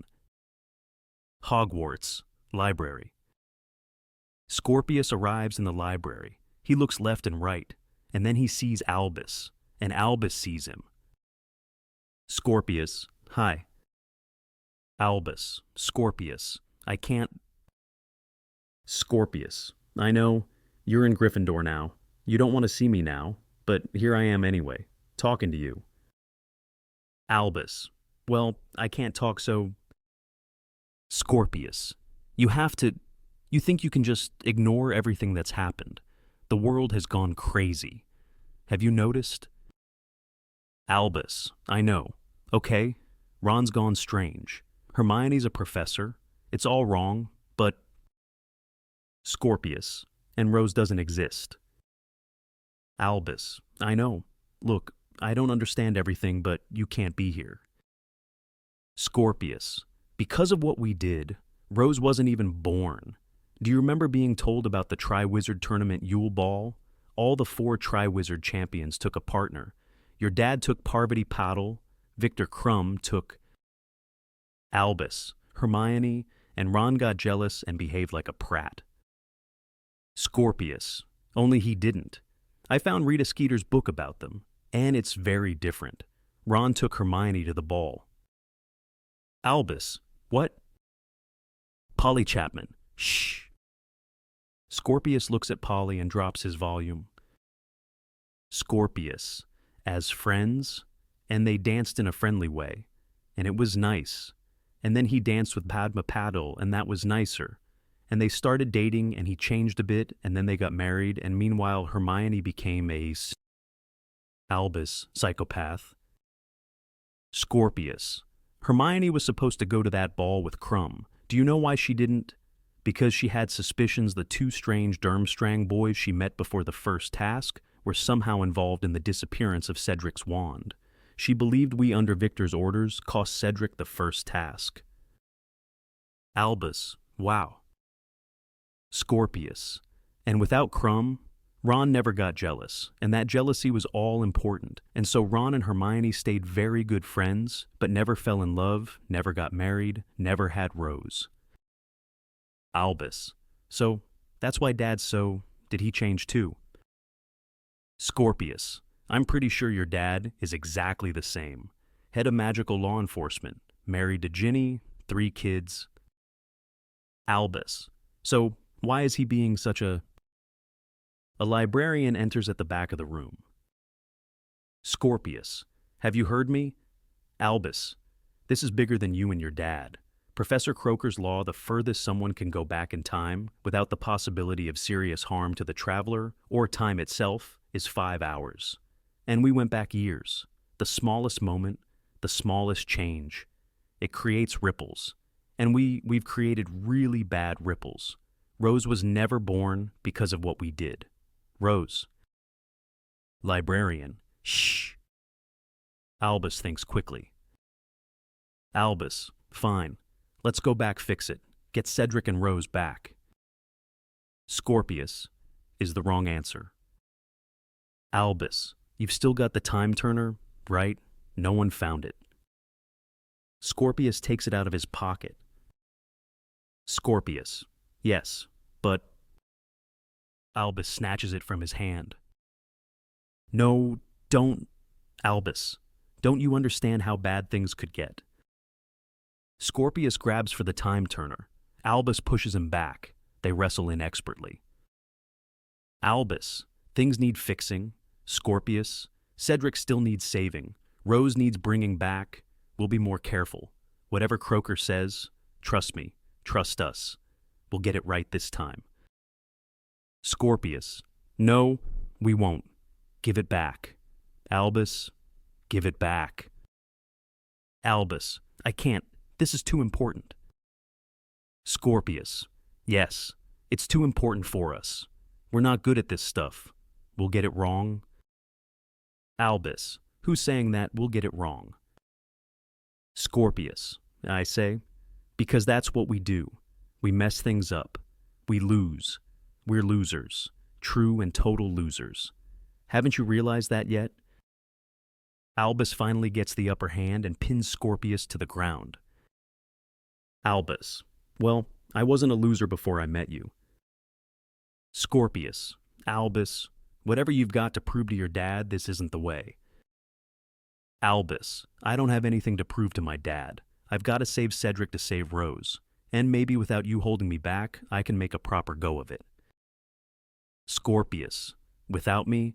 Oh, poor Albus Potter. With his chip on his shoulder. Poor Albus Potter. So sad. Albus. What are you saying? Scorpius exploding. Try my life. People look at you because your dad's the famous Harry Potter, savior of the wizarding world. People look at me because they think my dad is Voldemort. Voldemort. Albus. Don't even... Scorpius. Can you even slightly imagine what that's like? Have you even ever tried? No, because you can't see beyond the end of your nose. Because you can't see beyond the end of your stupid thing with your dad. He will always be Harry Potter. You know that, right? And you will always be his son. And I know it's hard. And the other kids are awful. But you have to learn to be okay with that. Because there are worse things. Okay? Beat. There was a moment I was excited, when I realized time was different. A moment when I thought maybe my mum hadn't got sick. Maybe my mum wasn't dead. But no. Turns out, she was. I'm still the child of Voldemort, without a mother, giving sympathy to the boy who doesn't ever give anything back. So I'm sorry if I've ruined your life, because I tell you, you wouldn't have a chance of ruining mine. It was already ruined. You just didn't make it better. Because you're a terrible, the most terrible friend. Albus digests this. He sees what he's done to his friend. Professor McGonagall of Albus Potter, Scorpius Malfoy, are you in there together? Because I advise you not to be. Albus looks at Scorpius. He pulls a cloak from his bag. Albus, quick, we need to hide. Scorpius, what? Albus, Scorpius, look at me. Scorpius, that's the invisibility cloak. Isn't it James's?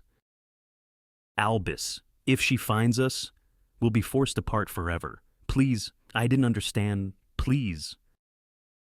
Professor McGonagall of trying to give them every chance. I am about to enter. Professor McGonagall comes into the room, the Marauder's map in her hands. The boys disappear beneath the cloak. She looks around, exasperated. Well, where have they? I never wanted this thing, and now it's playing tricks on me, she thinks. She looks back at the map. She identifies where they should be. She looks around the room. Objects move as the boys invisibly move past them. She sees where they're heading. She makes to block them, but they skirt around her. Unless, your father's cloak. She looks back at the map. She looks at the boys. She smiles to herself. Well, if I didn't see you, I didn't see you. She exits. The two boys remove the cloak. They sit in silence for a moment. Albus, yes, I stole this from James. He's remarkably easy to steal. From? His trunk combination is the date he got his first broom.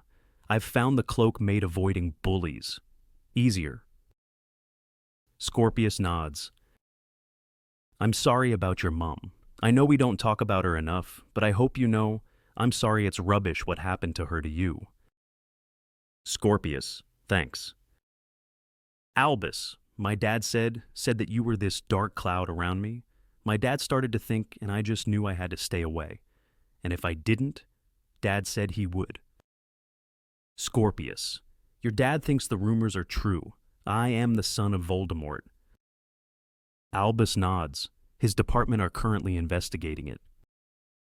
Scorpius, good. Let them. Sometimes I find myself thinking maybe they're true too. Albus, no, they're not true. And I'll tell you why.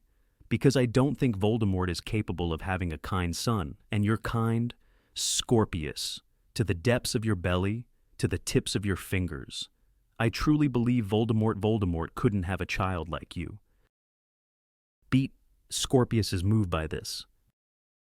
Scorpius, that's nice, that's a nice thing to say. Albus, and it's something I should have said a long time ago. In fact, you're probably the best person I know. And you couldn't hold me back. You make me stronger, and when Dad forced us apart without you. Scorpius, I didn't much like my life without you in it either. Albus, and I know I'll always be Harry Potter's son, and I will sort that out in my head, and I know, compared to you, my life is pretty good, really, and that he and I are comparatively lucky and... Scorpius interrupting. Albus, as apologies go, this is wonderfully fulsome, but you're starting to talk more about you than me again, so probably better to quit while you're ahead. Albus smiles and stretches out a hand. Albus, friends. Scorpius, always. Scorpius extends his hand. Albus pulls Scorpius up into a hug. That's the second time you've done that. The two boys break apart and smile. Albus, but I'm pleased we had this argument because it's given me a really good idea. Scorpius, about what? Albus, it involves the second task and humiliation. Scorpius, you're still talking about going back in time? Have we been having the same conversation? Albus, you're right, we are losers. We're brilliant at losing, and so we should be using our own knowledge here, our own powers. Losers are taught to be losers, and there's only one way to teach a loser, and we know that better than anyone, humiliation. We need to humiliate him. So, in the second task, that's what we'll do. Scorpius thinks for a long time, and then smiles. Scorpius, that's a really good strategy. Albus, I know. Scorpius, I mean, quite spectacular. Humiliate Cedric to save Cedric. Clever. And Rose. Albus, that I'm saving as a sparkly surprise. I can do it without you, but I want you there, because I want us to do this together, set things right together. So, will you come? Scorpius, but just a minute. Wasn't the second task took place in the lake, and you're not allowed to leave the school building? Albus grins. Albus, yes, about that. We need to find the girls' bathroom on the first floor. Scene 17. Hogwarts, staircases. Ron is walking down the staircase, consumed in his thoughts, and then he sees Hermione and his expression changes entirely. Ron, Professor Granger? Hermione looks across. Her heart leaps a bit too, though she won't admit it. Hermione, Ron, what are you doing here? Ron, Panju got in a little trouble in potions class. Was showing off, of course, and put the wrong thing with the wrong thing, and now he has no eyebrows and a rather large mustache. Apparently, which doesn't suit him. I didn't want to come, but Padma says that when it comes to facial growths, sons need their fathers. Have you done something with your hair? Hermione, just combed it, I suspect. Ron, well, combing it suits you. Hermione looks at Ron slightly strangely. Hermione, Ron, will you stop looking at me like that? Ron summoning confidence. You know, Harry's boy Albus said to me the other day that he thought you and I were married. Ha ha, ha, ha. Ridiculous. I know. Hermione, very ridiculous. Ron, he even thought we had a daughter. That'd be strange, wouldn't it? The two lock eyes. Hermione is the first to break away. Hermione, more than strange. Ron, exactly. We're friends, and that's all. Hermione, absolutely. Only friends. Ron, only friends. Funny word, friends. Not that funny. Just a word, really? Friends. Friend. Funny friend. You. My funny friend. My Hermione. Not my Hermione. You understand? Not my Hermione. Not mine, you know. But Hermione, I know. There's a pause. Neither of them move the smallest inch. Everything feels too important for movement. Then Ron coughs. Ron, well, must get on, sort Panju out. Teach him the finer arts of mustache grooming. He walks on. He turns. He looks at Hermione. She looks back. He hurries on again. Your hair really does very much suit you. Scene 18. Hogwarts, Headmistress's office.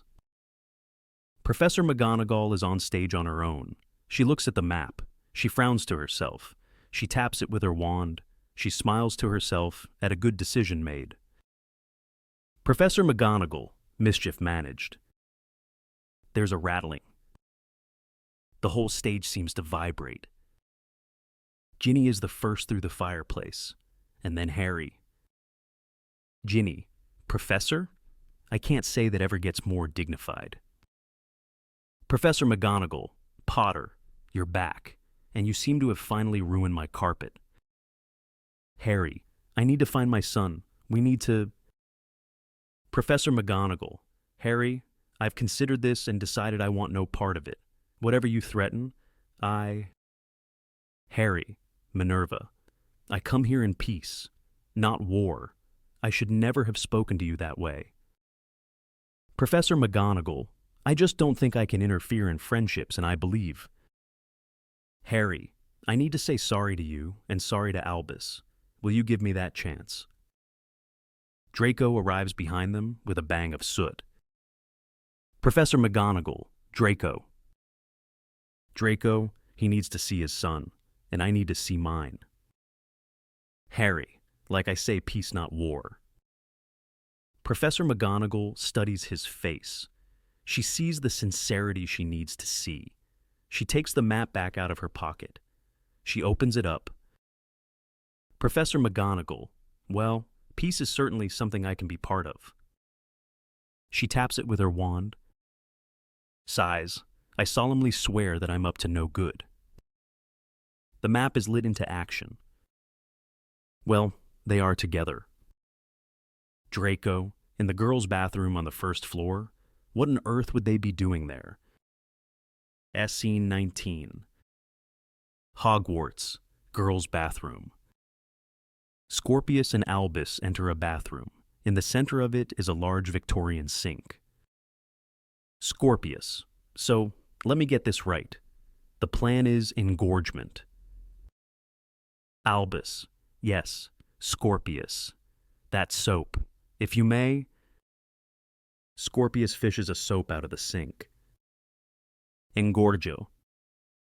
He fires a bolt from his wand across the room.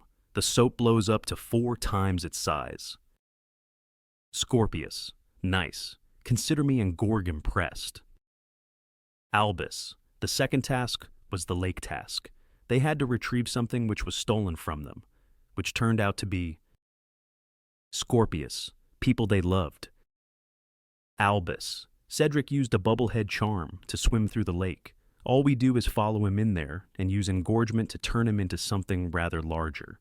We know the time turner doesn't give us long, so we're going to be quick, get to him, and engorgio his head, and watch him float out of the lake away from the task, away from the competition. Scorpius. But you still haven't told me how we're going to actually get to the lake. And then suddenly a jet of water emerges from the sink, and after it ascends a very wet, moaning myrtle. Moaning myrtle. Whoa, that feels good. Never used to enjoy that. But when you get to my age, you take what you can. Scorpius? Of course you're a genius, Moaning Myrtle. Moaning Myrtle swoops down onto Scorpius. Moaning Myrtle, what did you call me? Do I moan? Am I moaning now? Am I? Scorpius. No, I didn't mean... Moaning Myrtle. What's my name? Scorpius, Myrtle. Moaning Myrtle. Exactly, Myrtle. Myrtle Elizabeth Warren. A pretty name, my name. No need for the moaning. Scorpius. Well... Moaning Myrtle. She giggles. It's been a while. Boys, in my bathroom, in my girls' bathroom.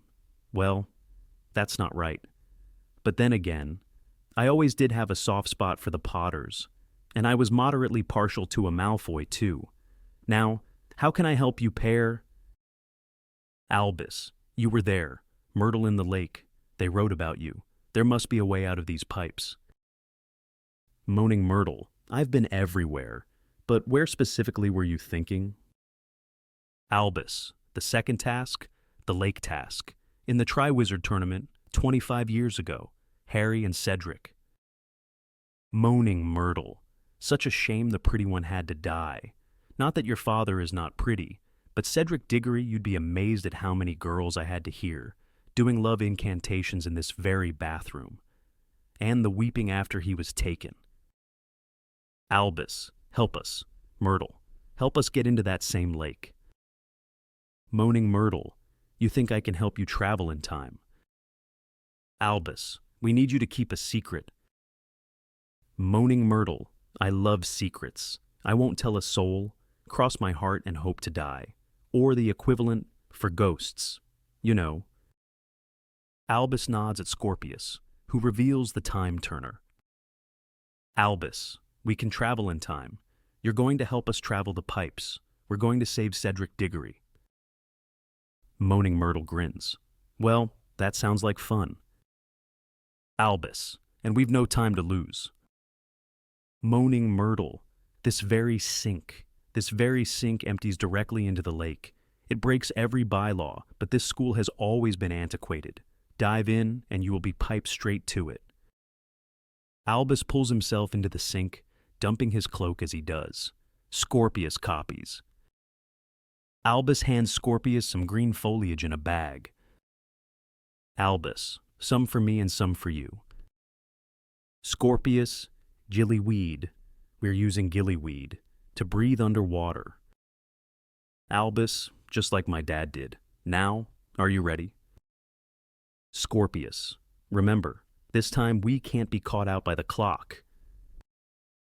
Albus, 5 minutes. That's all we allow for before we get pulled back to the present. Scorpius, tell me this is all going to be okay. Albus grinning. It's all going to be entirely okay. Are you ready? Albus takes the gillyweed and disappears down. Scorpius, no, Albus. He looks up. He and Moaning Myrtle are alone. Moaning Myrtle, I do like brave boys. Scorpius a little bit scared, a tiny bit brave, then I'm entirely ready for whatever comes. He takes the gillyweed and disappears down. Moaning Myrtle is left alone on stage. There is a giant whoosh of light and smash of noise, and time stops, and then it turns over, thinks a bit, and begins spooling backwards. The boys are gone. Harry appears at a run, a deep frown on his face. Behind him, Draco, Ginny, and Professor McGonagall. Harry, Albus. Ginny, he's gone. They find the boys' cloaks on the ground. Professor McGonagall consulting the map. He's disappeared. No, he's traveling under Hogwarts grounds. No, he's disappeared. Draco, how is he doing this? Moaning Myrtle, he's using a rather pretty trinket thingy. Harry, Myrtle. Moaning Myrtle, oops, you caught me, and I was trying so hard to hide. Hello, Harry, hello, Draco, have you been bad boys again? Harry, what trinket is he using? Moaning Myrtle, I think it was a secret, but I could never keep anything from you. Harry, how is it you've grown handsomer and handsomer as you've aged? And you're taller. Harry, my son is in danger. I need your help. What are they doing? Myrtle. Moaning Myrtle, he's after saving a dishy boy, a certain Cedric Diggory. Harry immediately realizes what's happened and is horrified. Professor McGonagall, but Cedric Diggory died years ago. Moaning Myrtle, he seemed quite confident he could get around that fact. He's very confident. Harry, just like you. Harry, he heard me talking to Amos Diggory. Could he have... the Ministry's time turner? No, that's impossible. Professor McGonagall, the Ministry has a time turner. I thought they were destroyed. Moaning Myrtle, isn't everyone so naughty? Draco, can someone please explain what's going on? Harry, Albus and Scorpius are not disappearing and reappearing, they're traveling in time. Scene 20. Triwizard Tournament, Lake, 1995. Ludo Bagman. Ladies and gentlemen, boys and girls, I give you the greatest at the fabulous, the one and the only Triwizard Tournament. If you're from Hogwarts, give me a cheer. There's a loud cheer. And now, Albus and Scorpius are swimming through the lake, descending through the water with graceful ease. If you're from Durmstrang, give me a cheer. There's a loud cheer. And if you're from Beaubatons, give me a cheer. There's a slightly less limp cheer. The French are getting into this. And they're off. Victor's a shark. Of course he is. Fleur looks remarkable.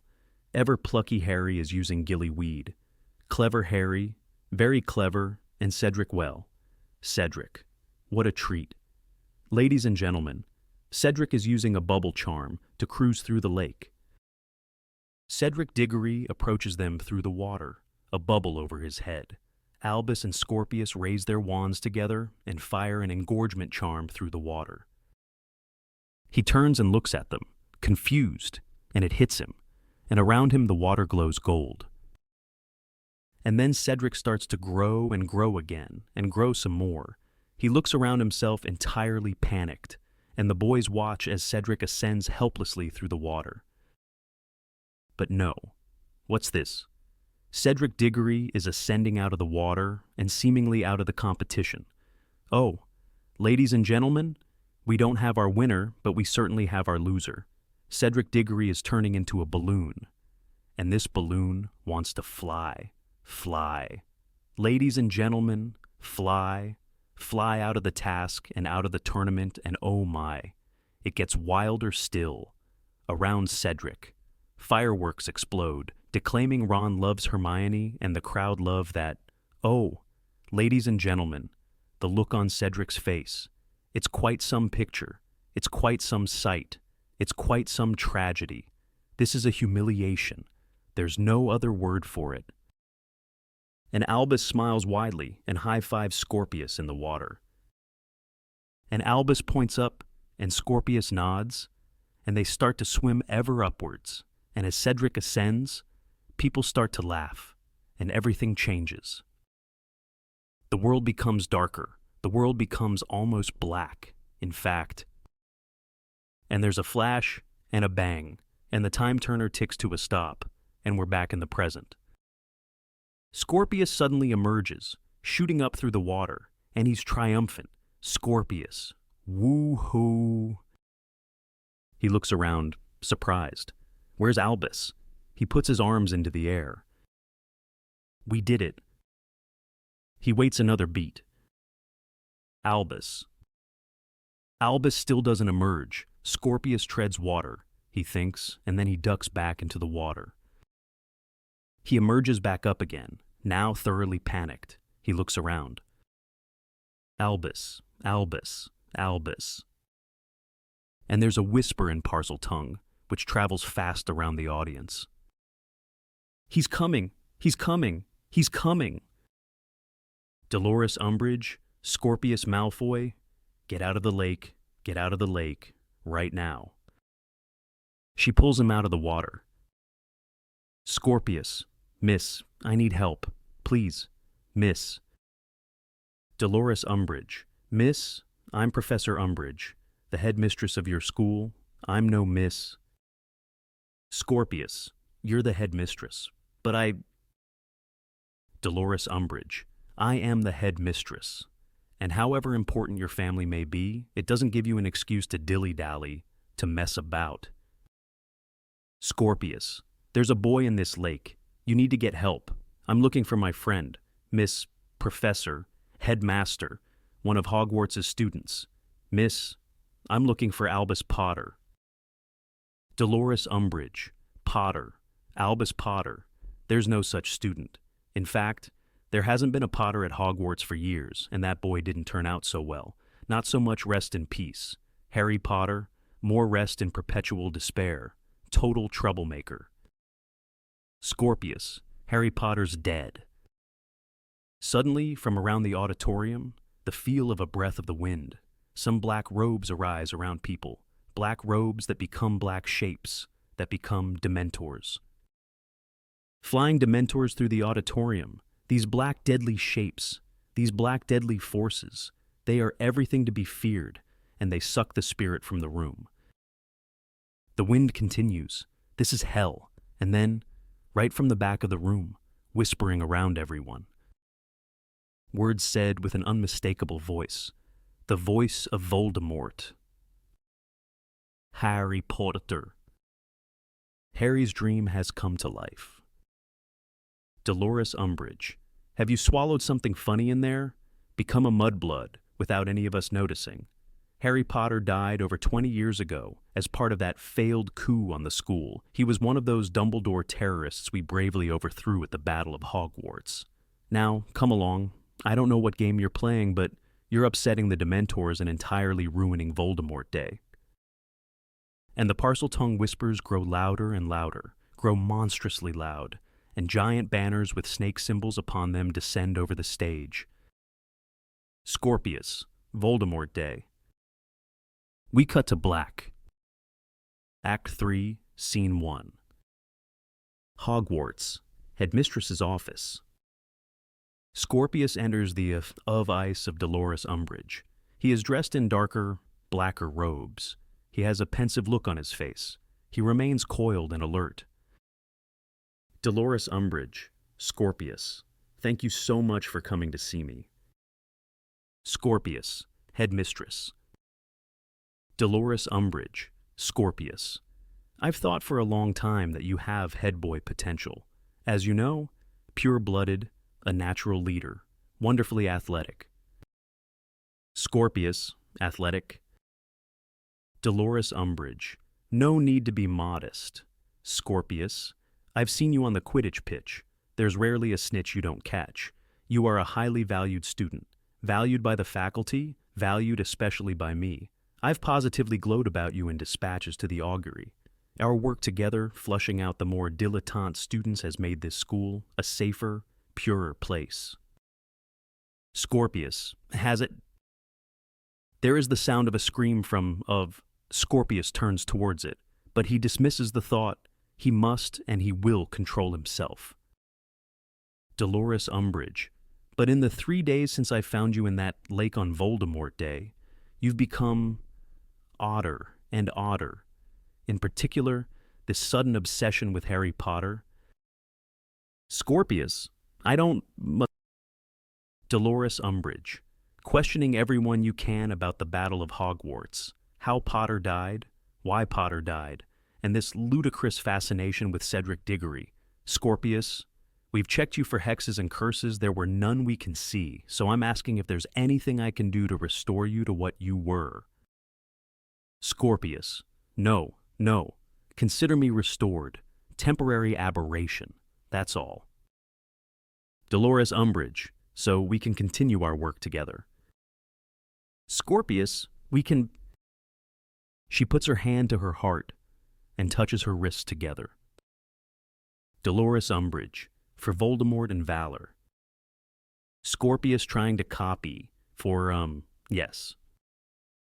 Scene 2. Hogwarts. Grounds. Carl Jenkins, hey, Scorpion King. Scorpius is high-fived. It's painful. He takes it. Jan Fredericks, we're still on, right, tomorrow night. Carl Jenkins, because we are ready to spill some proper mudblood guts. Polly Chapman, Scorpius. Polly Chapman is standing on the stairs. Scorpius turns towards her, surprised to hear her say his name. Scorpius, Polly Chapman. Polly Chapman. Shall we cut to it?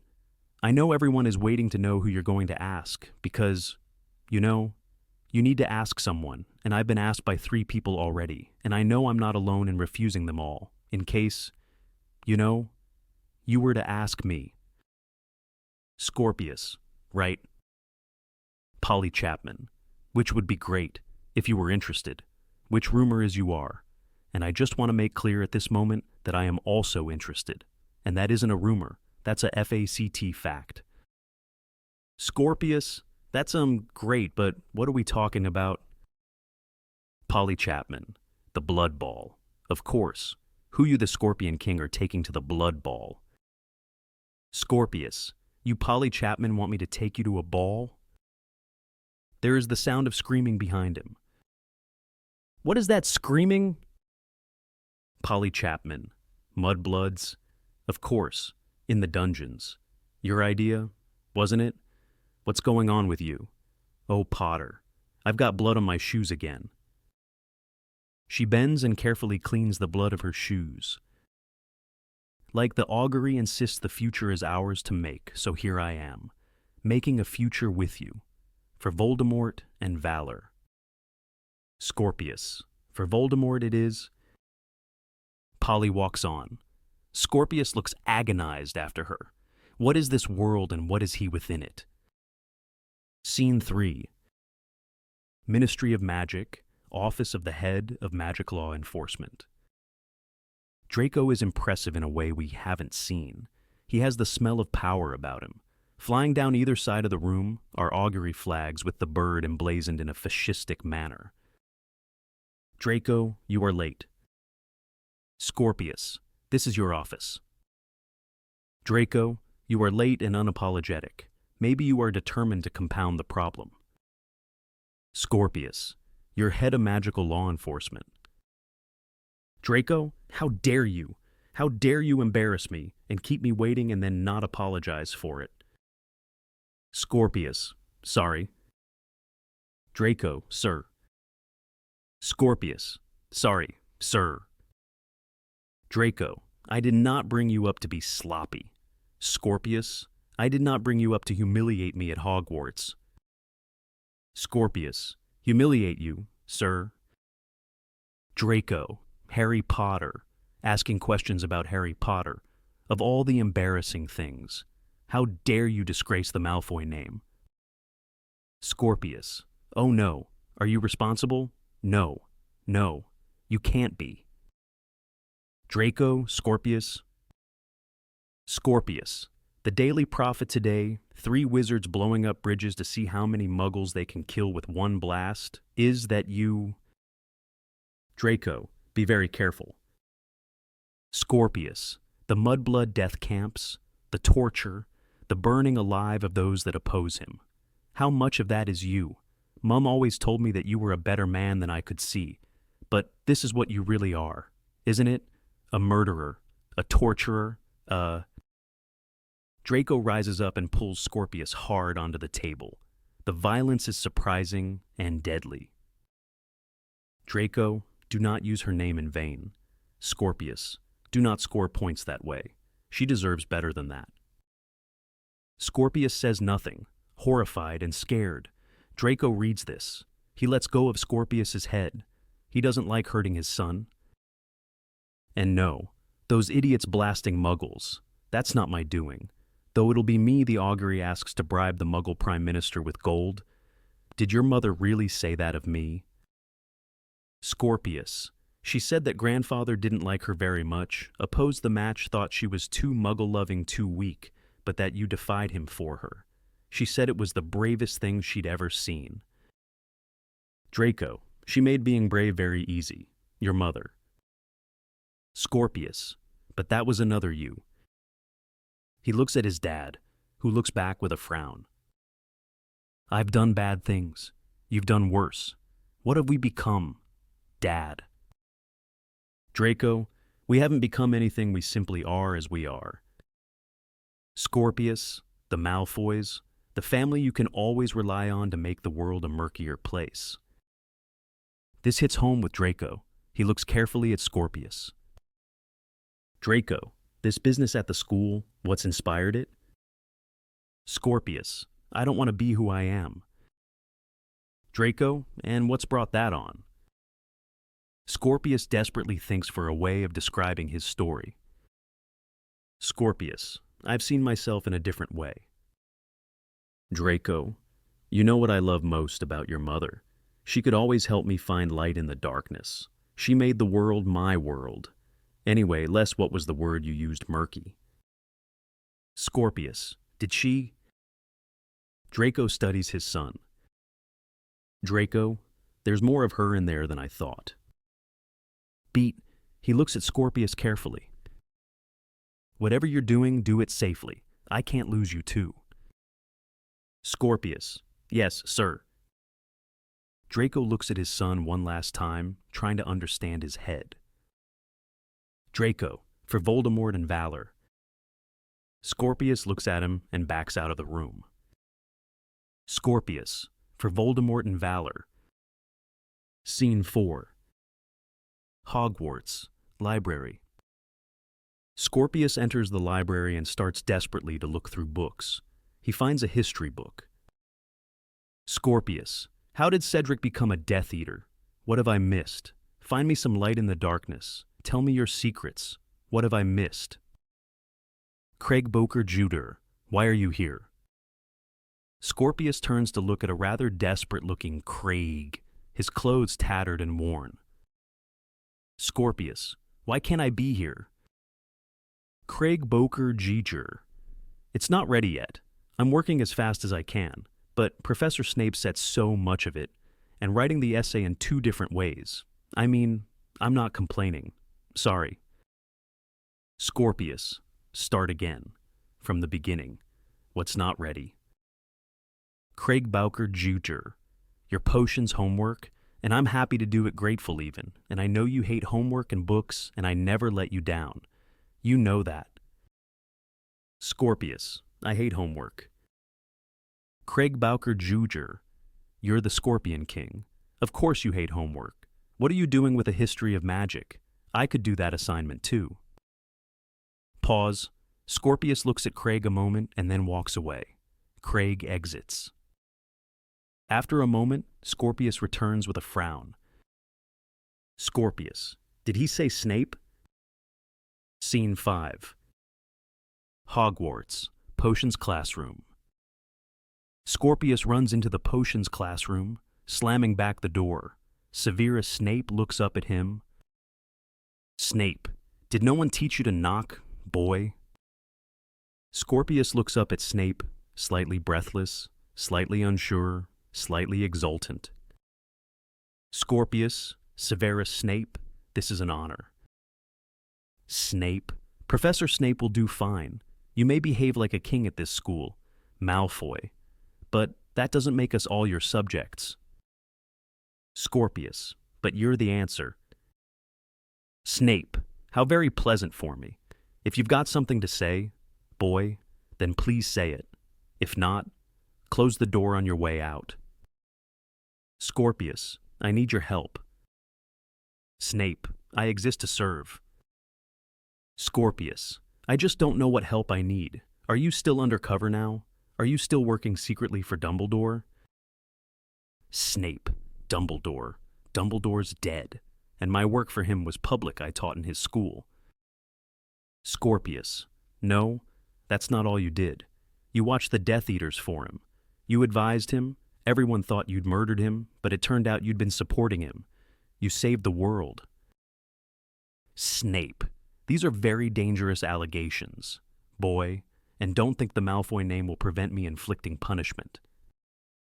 Scorpius, what if I was to tell you there was another world in which Voldemort was defeated at the Battle of Hogwarts, in which Harry Potter and Dumbledore's army won? How would you feel then? Snape, I'd say that the rumors of Hogwarts' beloved Scorpion King losing his mind are well-founded. Scorpius, there was a stolen time-turner. I stole a time-turner, with Albus. We tried to bring Cedric Diggory back from the dead, when he was dead. We tried to stop him winning the Triwizard Tournament, but by doing so, we turned him into an almost different person entirely. Snape, Harry Potter won that Triwizard Tournament. Scorpius, he wasn't supposed to do it alone. Cedric was supposed to win it with him, but we humiliated him out of the tournament, and as a result of that humiliation, he became a Death Eater. I can't work out what he did in the Battle of Hogwarts, whether he killed someone but he did something and it changed everything. Snape, Cedric Diggory killed only one wizard and not a significant one, Neville Longbottom. Scorpius, oh, of course, that's it. Professor Longbottom was supposed to kill Nagini, Voldemort's snake. Nagini had to die before Voldemort could die. That's it. You've solved it. We destroyed Cedric. He killed Neville. Voldemort won the battle. Can you see it? Snape, I can see this as a Malfoy game. Get out before I alert your father and plunge you into deep trouble. Scorpius thinks and then plays his final, desperate card. Scorpius, you loved his mother? I don't remember everything. I know you loved his mother, Harry's mother, Lily. I know you spent years undercover. I know without you the war could never have been won. How would I know this if I hadn't seen the other world? Snape says nothing, overwhelmed. Only Dumbledore knew. Am I right? And when you lost him, you must have felt so alone. I know you're a good man. Harry Potter told his son, you're a great man. Snape looks at Scorpius, unsure what's going on. Is this a trick? He is quite seriously at a loss. Snape, Harry Potter is dead. Scorpius, not in my world. He said you were the bravest man he'd ever met. He knew. You see, he knew your secret, what you did for Dumbledore, and he admired you for it greatly. And that's why he named his son my best friend after you both, Albus Severus Potter. Snape is stopped. He is deeply moved. Please, for Lily, for the world, help me. Snape thinks and then walks up to Scorpius, taking out his wand as he does. Scorpius steps back, scared. Snape fires his wand at the door. Snape, colloportus. An invisible lock slams into place. Snape opens a hatch at the back of the classroom. Well, come on, then. Scorpius, just a question, but where exactly are we going? Snape, we've had to move many times. Everywhere we've settled they destroyed. This will take us to a room hidden in the roots of the Whomping Willow. Scorpius, okay, who's we? Snape, oh, you'll see. Scene 6. Campaign room. Scorpius is pinned to the table by a magnificent-looking Hermione, her clothes faded, her eyes blazing. She is full warrior now, and it rather suits her. Hermione, you make one more move, and your brain will be a frog, and your arms will be rubber. Snape, safe, he's safe, beat. You know you never could listen. You were a terrible bore of a student, and you're a terrible bore of whatever you are. Hermione, I was an excellent student. Snape, you were moderate to average. He's on our side. Scorpius, I am Hermione. Hermione looks at Scorpius, still very distrustful. Hermione, most people know me as Granger, and I don't believe a word you say.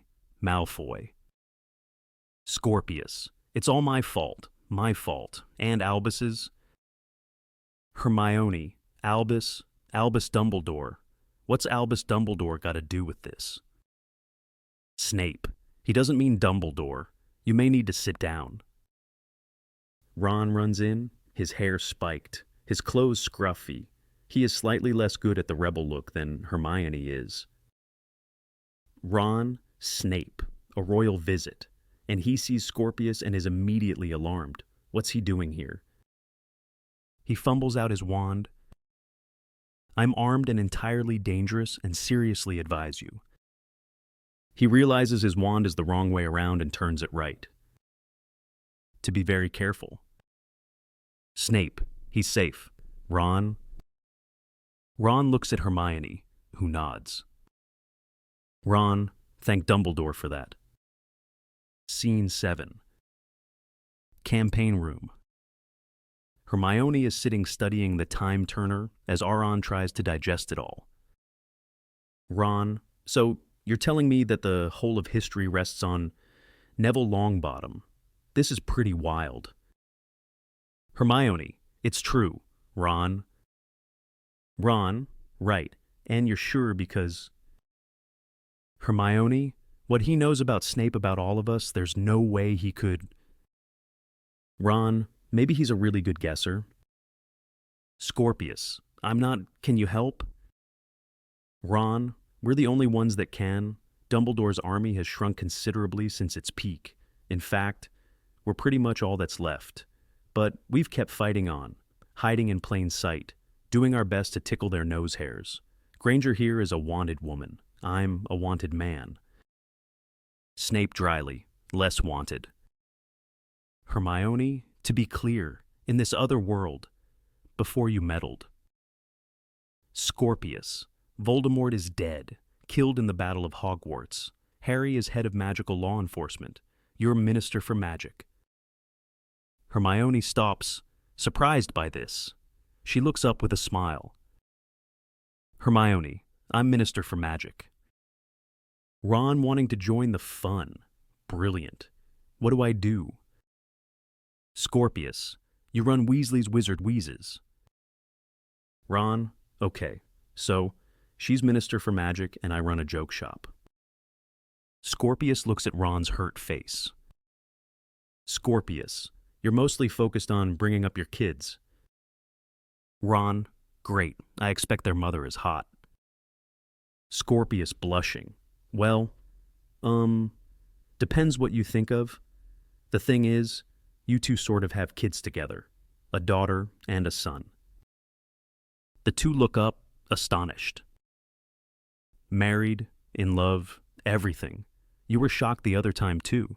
When you were Defense Against the Dark Arts teacher and Ron was married to Padma, you're constantly surprised by it.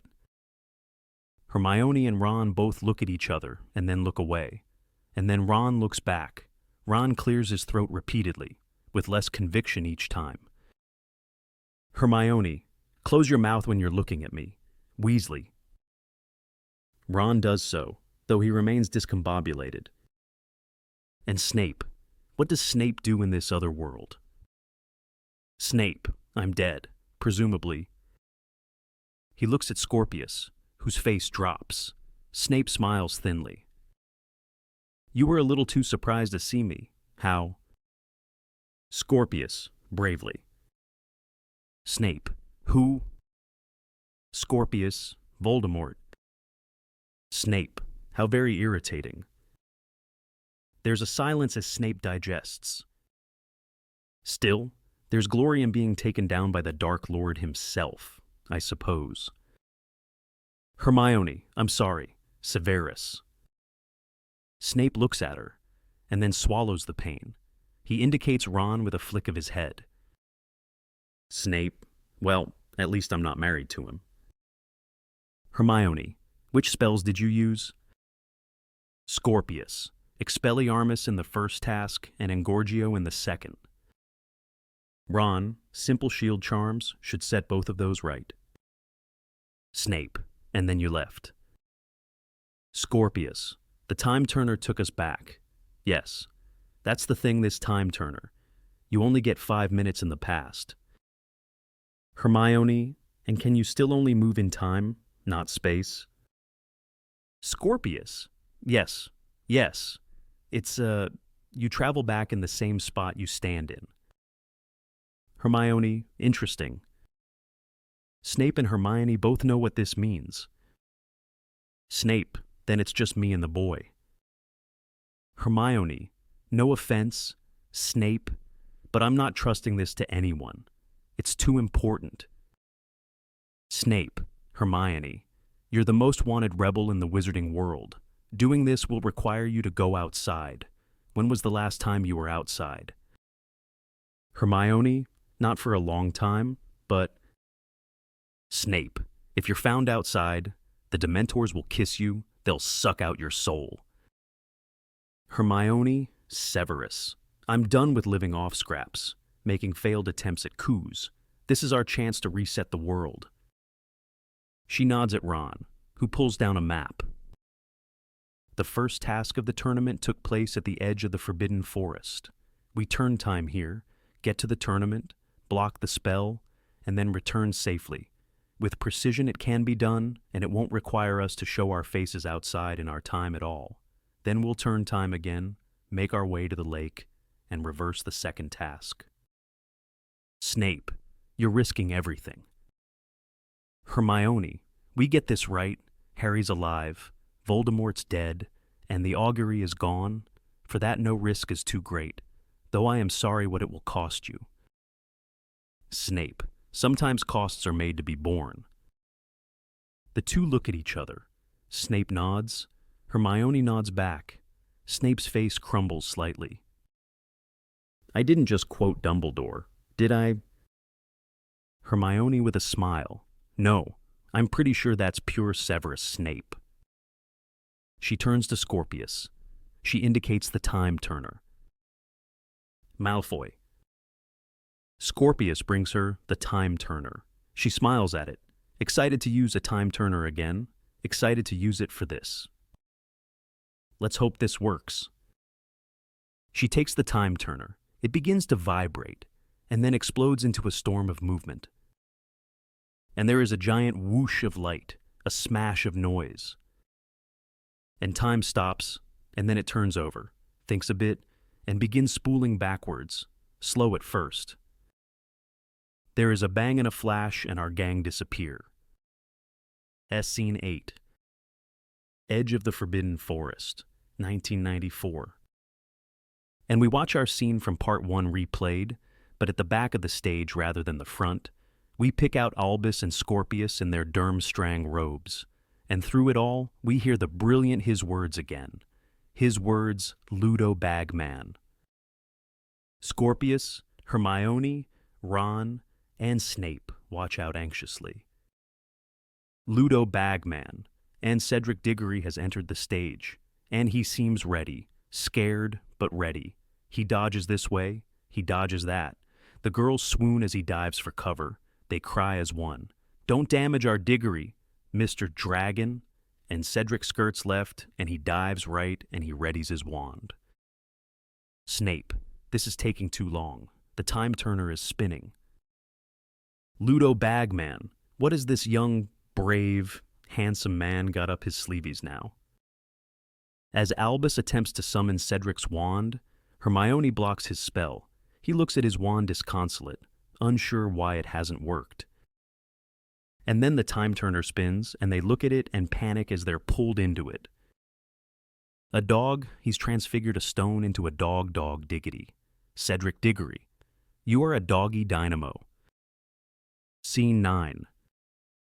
Edge of the Forbidden Forest. They are returned from time at the edge of the woods, and Ron is in a lot of pain. Snape looks around, immediately aware of the mess they're in. Ron, ow, ow, ow, Hermione, Ron, what has it done to you?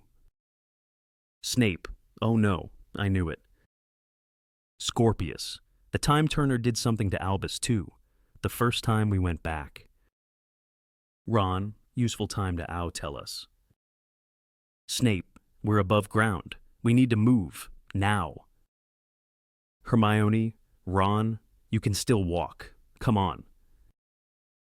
Ron does stand up, shouting in pain. Snape raises his wand.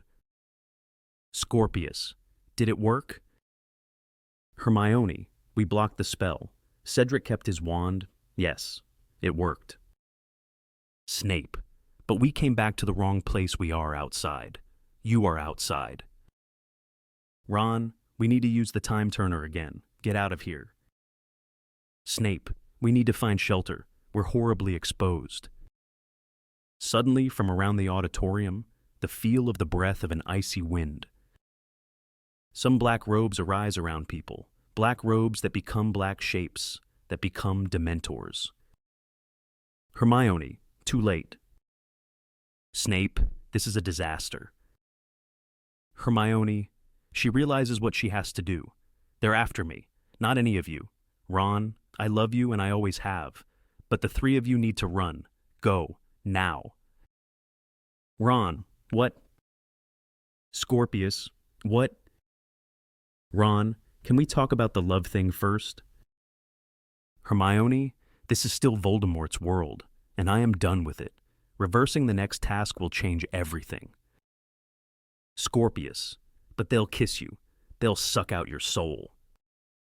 Hermione, and then you'll change the past, and then they won't. Go now. The Dementors sense them. From all sides, screaming shapes descend. Snape, go, we go. He pulls on Scorpius's arm. Scorpius reluctantly goes with him. Hermione looks at Ron. Hermione, you're supposed to be going too. Ron, well, They are after me a bit, and I really am in quite a lot of pain. And, you know, I'd rather be here. Expecto. As he reaches up to cast the spell, Hermione stops his arm. Hermione, let's keep them here and give the boy the best chance we can. Ron looks at her and then nods sadly. A daughter. Ron, and a son. I like that idea too. He looks around, he knows his fate. I'm scared. Hermione, kiss me. Ron thinks and then does, and then the two are yanked apart and pinned to the ground, and we watch as a golden whitish haze is pulled from their bodies. They have their souls sucked from them, and it is terrifying. Scorpius watches helplessly. Snape, let's get down to the water. Walk, don't run. Snape looks at Scorpius. Stay calm. Scorpius, they may be blind, but they can sense your fear. Scorpius looks at Snape. Scorpius, they just sucked out their souls. A Dementor swoops down low over them and settles in front of Scorpius. Snape, think of something else. Scorpius, occupy your thoughts. Scorpius, I feel cold. I can't see. There's a fog inside me around me. Snape, you're a king, and I'm a professor. They'll only attack with good reason. Think about those you love. Think about why you're doing this. Scorpius, I can hear my mother. She wants me my help, but she knows I can't help. Snape, listen to me. Scorpius, think about Albus. You're giving up your kingdom for Albus, right? Scorpius is helpless, consumed by all the Dementor is making him feel. One person. All it takes is one person. I couldn't save Harry for Lily, so now I give my allegiance to the cause she believed in, and it's possible that along the way, I started believing in it myself. Scorpius smiles at Snape. He steps decisively away from the Dementor. Scorpius, the world changes, and we change with it. I am better off in this world, but the world is not better, and I don't want that. Suddenly, Dolores Umbridge emerges in front of them. Dolores Umbridge, Professor Snape. Snape, Professor Umbridge. Dolores Umbridge, have you heard the news? We've caught that traitorous mudblood Hermione Granger. She was just out here. Snape, that's fantastic. Umbridge is staring at Snape. He looks back. Dolores Umbridge, with you? Granger was with you. Snape, with me. You're mistaken. Dolores Umbridge, with you and Scorpius Malfoy? A student I'm becoming increasingly concerned about. Scorpius, well... Snape, Dolores, we're late for class, so if you'll excuse us... Dolores Umbridge, if you're late for class, why are you not heading back to the school? Why are you heading to the lake? There's a moment of pure silence, and then Snape does something hugely unusual. He smiles. Snape, how long have you suspected? Umbridge rises of the ground. She opens her arms wide, full of dark magic. She takes out her wand. Dolores Umbridge, years, and I should have acted upon it far earlier. Snape is faster with his wand. Snape, depulso. Umbridge is propelled backwards through the air. She always was too grand for her own good. There's no turning back now. The sky turns even blacker still around them. Expecto Patronum. Snape sends forward a Patronus, and it's a beautiful white shape of a doe. Scorpius, a doe, Lily's Patronus. Snape, strange, isn't it? What comes from within? Dementors start to appear all around them.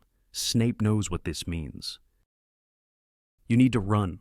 I will keep them at bay for as long as I can. Scorpius, thank you for being my light in the darkness. Snape looks at him, every inch a hero. He softly smiles. Snape, tell Albus Severus I'm proud he carries my name. Now go, go. The doe looks back at Scorpius, and then starts to run. Scorpius thinks and then runs after the doe, and around him the world gets scarier. A blood-curdling scream goes up at one side. He sees the lake and throws himself inside. Snape readies himself. Snape is pulled hard to the ground and then pushed high into the air as his soul is ripped from him. As the screams just seem to multiply, the doe turns to him with beautiful eyes and disappears. There is a bang and a flash, and then silence, and then there's more silence. It's so still, it's so peaceful, it's so perfectly tranquil. And then Scorpius ascends to the surface, breathing deeply. He looks around himself, breathing deep, panicked breaths. He looks up at the sky. The sky certainly seems bluer than before. And then Albus ascends after him. There's a silence. Scorpius just looks at Albus, disbelieving. Both boys breathe in and out. Albus, whoa. Scorpius, Albus. Albus, that was close. Did you see that merman? The guy with the, and then the thing with the whoa. Scorpius, it's you. Albus, it was weird though. I thought I saw Cedric start to expand, but then he sort of started shrinking again, and I looked at you and you had your wand out. Scorpius, you have no idea how good it is to see you again. Albus, you just saw me 2 minutes ago. Scorpius hugs Albus in the water, a diff occult task. Scorpius, a lot has happened since then. Albus, careful, you're drowning me. What are you wearing? Scorpius, what am I wearing? He pulls of his cloak. What are you wearing? Yes, you're in Slytherin. Albus, did it work? Did we do anything?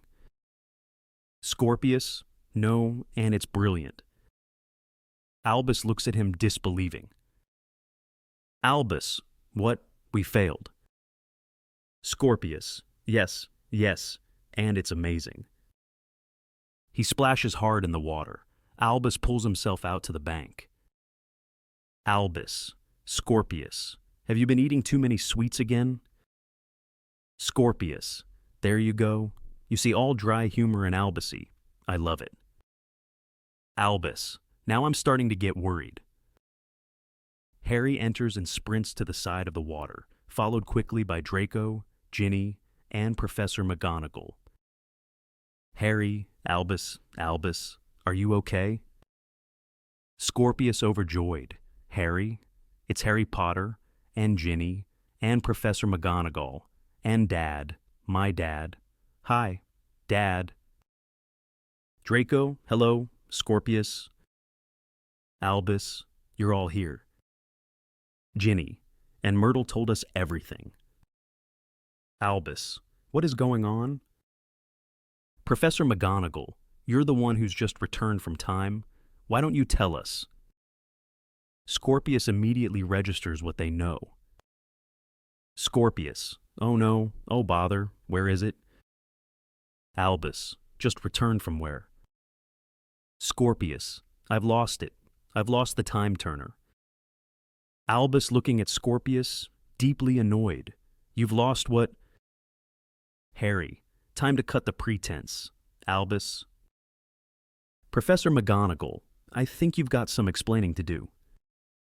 Scene 10. Hogwarts, Headmistress's office. Draco, Ginny, and Harry stand behind a contrite-looking Scorpius and Albus. Professor McGonagall is fuming. Professor McGonagall, so, to be clear, you illegally jumped off the Hogwarts Express. You invaded and stole from the Ministry of Magic. You took it upon yourself to change time, whereupon you disappeared 2 people. Albus, I agree it doesn't sound good. Professor McGonagall, and your response to disappearing Hugo and Rose Granger Weasley was to go back in time again, and this time, instead of losing 2 people, you lost a huge number of people and killed your father, and in doing so, you resurrected the worst wizard the world has ever known and heralded in a new age of dark magic. Dry. You're correct. Mr. Potter. It doesn't sound good, does it? Are you aware how stupid you've been? Scorpius. Yes, Professor. Albus hesitates a moment. He looks at Harry. Albus. Yes. Harry. Professor, if I may. Professor McGonagall, you may not.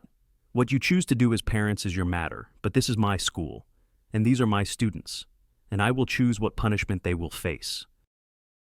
Draco, seems fair. Harry looks at Ginny, who shakes her head. Professor McGonagall, I should expel you, but with a look to Harry. All things considered, I think it might be safer for you to remain in my care. You are in detention for you can consider yourself in detention for the rest of the year. Christmas is canceled for you. You can forget visiting Hogsmeade ever again, and that's just the start. Suddenly Hermione bursts in, all action and resolve. Hermione, what did I miss? Professor McGonagall, fierce. It is considered polite to knock when entering a room. Hermione Granger, maybe you missed that. Hermione realizes she's overstepped. Hermione, Professor McGonagall, if I could also give a detention to you, Minister, I would, keeping hold of a time turner, of all the stupid things. Hermione, in my defense. Professor McGonagall, and in a bookcase. You kept it in a bookcase. It's almost laughable. Hermione, Minerva, there is an intake of breath. Professor McGonagall. Professor McGonagall, your children didn't exist. Hermione has no reply to that. This happened in my school, under my watch, after all that Dumbledore did. I couldn't live with myself. Hermione, I know. Professor McGonagall composes herself for a moment. Your intentions to save Cedric were honorable, if misguided, and it does sound as if you were brave, Scorpius, and you, Albus. But the lesson even your father sometimes failed to heed is that bravery doesn't forgive stupidity. Always think what's possible. A world controlled by Voldemort is Scorpius, a horrific world. Professor McGonagall, you are so young. She looks at Harry, Draco, Ginny, and Hermione. You're also young. You have no idea how dark the Wizarding Wars got.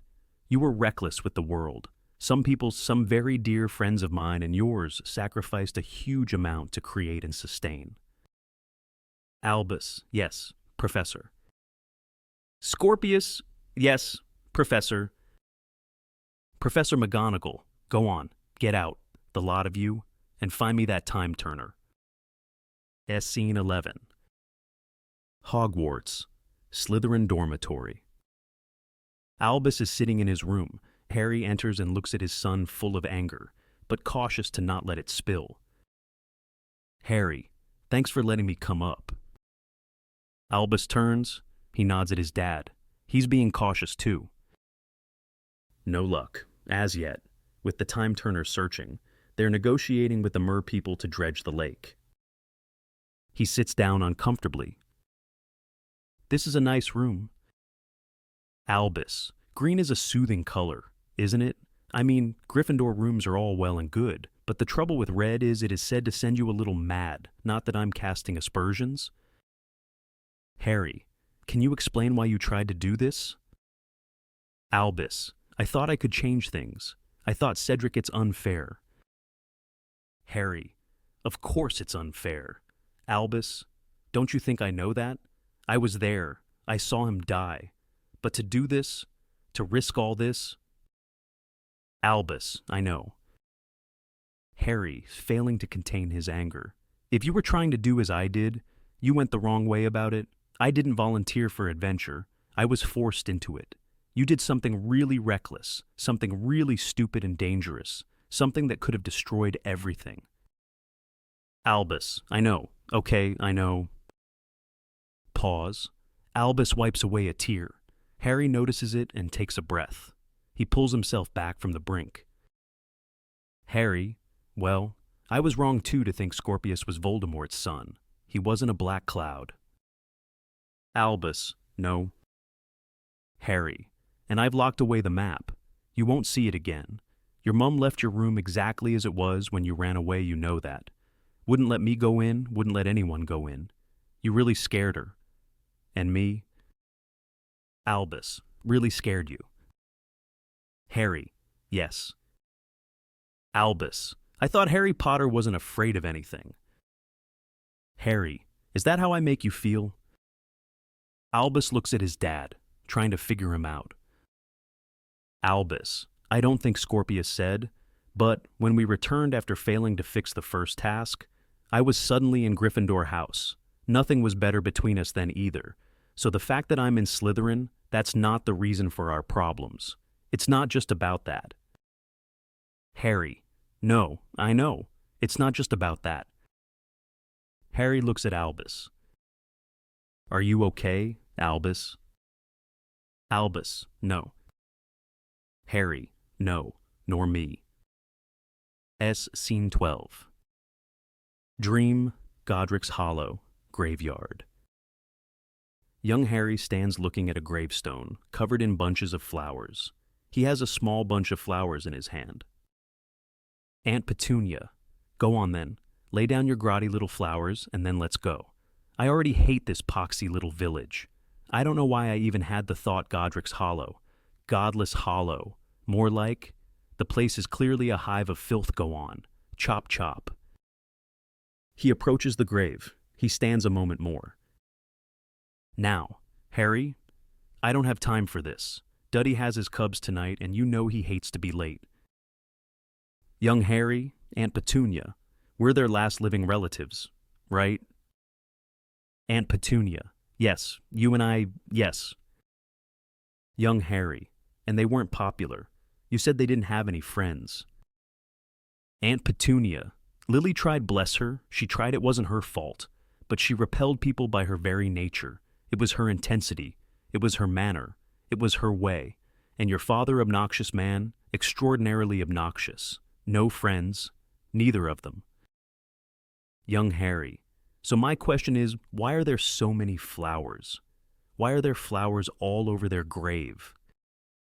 Aunt Petunia looks around. She sees all the flowers as if for the first time, and it moves her hugely. She approaches and then sits by her sister's grave, trying hard to fight the emotions as they come to her, but succumbing all the same. Aunt Petunia, oh, yes. Well, I suppose there are a few. Must have blown over from the other graves. Or someone's playing a trick. Yes, I think that's most likely. Some young rapscallion with too much time on his hands has gone around collecting flowers from all the other graves and deposited them here. Young Harry, but they're all marked with their names. Lily and James. What you did. We will never forget. Lily and James. Your sacrifice. Voldemort, I smell guilt. There is a stench of guilt upon the air. Aunt Petunia to young Harry, get away from there. She pulls him back. Voldemort's hand rises into the air above the Potter's gravestone. The rest of him rises after. We don't see his face, but his body provides a jagged, horrific shape. I knew it. This place is dangerous. The sooner we leave Godric's Hollow, the better. Young Harry is pulled from the stage, but turns to face Voldemort.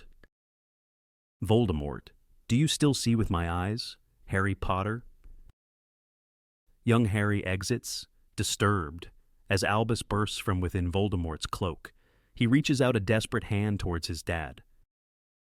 Albus, Dad, Dad. There are some words spoken in Parseltongue. He's coming, he's coming, he's coming. And then a scream. And then, right from the back of the room, whispering around everyone. Words said with an unmistakable voice. The voice of Voldemort. Harry Potter. Scene 13. Harry and Ginny Potter's house. Kitchen. Harry is in a horrible state, petrified by what he thinks his dreams are telling him.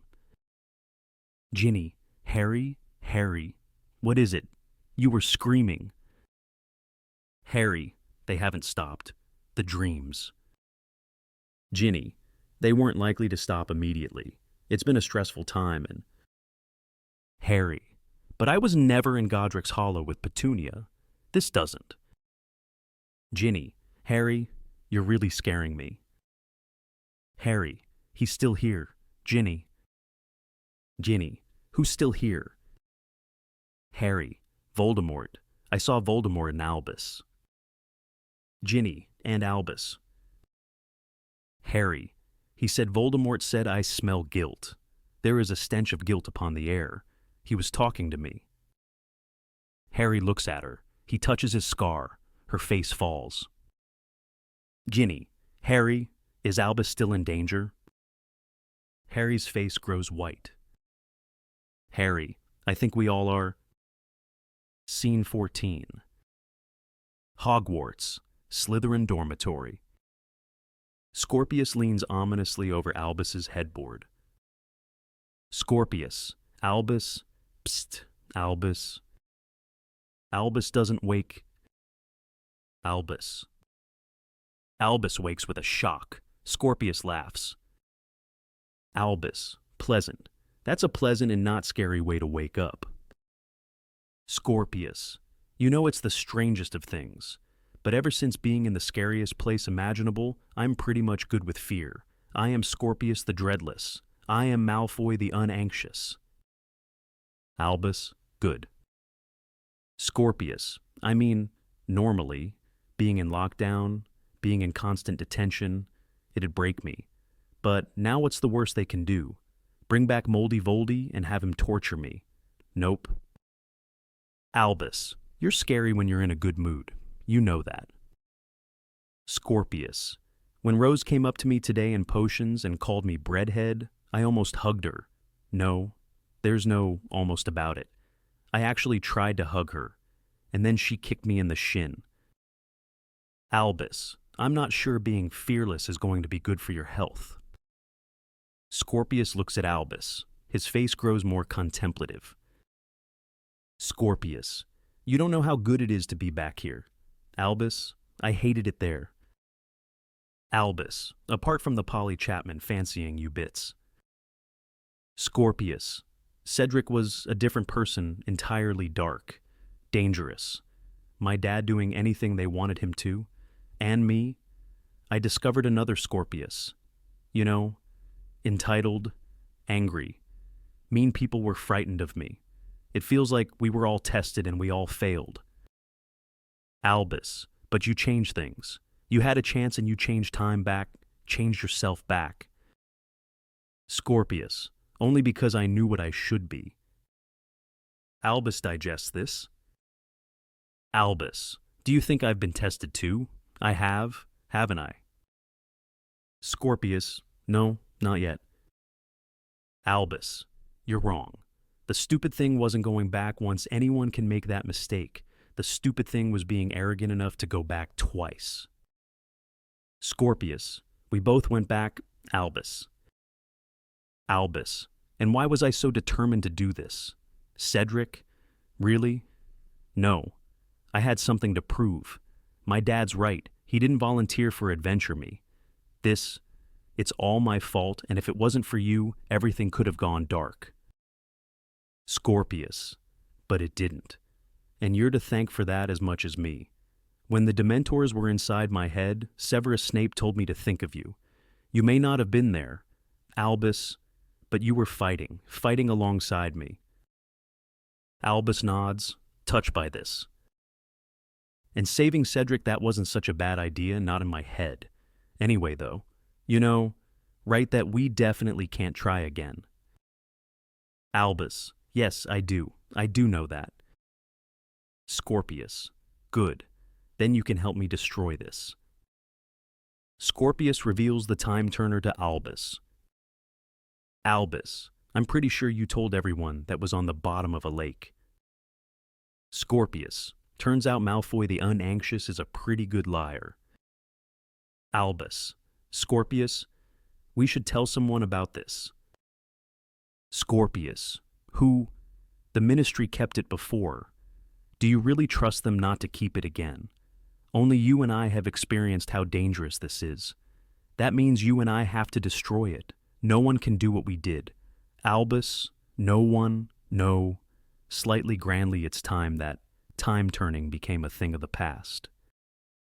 Albus, you're quite proud of that phrase, aren't you? Scorpius, been working on it all day. Scene 15. Hogwarts, Slytherin dormitory. Harry and Ginny move quickly through the dormitory. Craig Bowker Jr. trails after them. Craig Bowker G. Door. Can I repeat again? This is against the rules and it's the middle of the night. Harry, I need to find my son. Craig Bowker Jr. I know who you are, Mr. Potter, but even you must understand that it's against school covenant for parents or professors to enter a house quarters without express permission from. Professor McGonagall charges in behind them. Professor McGonagall, please don't be tiresome. Craig. Harry, you got our message. Good. Craig Bowker Jeter, shocked. Headmistress, I was just... Harry pulls open a bed curtain. Professor McGonagall, he's gone. Harry, yes. Professor McGonagall and young Malfoy. Ginny pulls open another... Ginny, oh no. Professor McGonagall, then let's turn this school upside down. Craig, we've work to do. Ginny and Harry stay, looking at the bed. Ginny, haven't we been here before? Harry, something feels even worse this time. Ginny looks at her husband, full of fear. Ginny, you spoke to him earlier? Harry, yes. Ginny, you came to his dorm and talked to him. Harry, you know I did. Ginny, what did you say to our son, Harry? Harry can hear the accusation in her voice. Harry, I tried to be honest. Like you said, I didn't say anything. Ginny, and you controlled yourself. How heated did it get? Harry, I don't think You think I've scared him away again. Ginny, I can forgive you for one mistake. Harry, maybe even two. But the more mistakes you make, the harder to forgive you it becomes. Downloaded from WSBIPATIPS. Scene 16. Hogwarts, Owlery. Scorpius and Albus emerge onto a roof bathed in silver light. There's soft hooting all around them. Scorpius, so I think a simple confringo. Albus, definitely not. For something like this you need expulso. Scorpius, expulso. Expulso, and we'll be clearing bits of time turner from this owlery for days. Albus, bombarda. Scorpius, and wake up everyone in Hogwarts. Maybe stupefy. They were originally destroyed using stupefy. Albus, exactly. It's been done before. Let's do something new, something fun. Scorpius, fun. Look, many wizards overlook the importance of choosing the right spell, but this really matters. I think it's a much underestimated part of modern witchcraft. Delphi, a much underestimated part of modern witchcraft. You two are the greatest. You know that. Scorpius looks up, surprised to see Delphi has emerged behind them. Scorpius, wow, you're, what are you doing here? Albus, it felt important to send an owl let her know what we're doing. You know? Scorpius looks at his friend accusingly. This concerns her too. Scorpius thinks, and then nods, accepting this. Delphi, what concerns me? What's this about? Albus gets out the time turner. Albus, we need to destroy the time turner, the thing Scorpius saw after the second task. I'm so sorry. We can't risk going back again. We can't save your cousin. Delphi looks at it and then at them both. Delphi, your owl said so little? Albus, imagine the worst possible world, and then double it. People being tortured, dementors everywhere, a despotic Voldemort, my dad dead, me never born, the world surrounded by dark magic. We can't allow that to happen. Delphi hesitates, and then her face breaks. Delphi, Voldemort ruled, he was alive. Scorpius, he ruled everything. It was terrible. Delphi, because of what we did. Scorpius, humiliating Cedric turned him into a very angry young man. And then he became a Death Eater, and it all went wrong. Really wrong. Delphi looks at Scorpius's face carefully. Her face sinks. Delphi, a Death Eater. Scorpius, and a murderer. He killed Professor Longbottom. Delphi, then of course we need to destroy it. Albus, you understand. Delphi, I'll go further than that. I'll say Cedric would have understood. We'll destroy it together, and then we'll go to my uncle, explain the situation. Albus, thank you. Delphi smiles at them sadly, and then takes the time turner. She looks at it, and her expression changes slightly. Oh, nice mark. Delphi, what? Delphi's cloak has loosened. An augury tattoo is visible on the back of her neck. Albus, on your back? I hadn't noticed it before. The wings. Is that what the Muggles call a tattoo? Delphi. Oh, yes, well, it's an augury. Scorpius, an augury. Delphi. Haven't you met them in Care of Magical Creatures? They're sinister-looking black birds that cry when rain's coming. Wizards used to believe that the auguries cry foretold death. When I was growing up, my guardian kept one in a cage. Scorpius, your guardian. Delphi looks at Scorpius. Now she has the time turner. She's enjoying the game of this. Delphi. She used to say it was crying because it could see I was going to come to a sticky end.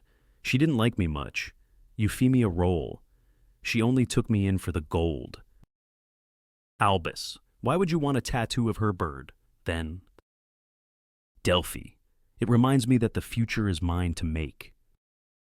Albus. Cool. I might get an augury tattoo. Scorpius. The Rolls were pretty extreme Death Eaters. 1,000 thoughts were inside Scorpius's head.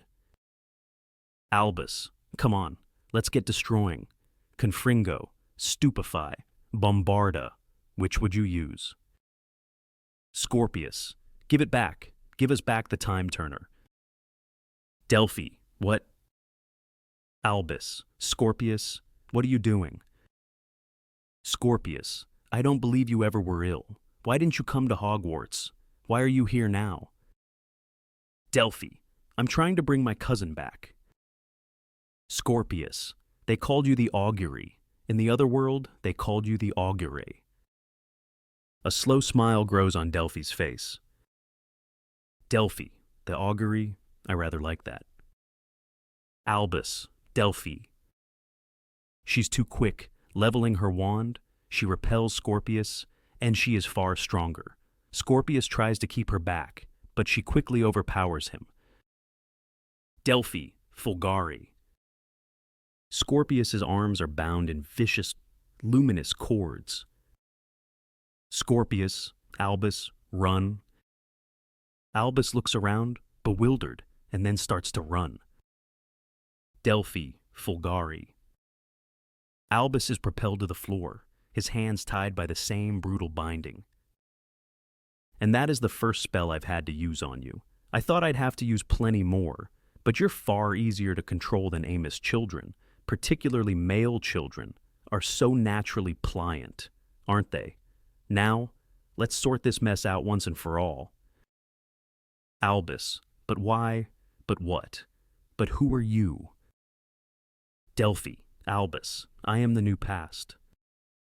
She pulls Albus's wand from him and snaps it. I am the new future. She pulls Scorpius's wand from him and snaps it. I am the answer this world has been looking for. Scene 17. Ministry of Magic, Hermione's office. Ron is sitting on Hermione's desk eating porridge. Ron, I can't get over it. Really. The fact that in some realities we aren't even, married. Hermione, Ron, whatever this is, I've got 10 minutes until the goblins show up to talk security at Gringotts. Ron, we've been together so long and married for so long. So long. Hermione, if this is your way of saying you want a marital break, Ron, then, to be clear, I will skewer you with this quill. Ron, shut up. Will you shut up for once? I want to do one of those marriage renewal things I've read about. Marriage renewal? What do you think? Hermione melting slightly. You want to marry me again? Ron, well, we were only young when we did it the first time, and I got very drunk and well. To be honest, I can't remember much of it, and the truth is, I love you, Hermione Granger, and whatever time says, I'd like the opportunity to say so in front of lots of other people, again, sober. She looks at him. She smiles. She pulls him to her. She kisses him. Hermione, you're sweet. Ron, and you taste of toffee? Hermione laughs. Harry, Ginny, and Draco walk in on them as they move to kiss again. They spring apart. Hermione, Harry, Ginny, and Draco, how lovely to see you. Harry, the dreams, they've started again. Well, they haven't stopped. Ginny, and Albus is missing, again. Draco, Scorpius too. We've had McGonagall check the entire school. They're gone. Hermione, I'll get the Aurors summoned immediately. Ron, no, you won't. It's all fine. Albus, I saw him last night. It's all good. Draco, where? They all turn to look at Ron. He's briefly disconcerted, but batters on. Ron, I was having a couple of fire whiskies with Neville and Hogsmeade, as you do setting the world to rights as we do, and we were coming back quite late. Very late. And trying to work out which flu I could use because when you've had a drink sometimes, you don't want to use the tight ones or the turny ones or... Ginny, Ron, if you could get to the point before we all strangle you. Ron, he hasn't run away. He's having a quiet moment. He's got himself an older girlfriend. Harry, an older girlfriend. Ron, and a cracking one at that gorgeous silver hair. Saw them on the roof together, near the owlery, with Scorpius playing the gooseberry. Nice to see my love potion being used well, I thought. Harry has a thought. Harry, her hair was it, silver and blue. Ron, that's it, silver. Blue, yup. Harry, he's talking about Delphi Diggory, niece of Amos Diggory. Ginny, this is about Cedric again. Harry says nothing, thinking fast. Hermione looks around the room, concerned, and then shouts out of the door. Hermione, Ethel, cancel the goblins. Scene 18. St. Oswald's home for old witches and wizards. Amos's room. Harry walks in, wand outstretched, with Draco. Harry, where are they? Amos, Harry Potter, and what can I do for you, sir, and Draco Malfoy? I am blessed. Harry, I know how you've used my son. Amos, I've used your son. No, you, sir, you used my beautiful son. Draco, tell us now where are Albus and Scorpius, or face the profoundest consequences.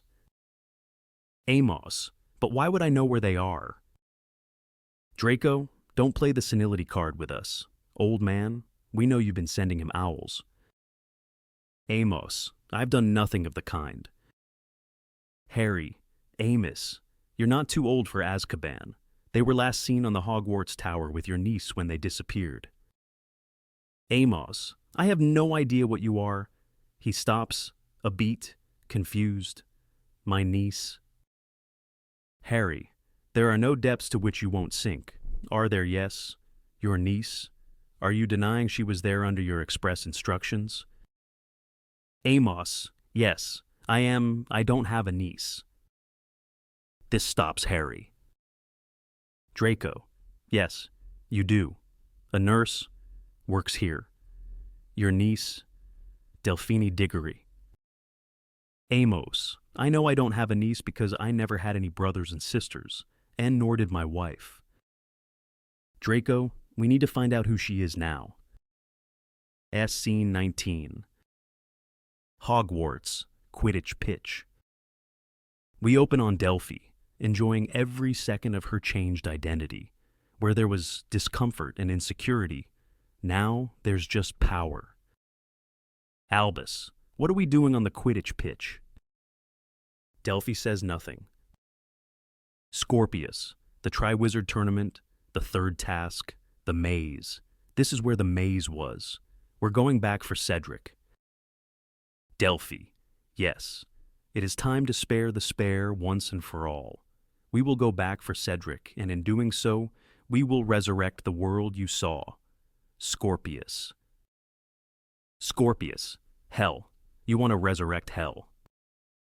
Delphi, I want to return to pure and strong magic. I want to rebirth the dark. Scorpius, you want Voldemort's return? Delphi, the one true ruler of the wizarding world. He will return, now. You've ensured the first two tasks are a little clogged up with magic. There are at least 2 visits from the future in both of them, and I will not risk being revealed or distracted. The third task is clean, so let's start there, shall we? Albus, we won't stop him. Whatever you force us to do, we know he needs to win the tournament with my dad. Delphi, I don't just want you to stop him, I want you to humiliate him. He needs to fly out of that maze naked on a broomstick made of purple feather dusters. Humiliation got you there before, and it'll get us there again. And the prophecy will be fulfilled. Scorpius, wasn't aware that there was a prophecy. What prophecy? Delphi, you have seen the world as it should be. Scorpius. And today, we're going to ensure its return. Albus, we won't obey you. Whoever you are, whatever you want us to do. Delphi, of course you will. Albus, you'll have to use Imperio. You'll have to control me. Delphi, no. To fulfill the prophecy, this has to be you, not a puppet of you. You have to be the one to humiliate Cedric. So, Imperio just won't do. I'll have to force you by other means. She takes out her wand, she points it at Albus, who sticks his chin out. Albus, do your worst. Delphi looks at him, and then turns her wand on Scorpius. Delphi, I will. Albus, no. Delphi, yes, as I thought this seems to frighten you more. Scorpius, Albus, whatever she does to me, we can't let her. Delphi, Crucio. Scorpius yells out in pain. Albus, I will. Delphi laughing. What on earth do you think you can do? A wizard-wide disappointment. A sore on your family name. A spare. You want to stop me hurting your only friend? Then do what you're told. She looks at Albus. His eyes stay resistant. No, Crucio. Albus, stop, please. Craig runs in, full of energy. Craig Bowker, Giger, Scorpius, Albus, everyone's looking for you. Albus, Craig, get away, get help. Craig Bowker, Ginger, what's happening? Delphi, Avada Kedavra. Delphi sends a blast of green light across the stage. Craig is propelled backwards by it and is immediately killed. There's a silence that seems to last for a long time. Did you not understand? These are not childish games we are playing here. You are useful to me. Your friends are not. Albus and Scorpius look at Craig's body, their minds in hell. It took me a long time to discover your weakness. Albus Potter. I thought it was pride. I thought it was the need to impress your father. But then I realized your weakness was the same as your father's. Friendship. You will do exactly as you're told. Otherwise, Scorpius will die. Just like that spare did. She looks at them both. Voldemort will return, and the augury will sit at his side, just as it was prophesied. When spares are spared, when time is turned, when unseen children murder their fathers, then will the Dark Lord return. She smiles. She pulls Scorpius viciously towards her. Cedric is the spare, and Albus. She pulls Albus viciously towards her. The unseen child who will kill his father by rewriting time and so return the Dark Lord. The time turner starts rotating. She pulls their hands to it. Now, and there is a giant whoosh of light, a smash of noise. And time stops, and then it turns over, thinks a bit, and begins spooling backwards, slow at first. And then it speeds up. And then there's a sucking noise, and a bang. Scene 20. Triwizard Tournament, Maze, 1995. The maze is a spiral of hedges that don't stop moving. Delphi walks determinedly through it. Behind her she drags Albus and Scorpius, their arms bound, their legs reluctantly moving. Ludo Bagman. Ladies and gentlemen, boys and girls, I give you the greatest, the fabulous, the one and the only Triwizard Tournament. There's a loud cheer. Delphi turns left. If you're from Hogwarts, give me a cheer. There's a loud cheer. If you're from Durmstrang, give me a cheer. There's a loud cheer. And if you're from Beauxbatons, give me a cheer. There's a fulsome cheer. Delphi and the boys are forced to move as a hedge closes upon them. The French, finally showing us what they're capable of there. Ladies and gentlemen, I give you the final of the Triwizard tasks, a maze of mysteries, a disease of uncontrollable darkness. For this maze it lives. It lives. Victor Crumb passes across the stage, moving through the maze. And why risk this living nightmare? Because inside this maze is a cup, and not just any cup. Yes, the Triwizard Trophy stands within this vegetation. Delphi, where is he? Where is Cedric? A hedge almost dissects Albus and Scorpius. Scorpius, the hedges want to kill us too. This gets better and better. Delphi, you will keep up or face the consequences. Ludo Bagman, the perils are plentiful, but the prizes are palpable. Who will fight their way through? Who will fall at the final hurdle? What heroes do we have within our midst? Only time will tell. Ladies and gentlemen, only time will tell. They move through the maze, Scorpius and Albus being compelled by Delphi. As she moves ahead, the boys have a chance to talk. Scorpius, Albus, we need to do something. Albus, I know, but what? She has snapped our wands. We're bound, and she's threatening to kill you. Scorpius, I'm ready to die if it'll stop Voldemort returning. Albus, are you? Scorpius, you won't have to mourn me for long. She'll kill me and quickly kill you too. Albus desperate. The flaw in the time turner, the 5-minute rule. We do all we can to run down the clock. Scorpius, it won't work. As another hedge changes direction, Delphi pulls Albus and Scorpius in after her. They continue through this maze of despair. Ludo Bagman. Now, let me remind you of the current standings. Tied in first place, Mr. Cedric Diggory and Mr. Harry Potter. In second place, Mr. Victor Crumb. And in third place, Sacré Bleu, Miss Fleur Delacour. Suddenly, Albus and Scorpius emerge from behind a hedge. They're running.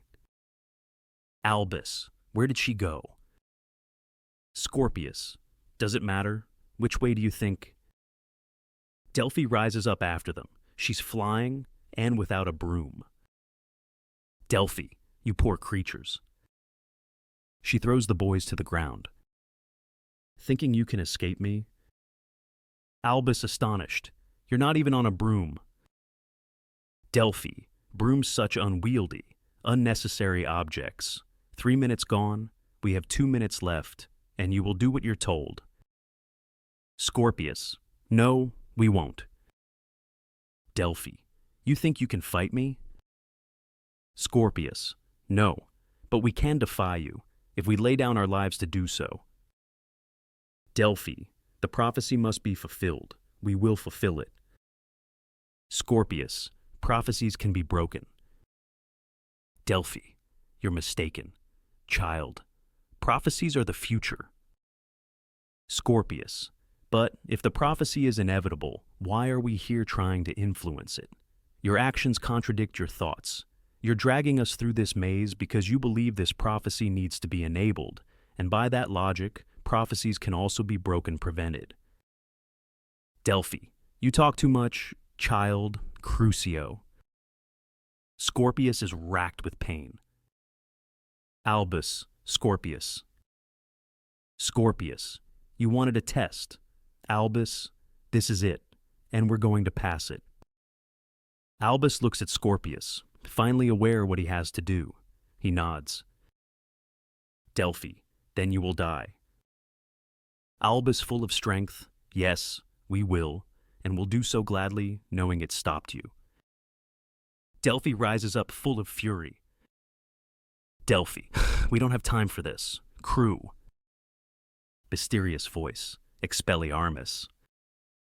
Bang, Delphi's wand is pulled away from her. Scorpius looks on in astonishment.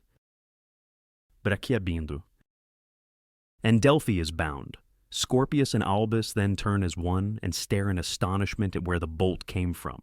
A young, good-looking lad of 17 or so. Cedric. Cedric, come no further. Scorpius, but you're... Cedric Diggory. I heard screaming. I had to come.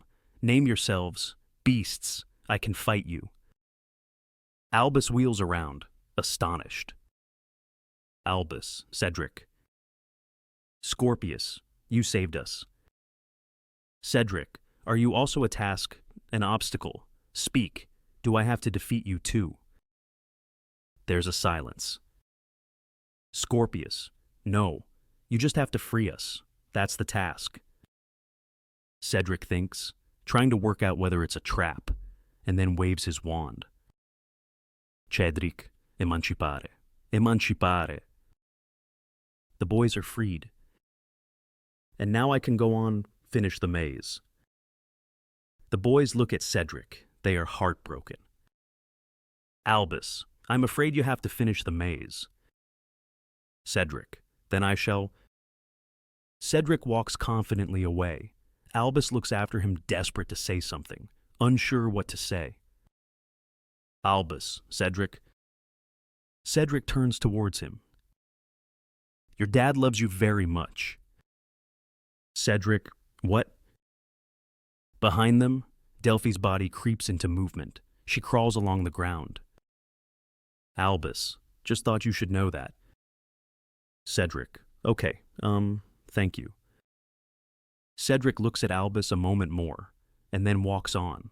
Delphi pulls out the time turner from within her robes. Scorpius, Albus. Albus, no, wait. Scorpius, the time turner is spinning. Look at what she's doing. She can't leave us behind. Albus and Scorpius both scramble to grab part of the time turner. And there is a giant whoosh of light, a smash of noise. And time stops, and then it turns over, thinks a bit, and begins spooling backwards, slow at first. And then it speeds up. Albus. Albus, what have we done? Scorpius, we had to go with the time turner. We had to try to stop her. Delphi, stop me. How do you think you've stopped me? I am done with this. You may have destroyed my chances of using Cedric to darken the world, but maybe you're right.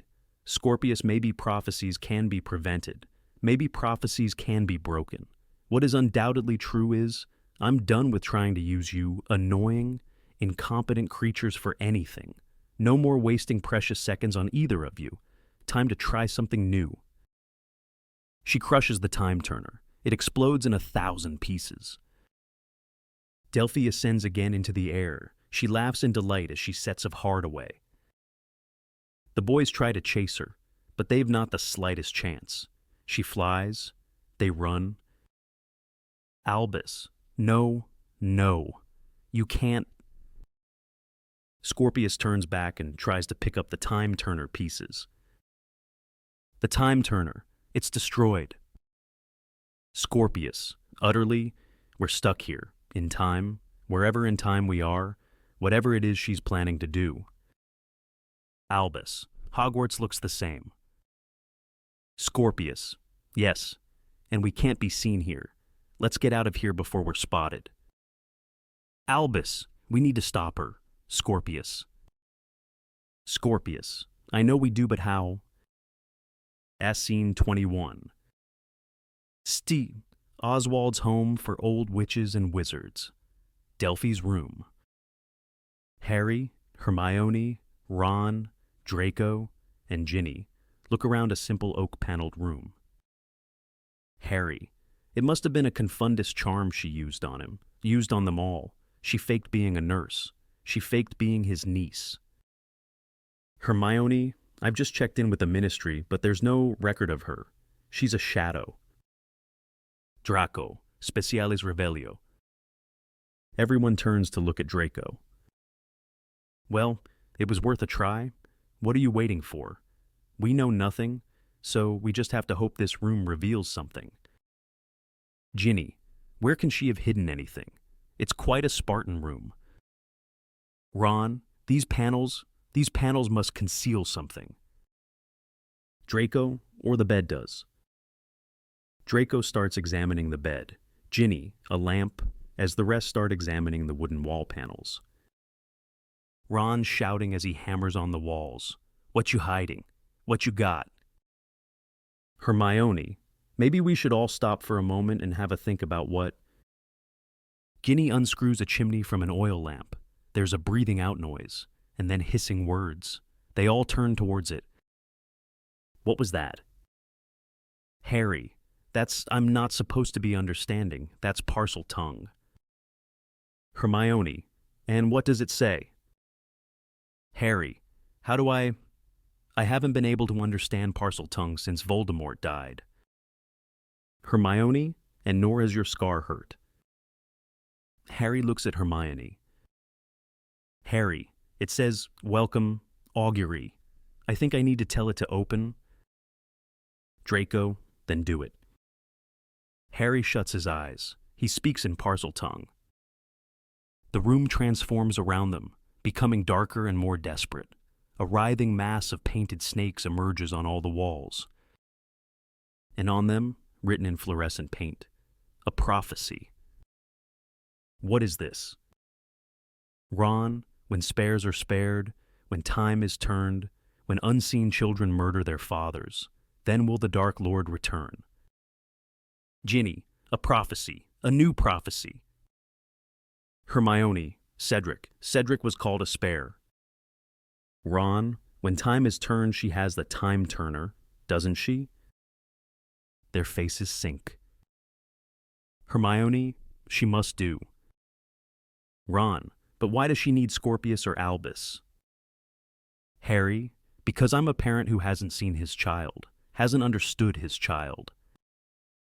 Draco, who is she, to be so obsessed with all this? Ginny, I think I've got the answer to that. They all turn to her. She points up. Their collective faces sink further and fill with fear. Words are revealed on all the walls of the auditorium, dangerous words, horrible words. I will rebirth the dark. I will bring my father back. Ron, no, she can't. Hermione, how is it even possible? Draco, Voldemort had a daughter. They look up, terrified.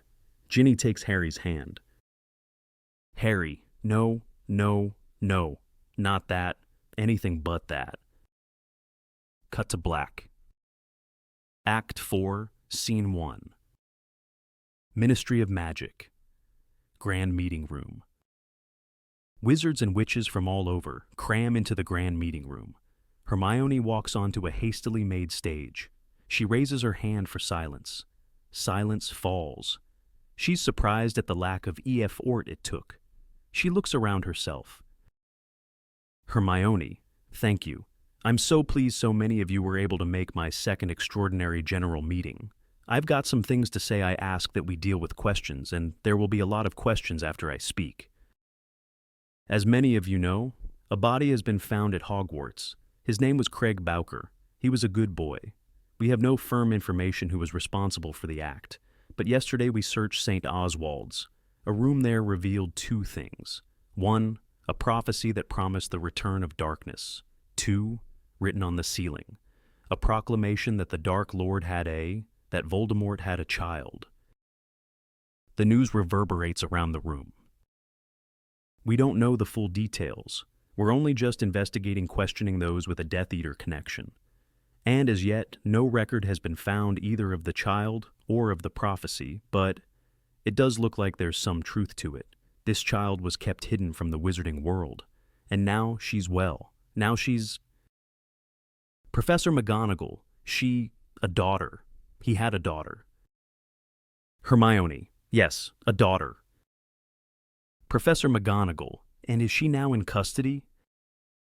Harry, Professor, she did ask for no questions. Hermione, it's fine. Harry, no. Professor, that's where this gets worse. I'm afraid we've no means of taking her into custody, or indeed, stopping her doing anything. She's out of our reach. Professor McGonagall, we can't look for her. Hermione, we have good reason to believe she's hidden herself in time. Professor McGonagall, of all the reckless, stupid things, you kept the time turner even now. Hermione, Professor, I assure you. Professor McGonagall, shame on you. Hermione Granger? Hermione flinches in the face of the anger. Harry, no, she doesn't deserve that. You have a right to be angry. You all do. But this is not all Hermione's fault. We don't know how the witch got hold of the time turner, whether my son gave it to her. Ginny, whether our son gave it her, or whether it was stolen from him. Ginny joins Harry on the stage. Professor McGonagall, your solidarity is admirable, but it doesn't make your negligence negligible. Draco, then it's a negligence I too should face. Draco walks up to the stage and stands beside Ginny. This is almost a Spartacus moment. There are gasps. Hermione and Harry have done nothing wrong but try and protect us all. If they're guilty, then I am too. Hermione looks across at her cohort moved. Ron joins them on the stage. Ron, just to say I didn't know about much of it, so can't take responsibility, and I'm pretty sure my kids had nothing to do with it, but if this lot are standing up here, then so am I. Ginny, no one can know where they are, whether they're together or apart. I trust that our sons will be doing all they can to stop her. But, Hermione, we haven't given up. We've gone to the giants, the trolls, everyone we can find. The Aurors are out flying, searching, talking to those who know secrets, following those who won't reveal secrets. Harry, but there is one truth we can't escape, that somewhere in our past, a witch is trying to rewrite everything we ever knew, and all we can do is wait. Wait for the moment she either succeeds or fails. Professor McGonagall, and if she succeeds. Harry, then just like that, most of the people in this room will be gone, will no longer exist, and Voldemort will rule again. Scene 2. Scottish Highlands, Aviemore train station, 1981. Albus and Scorpius are looking at a station master apprehensively. Albus, one of us should talk to him, don't you think? Scorpius, hello, Mr. Station Master, Mr. Muggle. Question, did you see a flying witch passing here? And by the way, what year is it? We just ran away from Hogwarts because we were frightened of upsetting things. but this is okay. Albus, you know what annoys me most of all? Dad will think we did it deliberately. Scorpius, Albus, really? I mean, really, really. We're trapped lost in time, probably permanently, and you're worrying what your dad might think about it. I will never understand the two of you. Albus, there's a lot to understand. Dad's pretty complicated. Scorpius, and you're not to question your taste in women, but you fancied, well, they both know who he's talking about. Albus, didn't I? I mean, what she did to Craig. Scorpius, let's not think about that. Let's focus on the fact that we have no wands, no brooms, no means of returning to our time. All we have is our wits and no. That's all. Our wits, and we have to stop her. Station master in very strong Scots. Ye ken the auld reekie train is running late. Boys. Scorpius. Sorry. Station master, if you're waiting Owen the auld reekie train, you'll need to ken it's running late. Train works own the line. It's a Owen the amended time bird. He looks at them. They look back bewildered. He frowns and hands them an amended timetable. He points to the right bit of it. Late. Albus takes it and examines it. His face changes as he takes in enormous information. Scorpius just stares at the station master. Albus, I know where she is. Scorpius, you understood that. Albus, look at the date, on the timetable. Scorpius leans in and reads, Scorpius, the 30th October, 1981, day before Hallows Eve. 39 years ago, but why is she... Oh. Scorpius's face falls as he realizes.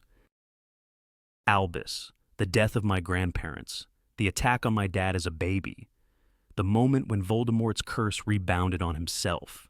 She's not trying to bring about her prophecy. She's trying to prevent the big one. Scorpius, the big one. Albus, the one with the power to vanquish the Dark Lord, approaches. Scorpius joins in.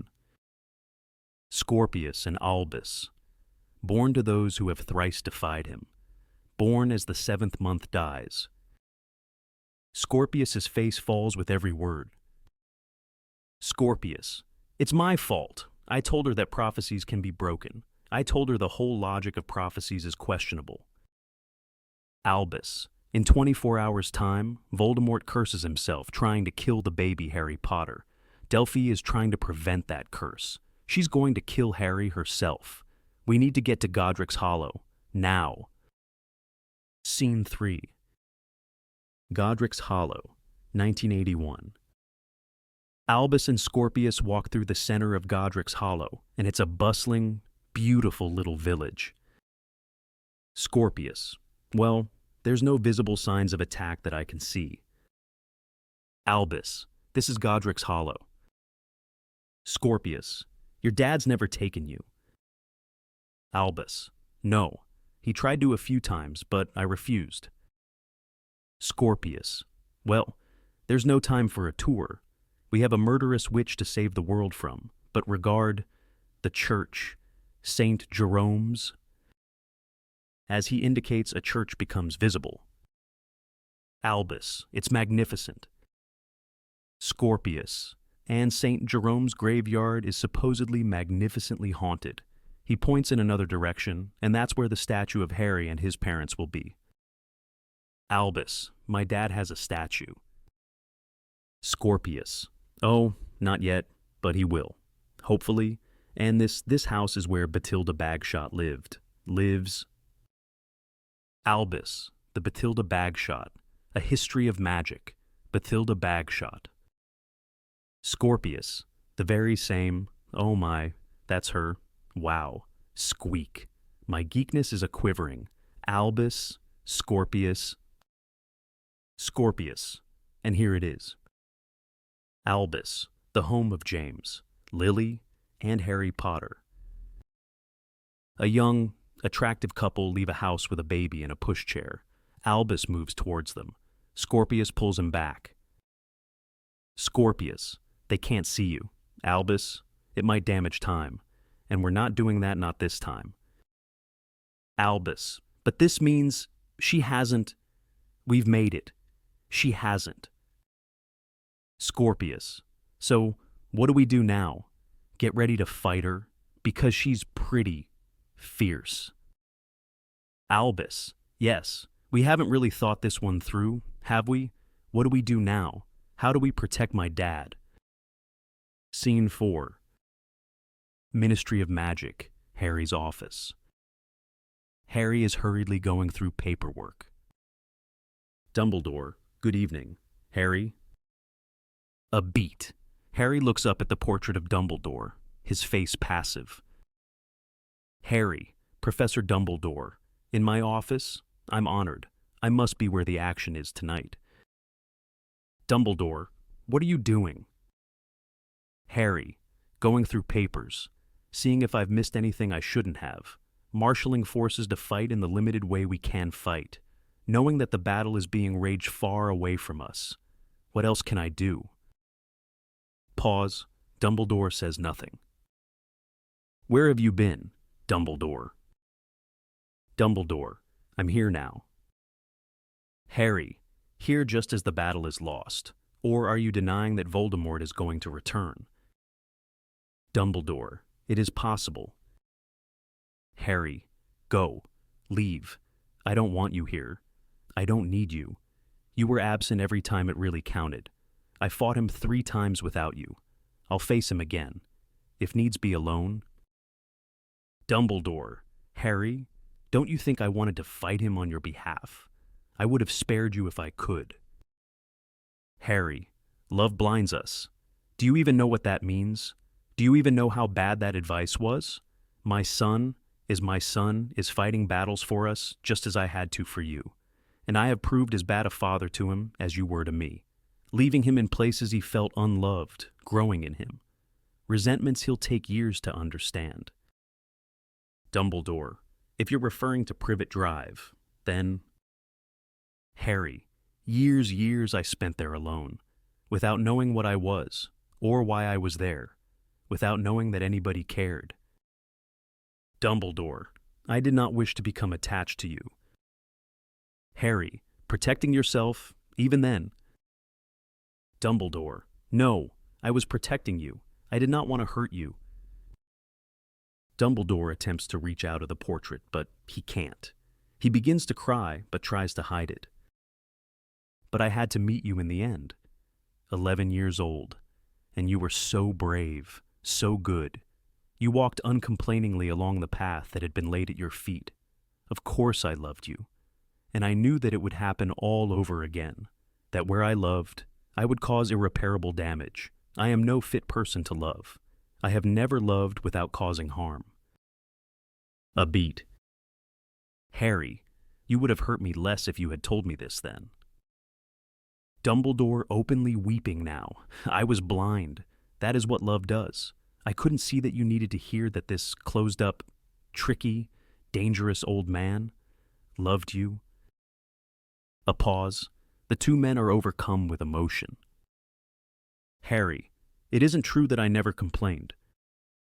Dumbledore, Harry, there is never a perfect answer in this messy, emotional world. Perfection is beyond the reach of humankind, beyond the reach of magic. In every shining moment of happiness is that drop of poison, the knowledge that pain will come again. Be honest to those you love. Show your pain.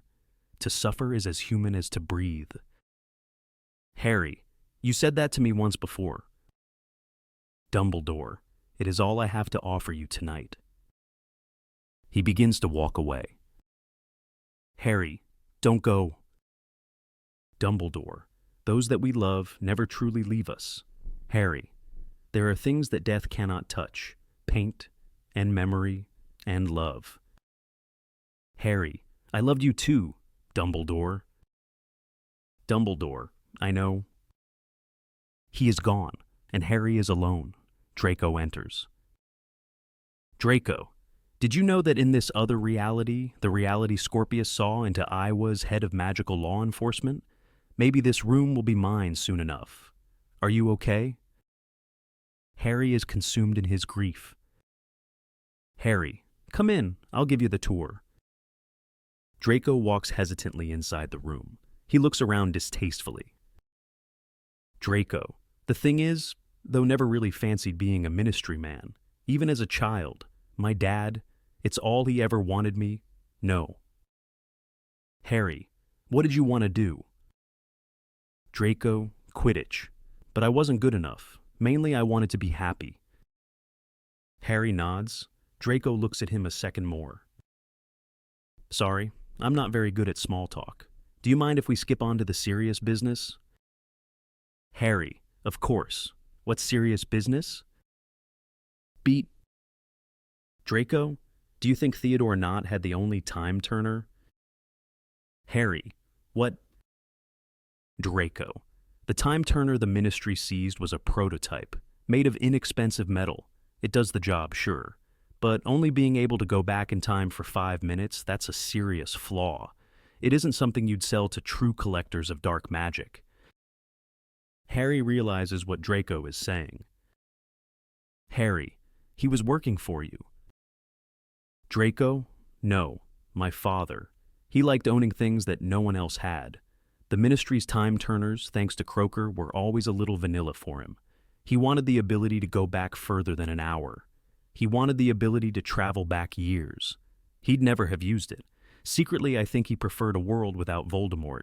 But yes, the time turner was built for him. Harry, and did you keep it? Draco reveals the time turner. Draco, no 5-minute problem, and it gleams like gold, just the way the Malfoys like it. You're smiling. Harry, Hermione Granger? It was the reason she kept the first, the fear that there might be a second. Hanging on to this, you could have been sent to Azkaban. Draco, consider the alternative. Consider if people had known that I had the ability to travel in time. Consider the rumor that would have been given increased credence. Harry looks at Draco, understanding him perfectly. Harry, Scorpius. Draco, we were capable of having children, but Astoria was frail, a blood malediction, a serious one. An ancestor was cursed. It showed up in her. You know how these things can resurface after generations. Harry, I'm sorry. Draco. Draco, I didn't want to risk her health. I said it didn't matter whether the Malfoy line died with me, whatever my father said. But Astoria, she didn't want a baby for the Malfoy name, for pure blood or glory, but for us, our child, Scorpius, was born. It was the best day of both our lives, although it weakened Astoria considerably. We hid ourselves away, the three of us. I wanted to conserve her strength, and so the rumors started. Harry, I can't imagine what that was like. Draco, Astoria always knew that she was not destined for old age. She wanted me to have somebody when she left, because it is exceptionally lonely, being Draco Malfoy. I will always be suspected. There is no escaping the past. I never realized, though, that by hiding him away from this gossiping and judgmental world, I ensured that my son would emerge shrouded in worse suspicion than I ever endured. Harry, love blinds. We have both tried to give our sons, not what they needed, but what we needed. We've been so busy trying to rewrite our own pasts. We've blighted their present. Draco, which is why you need this. I have been holding on to it, barely resisting using it, even though I would sell my soul for another minute with Astoria. Harry, oh, Draco, we can't use it. Draco looks up at Harry, and for the first time at the bottom of this dreadful pit, they look at each other as friends. Draco, we have to find them if it takes centuries. We must find our sons. Harry, we have no idea where they are or when they are. Searching in time when you've no idea where in time to search. That's a fool's errand. No, love won't do it, and nor will a time turner. I'm afraid it's up to our sons now. They're the only ones who can save us. Scene 5. Godric's Hollow. Outside, James and Lily. Potter's House. 1981. Albus. We tell my granddad and grandma. Scorpius. That they'll never get to see their son grow up. Albus. She's strong enough, I know she is. You saw her. Scorpius. She looked wonderful. Albus. And if I were you, I'd be desperate to talk to her. But she needs to be able to beg Voldemort for Harry's life. She needs to think he might die. And you're the worst spoiler in the world that didn't turn out to be true. Albus. Dumbledore. Dumbledore's alive. We get Dumbledore involved. We do what you did with Snape. Scorpius. Can we risk him knowing your dad survives? That he has kids? Albus. He's Dumbledore. He can cope with anything. Scorpius. Albus. There have been about 100 books written on what Dumbledore knew, how he knew it, or why he did what he did. But what's undoubtedly true what he did, he needs to do, and I'm not going to risk messing with it. I was able to ask for help because I was in an alternate reality. We aren't. We're in the past. We can't fix time only to create more problems if our adventures have taught us anything. They've taught us that. The dangers of talking to anyone infecting time are too great. Albus. So, we need to talk to the future. We need to send Dad a message. Scorpius. But we don't have an owl that can fly through time, and he doesn't have a time turner. Albus. We get a message to Dad. He'll find a way to get back here, even if he has to build a time turner himself. Scorpius. We send a memory like a pensive stand over him and send a message. Hope he reaches for the memory at exactly the right moment. I mean, it's unlikely, but stand over the baby and just repeatedly shout, "Help! Help! Help!" I mean, it might traumatize the baby slightly. Albus. Only slightly. Scorpius. A bit of trauma now is nothing compared to what's happening. And maybe when he then thinks later, he might remember the faces of us as we shouted. Albus. Help. Scorpius looks at Albus. Scorpius. You're right. It's a terrible idea. Albus. It's one of your worst ideas ever. Scorpius. Got it. We deliver it ourselves. We wait 40 years. We deliver it. Albus. Not a chance once Delphi has set time the way she wants. She'll send armies to try and find us, kill us. Scorpius. So we hide in a hole. Albus. As pleasurable as it will be to hide in a hole with you for the next 40 years, they'll find us, and we'll die, and time will be stuck in the wrong position. No, we need something we can control, something we know he'll get at exactly the right time. We need a... Scorpius. There's nothing. Still, if I had to choose a companion to be at the return of eternal darkness with, I'd choose you. Albus. No offense, but I'd choose someone massive and really good at magic.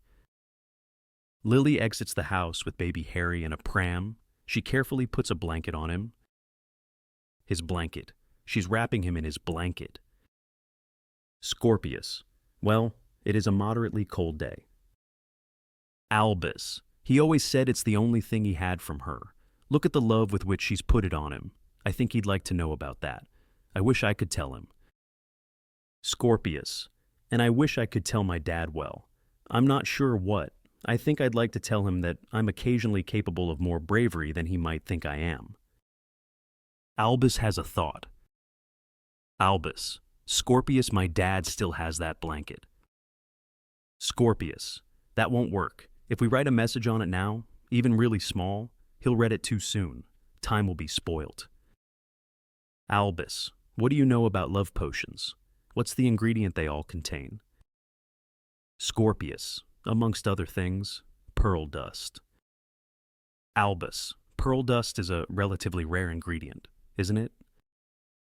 Scorpius. Mainly because it's pretty expensive. What's this about Albus?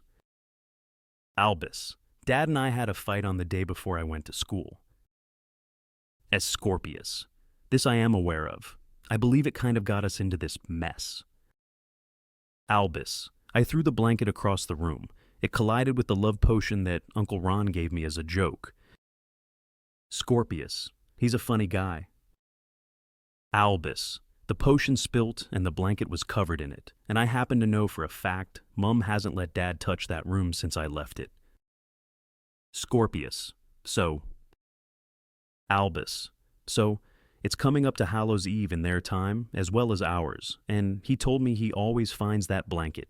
He needs to be with it on Hallows Eve. It was the last thing his mum gave him, so he will look for it, and when he finds it... Scorpius. No, still not getting you. Albus. What reacts with pearl dust? Scorpius. Well, it is said that if tincture of demiguise and pearl dust meet, they burn. Albus. And is tincture of he's unsure how to say the word demiguise visible to the naked eye? Scorpius. No. Albus. So if we were to get that blanket and write on it in tincture of demiguise, then... Scorpius Eureka. Nothing would react to it until it came into contact with the love potion. In your room, in the present, by Dumbledore. I love it. Albus. We just need to work out where to find some demiguises. Scorpius. You know, rumor has it Bathilda Bagshot never saw the point in witches and wizards locking their doors. The door swings open. Rumor was right. Time to steal some wands and get potioning. Scene 6. Harry and Ginny, Potter's house. Albus's room. Harry is sitting on Albus's bed. Ginny enters. She looks at him. Ginny, surprised to find you here. Harry, don't worry. I haven't touched anything. Your shrine is preserved. He winces. Sorry, bad choice of words. Ginny says nothing. Harry looks up at her. You know, I've had some pretty terrible Hallows Eves, but this is undoubtedly at least the second worst. Ginny, I was wrong to blame you. I always accuse you of jumping to things, and it was me who Albus went missing, and I assumed it was your fault. I'm sorry I did that. Harry, you don't think this is my fault. Ginny, Harry, he was kidnapped by a powerful dark witch. How can that be your fault? Harry, I chased him away. I chased him to her. Ginny, can we not treat this as if the battle is already lost?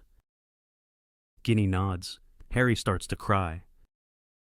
Harry, I'm sorry. Gin. Ginny, are you not listening to me? I'm sorry too. Harry, I shouldn't have survived. It was my destiny to die. Even Dumbledore thought so, and yet I lived. I beat Voldemort. All these people, my parents, Fred, the fallen 50, and it's me that gets to live. How is that? All this damage and it's my fault.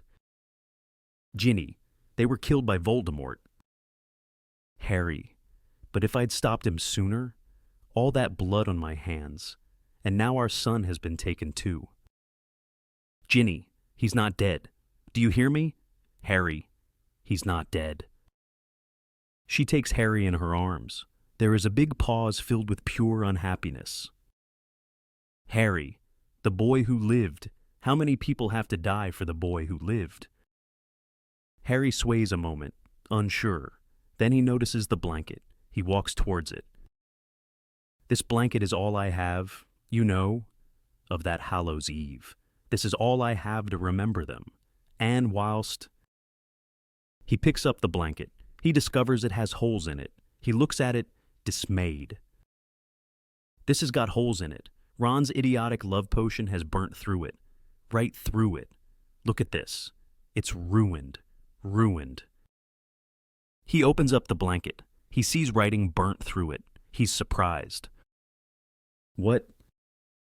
Ginny, Harry, it has something written.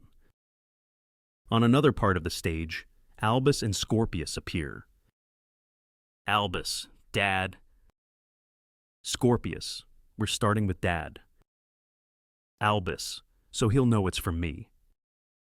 Scorpius, Harry is his name. We should start with Harry. Albus firm, we're starting with Dad. Harry, Dad. Does it say Dad? It's not that distinct. Scorpius, Dad, help. Ginny, hello? Does that say hello? And then, good. Harry, Dad, hello, good, hello. No, this is a strange joke. Albus, Dad, help. Godric's Hollow. Ginny, give me that. My eyesight is better than yours. Yes. Dad. Hello. Good, that's not hello.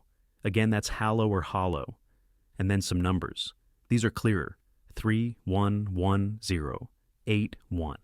Is this one of those Muggle telephone numbers? Or a grid reference, or a... Harry looks up, several thoughts smashing through his brain at once. Harry, no, it's a date. 31st October, 1981, the date my parents were killed. Ginny looks at Harry, and then back at the blanket. Ginny, that doesn't say hello, it says help. Harry, Dad, help. Godric's Hollow, 311081. It's a message. Clever boy left me a message. Harry kisses Ginny hard. Ginny, Albus wrote this. Harry, and he's told me where they are and when they are, and now we know where she is. We know where we can fight her. He kisses her hard again. Ginny, we haven't got them back again yet. Harry, I'll send an owl to Hermione. You send one to Draco. Tell them to meet us at Godric's with the time turner. Ginny, and it is us. Okay, don't even think about going back without me. Harry. Harry, of course you're coming. We have a chance. Ginny, and by Dumbledore, that's all that we need, a chance. Scene 7. Godric's Hollow. Ron, Hermione, Draco, Harry, and Ginny walk through a present-day Godric's Hollow, a busy market town. It's expanded over the years. Hermione, Godric's Hollow. It must be 20 years. Ginny, is it just me, or are there more muggles about? Hermione, it's become quite popular as a weekend break. Draco, I can see why I look at the thatched roofs. And is that a farmer's market? Hermione approaches Harry, who is looking around himself, overwhelmed by all that he's seeing. Hermione, you remember when we were last here? This feels just like old times. Ron, old times with a few unwelcome ponytails added to the mix. Draco knows a barb when he hears one. Draco, can I just say? Ron, Malfoy, you may be all chummy with Harry, and you may have produced a relatively nice child, but you've said some very unfair things to and about my wife. Hermione, and your wife doesn't need you fighting her battles for her. Hermione looks witheringly at Ron. Ron takes the hit. Ron, fine, but if you say one thing about her or me... Draco, you'll do what? Weasley. Hermione, he'll hug you, because we're all on the same team, aren't we? Ron. Ron hesitating in the face of her unwavering gaze. Fine, I think you've got really nice hair. Draco. Hermione, thank you, husband. Now this seems a good spot. Let's do this. Draco takes out the time turner. It begins spinning wildly as the others take their places around it. And there is a giant whoosh of light, a smash of noise. And time stops, and then it turns over, thinks a bit, and begins spooling backwards, slow at first. And then it speeds up. They look around themselves. Ron, so, has it worked? Scene 8. Godric's Hollow, a shed, 1981. Albus looks up, amazed to see Ginny and then Harry, and then he takes in the rest of the happy band, Ron, Draco, and Hermione. Albus, Mum. Harry, Albus Severus Potter, are we pleased to see you? Albus runs and throws himself into Ginny's arms. Ginny receives him, delighted. Albus, you got our note. Ginny, we got your note. Scorpius trots up to his dad. Draco, we can hug too if you like. Scorpius looks at his dad, unsure for a moment, and then they sort of half hug in a very awkward way. Draco smiles. Ron, now, where's this Delphi? Scorpius, you know about Delphi. Albus, she's here, she's trying to kill you. We think, before Voldemort curses himself, she's going to kill you and so break the prophecy and… Hermione, yes, we thought that might be it too. Do you know where specifically she is now? Scorpius, she's disappeared. How did you… Without the time turner. Harry interrupting. That's a long and complicated story. Scorpius, and we don't have time for it. Draco smiles at Harry gratefully. Hermione, Harry's right. Time is of the essence. We need to get people into position. Now, Godric's Hollow is not a large place, but she could be coming from any direction. So, we need somewhere that gives us good views of the town, that allows for multiple and clear observation points, and that will, most importantly, keep us hidden, because we cannot risk being seen. They all frown, thinking. I'd say St. Jerome's Church ticks all those boxes, wouldn't you? Scene 9. Godric's Hollow, St. Jerome's Church, Sanctuary, 1981. Albus is sleeping in a pew. Ginny watches him carefully. Harry is looking out the opposite window. Harry, no, nothing. Why isn't she here? Ginny, we're together. Your mom and dad are alive. We can turn time. Harry, we can't speed it up. She'll come when she's ready, and we'll be ready for her. She looks at Albus's sleeping form. Or some of us will be.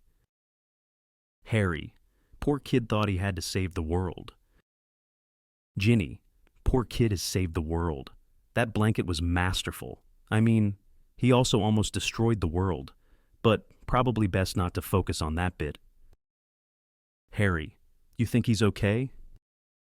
Ginny, he's getting there. It just might take him a bit of time and you a bit of time too. Harry smiles. She looks back at Albus. Harry does too. You know, after I'd opened the Chamber of Secrets after Voldemort had bewitched me with that terrible diary and I'd almost destroyed everything. Harry, I remember… Ginny, after I came out of hospital, everyone ignored me. Shut me out, other than, that is, the boy who had everything who came across the Gryffindor common room and challenged me to a game of exploding snap. People think they know all there is to know about you. But the best bits of you have always been heroic in really quiet ways. My point is, after this is over, just remember, if you could, that sometimes people, but particularly children, just want someone to play exploding snap with. Harry, you think that's what we're missing? Exploding snap. Ginny, no. But the love I felt from you that day, I'm not sure Albus feels that. Harry, I'd do anything for him. Ginny, Harry, you'd do anything for anybody. You were pretty happy to sacrifice yourself for the world. He needs to feel specific love. It'll make him stronger, and you stronger too. Harry, you know, it wasn't until we thought Albus had gone that I truly understood what my mother was able to do for me. A counter-charm so powerful that it was able to repel the spell of death. Ginny, and the only spell Voldemort couldn't understand love? Harry, I do love him specifically. Ginny. Ginny, I know, but he needs to feel it. Harry, I'm lucky to have you, aren't I? Ginny, extremely. And I'd be delighted to discuss just how lucky at another time. But for now, let's focus on stopping Delphi. Harry, we are running out of time. A thought occurs to Ginny. Ginny, unless Harry, has anyone thought why is she picked now? Today?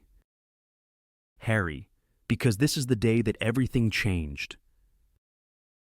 Ginny, right now you're over a year old, am I right? Harry, a year and 3 months. Ginny, That's a year and 3 months she could have killed you in. Even now, she's been in Godric's Hollow for 24 hours. What's she waiting for?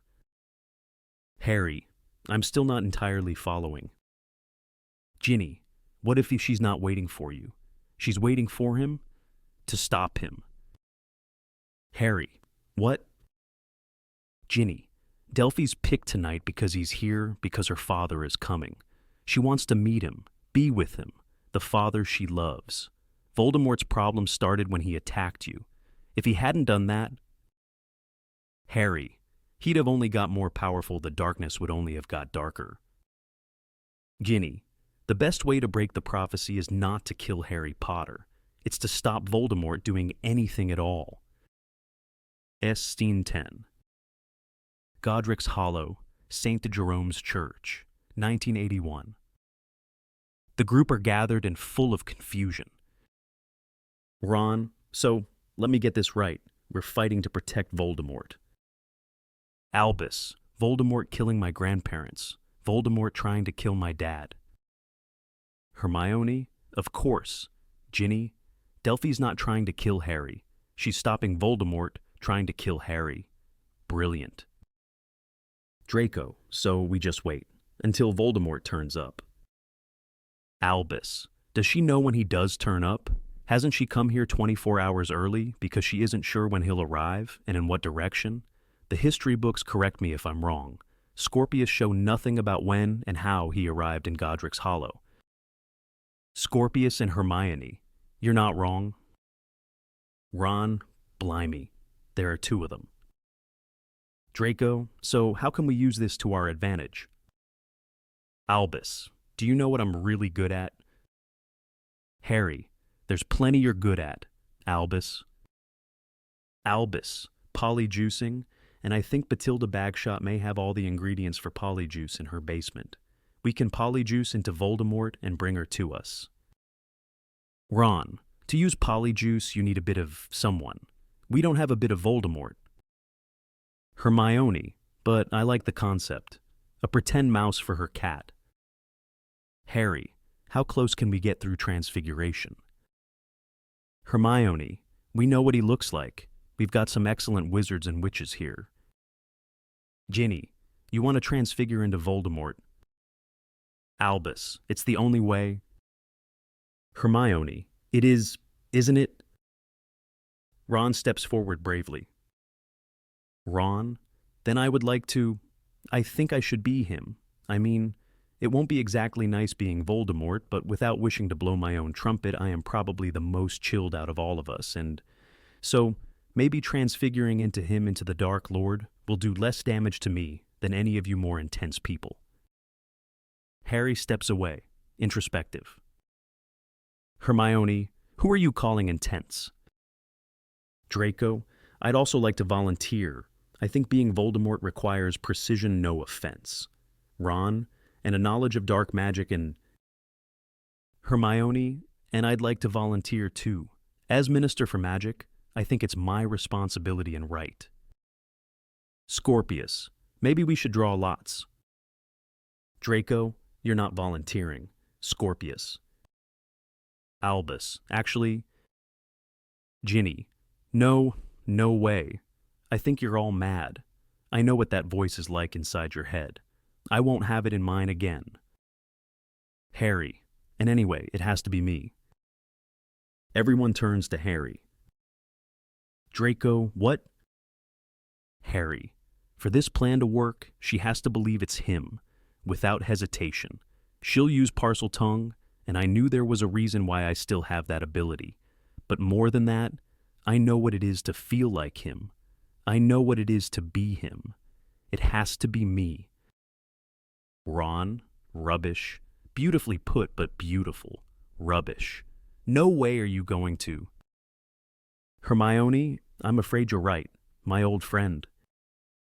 Ron, Hermione, you're wrong. Voldemort is not something to be. Harry should not. Ginny, and I hate to agree with my brother, but Ron, he could get stuck as Voldemort forever. Hermione, so could any of us. Your concerns are valid, but Harry, Hang on. Hermione, Gin. Ginny and Harry make eye contact. I won't do it if you don't want me to, but it feels like the only way to me. Am I wrong? Ginny thinks a moment and then softly nods. Harry's face hardens. Ginny, you're right. Harry, then let's do this. Draco, don't we need to discuss the route you're taking the... Harry, she's watching for him. She'll come to me. Draco, and then what? When she's with you, may I remind you this is a very powerful witch. Ron, easy. He gets her in here. We zap her together. Draco, zap her. Hermione looks around the room. Hermione, we'll hide behind these doors. If you can get her to this point. Harry, she indicates the point where the light from the rose window hits the floor. Then we come out and make sure she has no chance to escape. Ron with a look to Draco, and then we'll zap her. Hermione, Harry, last chance. Are you sure you can do this? Harry, yes, I can do this. Draco, no. There's too many what-ifs, too many things that can go wrong. The transfiguration could not hold. She could see through it, if she escapes us now. There's no telling the damage she can do. We need time to properly plan. Albus, Draco, trust my dad. He won't let us down. Harry looks at Albus moved. Hermione, wands. Everyone withdraws their wands. Harry clasps his... There's a light that builds that overwhelms. The transfiguration is slow and monstrous. And the form of Voldemort emerges from Harry. And it's horrendous. He turns. He looks around at his friends and family. They look back aghast. Ron, bloody hell. Harry, Voldemort. It worked. Then... Ginny gravely. Yes, it worked. Scene 11. Godric's Hollow, St. Jerome's Church, 1981. Ron, Hermione, Draco, Scorpius, and Albus stand at the window, looking out. Ginny can't look. She sits further back. Albus notices his mum sitting apart. He walks over to her. Albus, it's going to be okay. You know that, Mum. Ginny, I know it is. Or I hope I do. I just don't want to see him like that. The man I love shrouded in the man I hate. Albus sits beside his mum. Albus, I liked her. Mum, you know that. I really liked her. Delphi, and she was Voldemort's daughter. Ginny, that's what they're good at. Albus catching innocents in their web. Albus, this is all my fault. Ginny takes Albus in her arms. Ginny, how funny. Your dad seems to think it's all his strange pair that you are. Scorpius, that's her, she's seen him. Hermione, positions, everybody. And remember, don't come out until he's got her in the light. We've one shot at this. We don't want to mess it up. They all move fast. Draco, Hermione Granger. I'm being bossed around by Hermione Granger. She turns towards him. He smiles. And I'm mildly enjoying it. Scorpius, Dad. They scatter. They hide behind two major doors. Harry, Voldemort re-enters the church. He walks a few paces and then he turns. Harry, Voldemort, whichever witch or wizard is following me, I assure you, you will regret it. Delphi emerges behind him. She is compelled to him. This is her father, and this is the moment she's waited for her entire life. Delphi, Lord Voldemort, it is me. I am following you. Harry Voldemort, I do not know you. Leave me. She breathes deeply. Delphi, I am your daughter. Harry Sif Voldemort, if you were my daughter, I'd know of you. Delphi looks at him imploringly. Delphi, I am from the future. the child of Bellatrix Lestrange and you.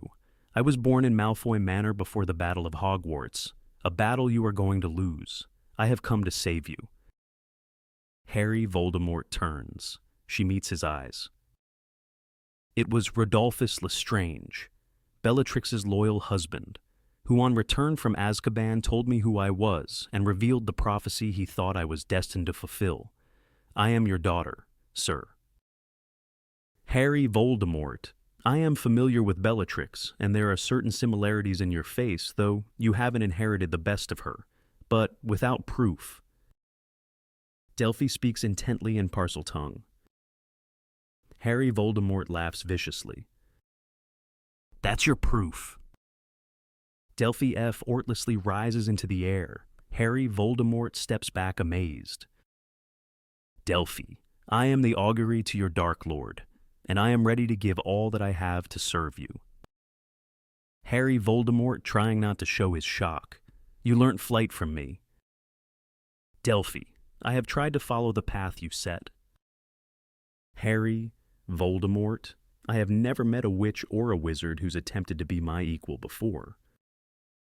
Delphi, do not mistake, I would not claim to be worthy of you, Lord, but I have devoted my life to being a child you could be proud of.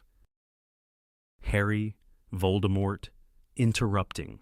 I see what you are, and I see what you could be. Daughter. She looks at him, desperately moved. Delphi, father. Harry Voldemort, together, the power we could wield. Delphi, father. Harry Voldemort, come here, in the light, so I may examine what my blood made. Delphi, your mission is a mistake. Attacking Harry Potter is a mistake. He will destroy you. Harry Voldemort's hand turns into Harry's hand. He looks at it, astonished and dismayed, and then quickly pulls it inside his sleeve. Harry Voldemort, he is a baby. Delphi, he has his mother's love. Your spell will rebound, destroying you and making him too powerful and you too weak. You will recover to spend the next 17 years consumed in a battle with him, a battle you will lose. Harry Voldemort's hair begins to sprout. He feels it. He attempts to cover it. He pulls his hood over his head. Harry Voldemort, then I won't attack him. You are right. Delphi, father. Harry Voldemort shrinks down. He is now more Harry than Voldemort. He turns his back to Delphi. Father. Harry, trying desperately to still sound like Voldemort. Your plan is a good one. The fight is off. You have served me well. Now come here into the light so I may examine you. Delphi sees a door slightly sway open and then be pulled shut. She frowns at it, thinking rapidly, her suspicion growing. Delphi, father. She tries to get a glimpse of his face again. There is almost a dance happening here. You are not Lord Voldemort. Delphi unleashes a bolt from her hand. Harry matches her. Expedith bosses and the worried pilad. Incendio. Harry, incendio. The bolts meet in a beautiful explosion in the middle of the room. And with her other hand, Delphi sends bolts to both doors as they try to open them. Delphi, Potter, Colloportus. Harry looks at the doors, dismayed. What? Thought your friends were going to join you. Did you? Hermione from of Harry. Ginny from of she sealed the doors from your side. Harry, fine. I'll deal with you alone. He moves to attack her again, but she is far stronger. Harry's wand ascends upwards towards her. He is disarmed. He is helpless. How did you? What are you? Delphi, I've watched you for a long time. Harry Potter, I know you better than my father did. Harry, you think you've learnt my weaknesses. Delphi, I've studied to be worthy of him. Yes, even though he is the supreme wizard of all time, he will be proud of me. Expulso. Harry rolls away as the floor explodes behind him. He crawls frantically under a church pew.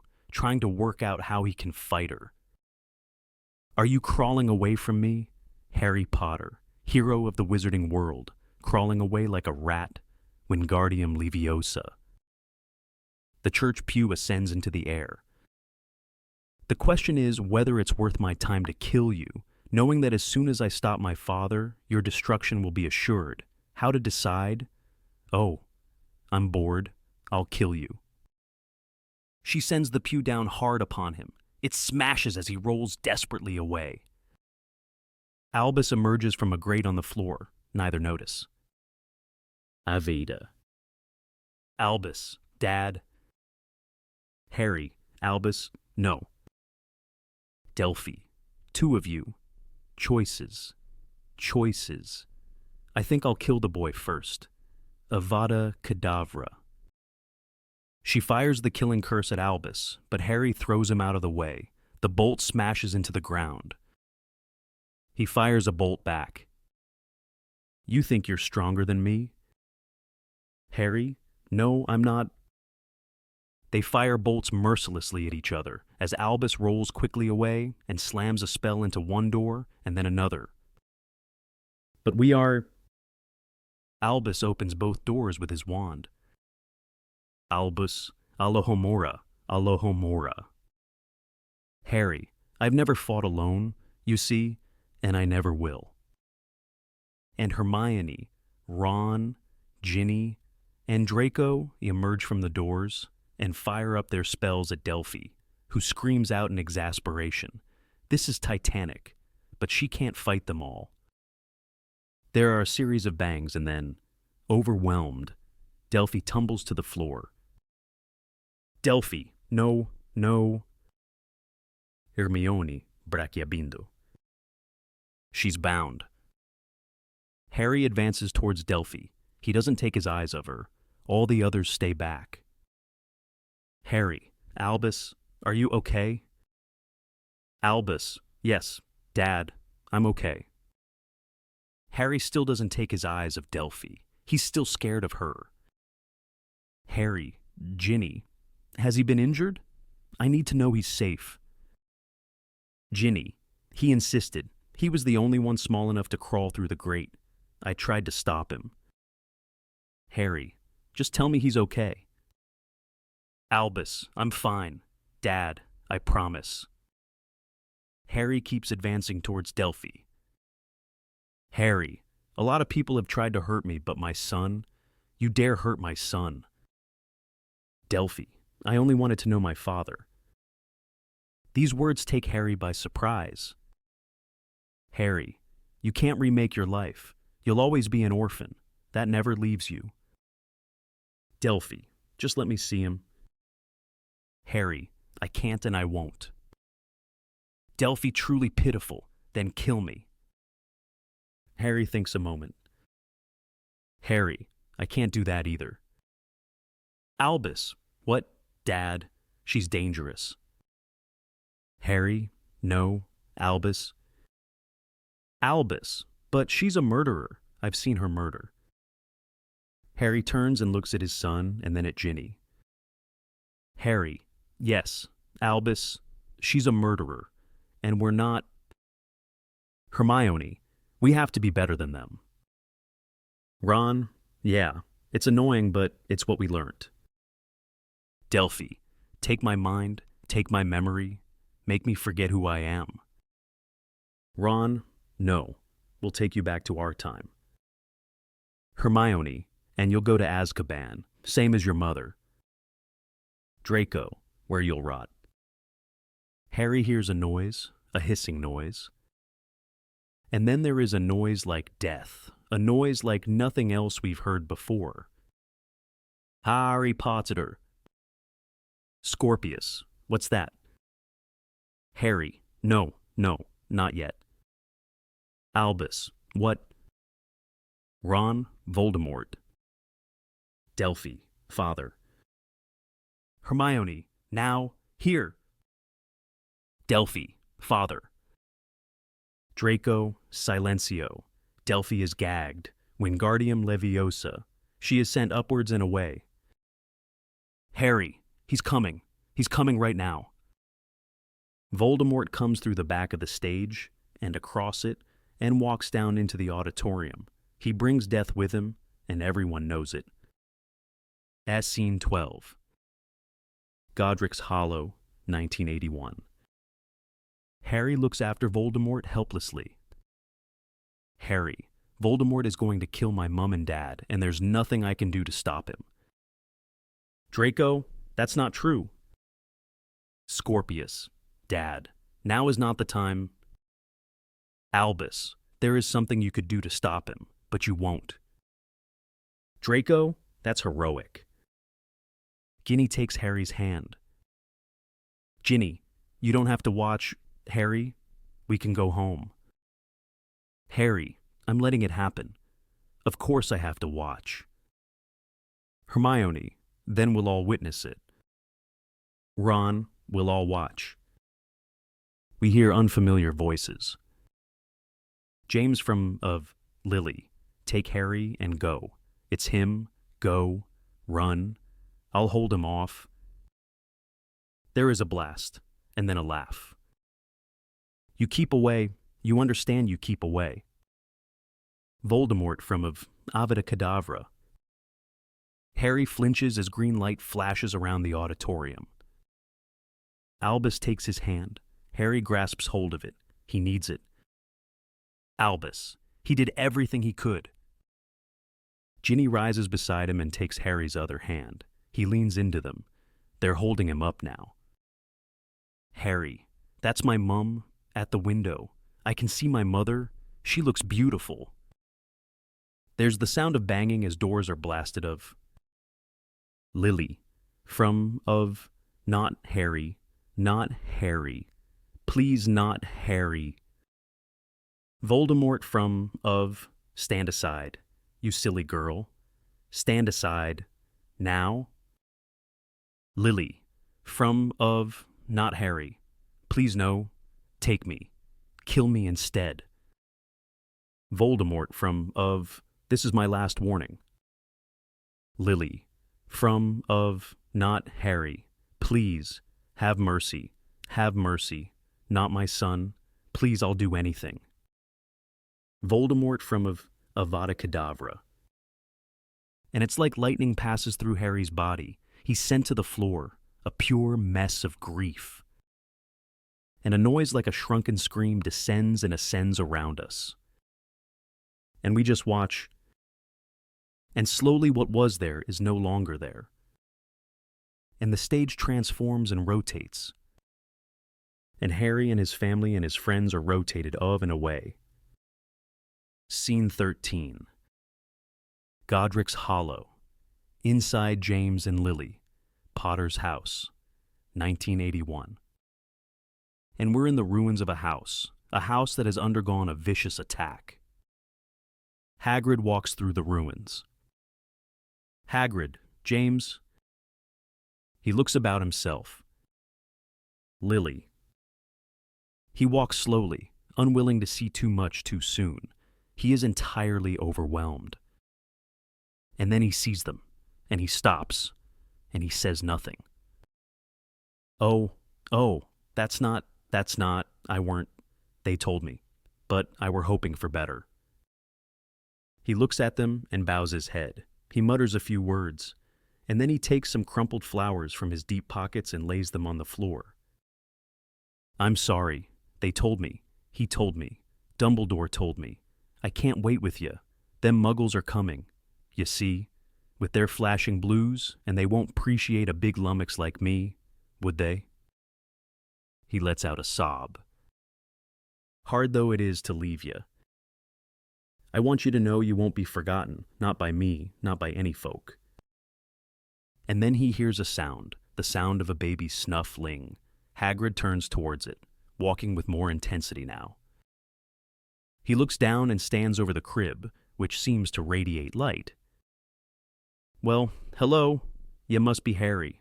Hello, Harry Potter. I'm Rubius Hagrid, and I'm going to be your friend whether you like it or not.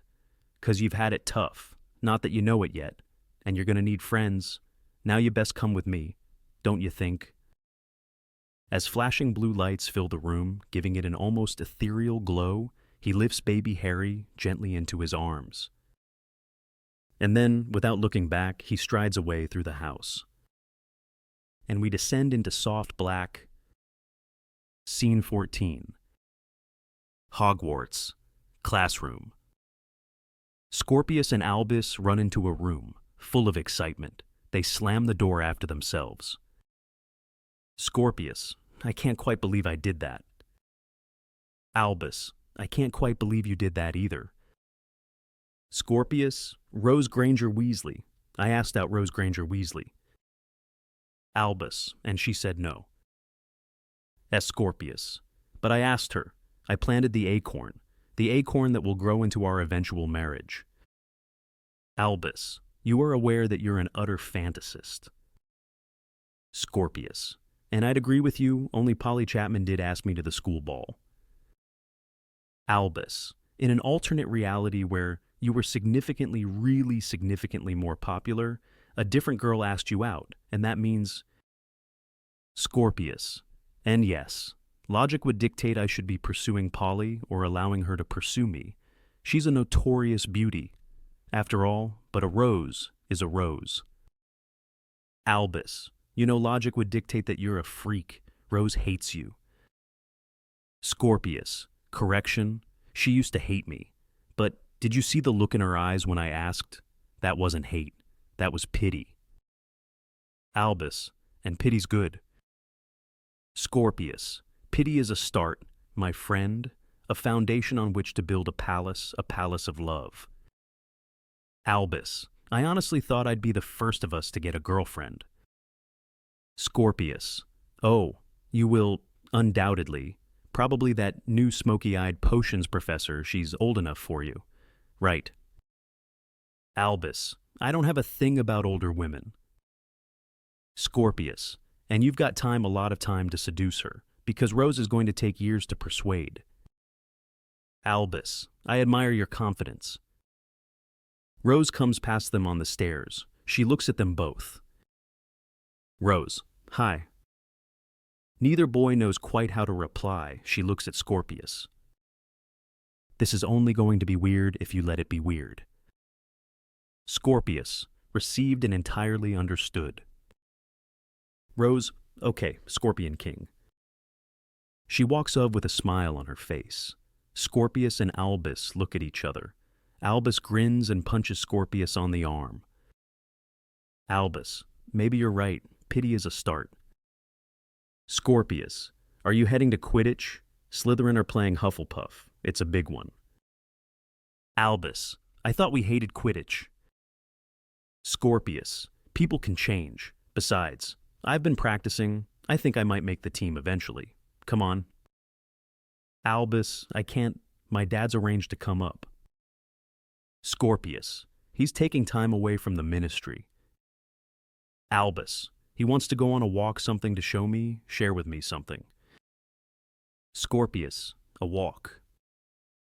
Albus, I know, I think it's a bonding thing or something similarly vomit-inducing.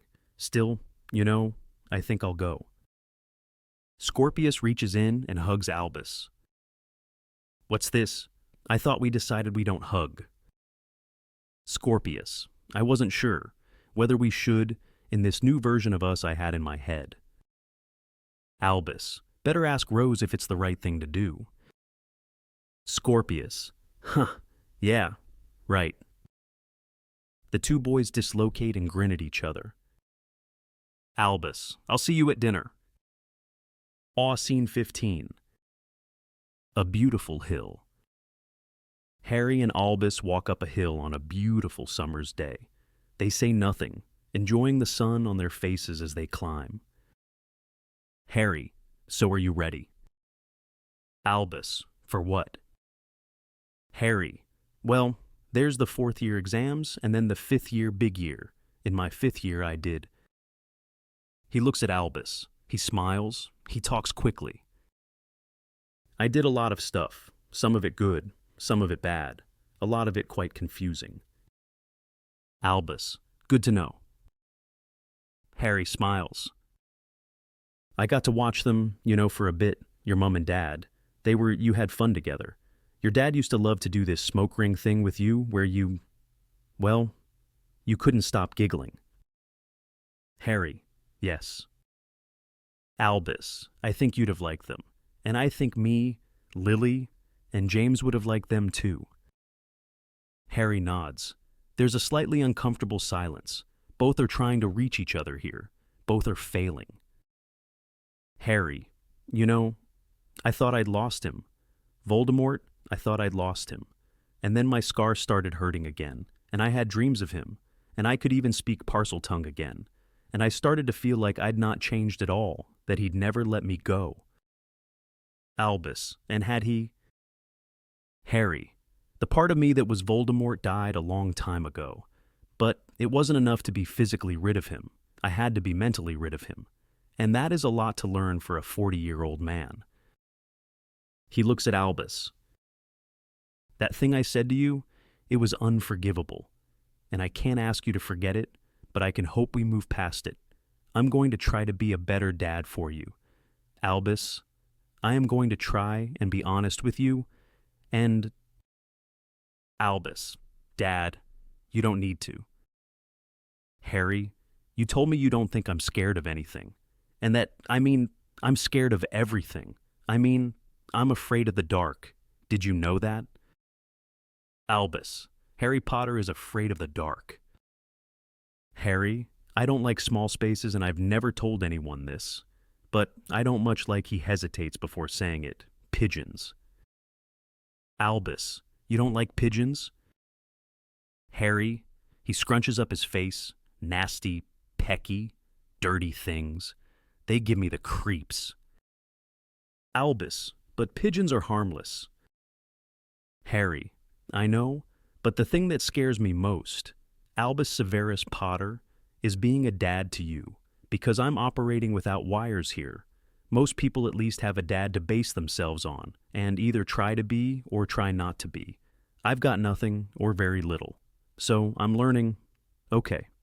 And I'm going to try with everything I've got to be a good dad for you. Albus, and I'll try and be a better son. I know I'm not James. Dad, I'll never be like you two. Harry, James is nothing like me. Albus, isn't he? Harry, everything comes easy for James. My childhood was a constant struggle. Albus, so was mine. So you're saying am I like you? Harry smiles at Albus. Harry, actually, you're more like your mum, bold, fierce, funny, which I like, which I think makes you a pretty great son. Albus, I almost destroyed the world. Harry, Delphi wasn't going anywhere. Albus, you brought her out into the light and you found a way for us to fight her. You may not see it now, but you saved us. Albus, but shouldn't I have done better? Harry, you don't think I ask myself the same questions. Albus' stomach sinking further. He knows this is not what his dad would do. And then, when we caught her, I wanted to kill her. Harry, you'd watched her murder Craig. You were angry. Albus, and that's okay. And you wouldn't have done it. Albus, how do you know that? Maybe that's my Slytherin side. Maybe that's what the Sorting Hat saw in me. Harry, I don't understand your head. Albus, actually, you know what? You're a teenager. I shouldn't be able to understand your head. But I do understand your heart. I didn't for a long time. But thanks to this escapade, I know what you got in there. Slytherin, Gryffindor, whatever label you've been given, I know that heart is a good one. Yeah, whether you like it or not. You're on your way to being some wizard. Albus, oh, I'm not going to be a wizard. I'm going into pigeon racing. I'm quite excited about it. Harry grins.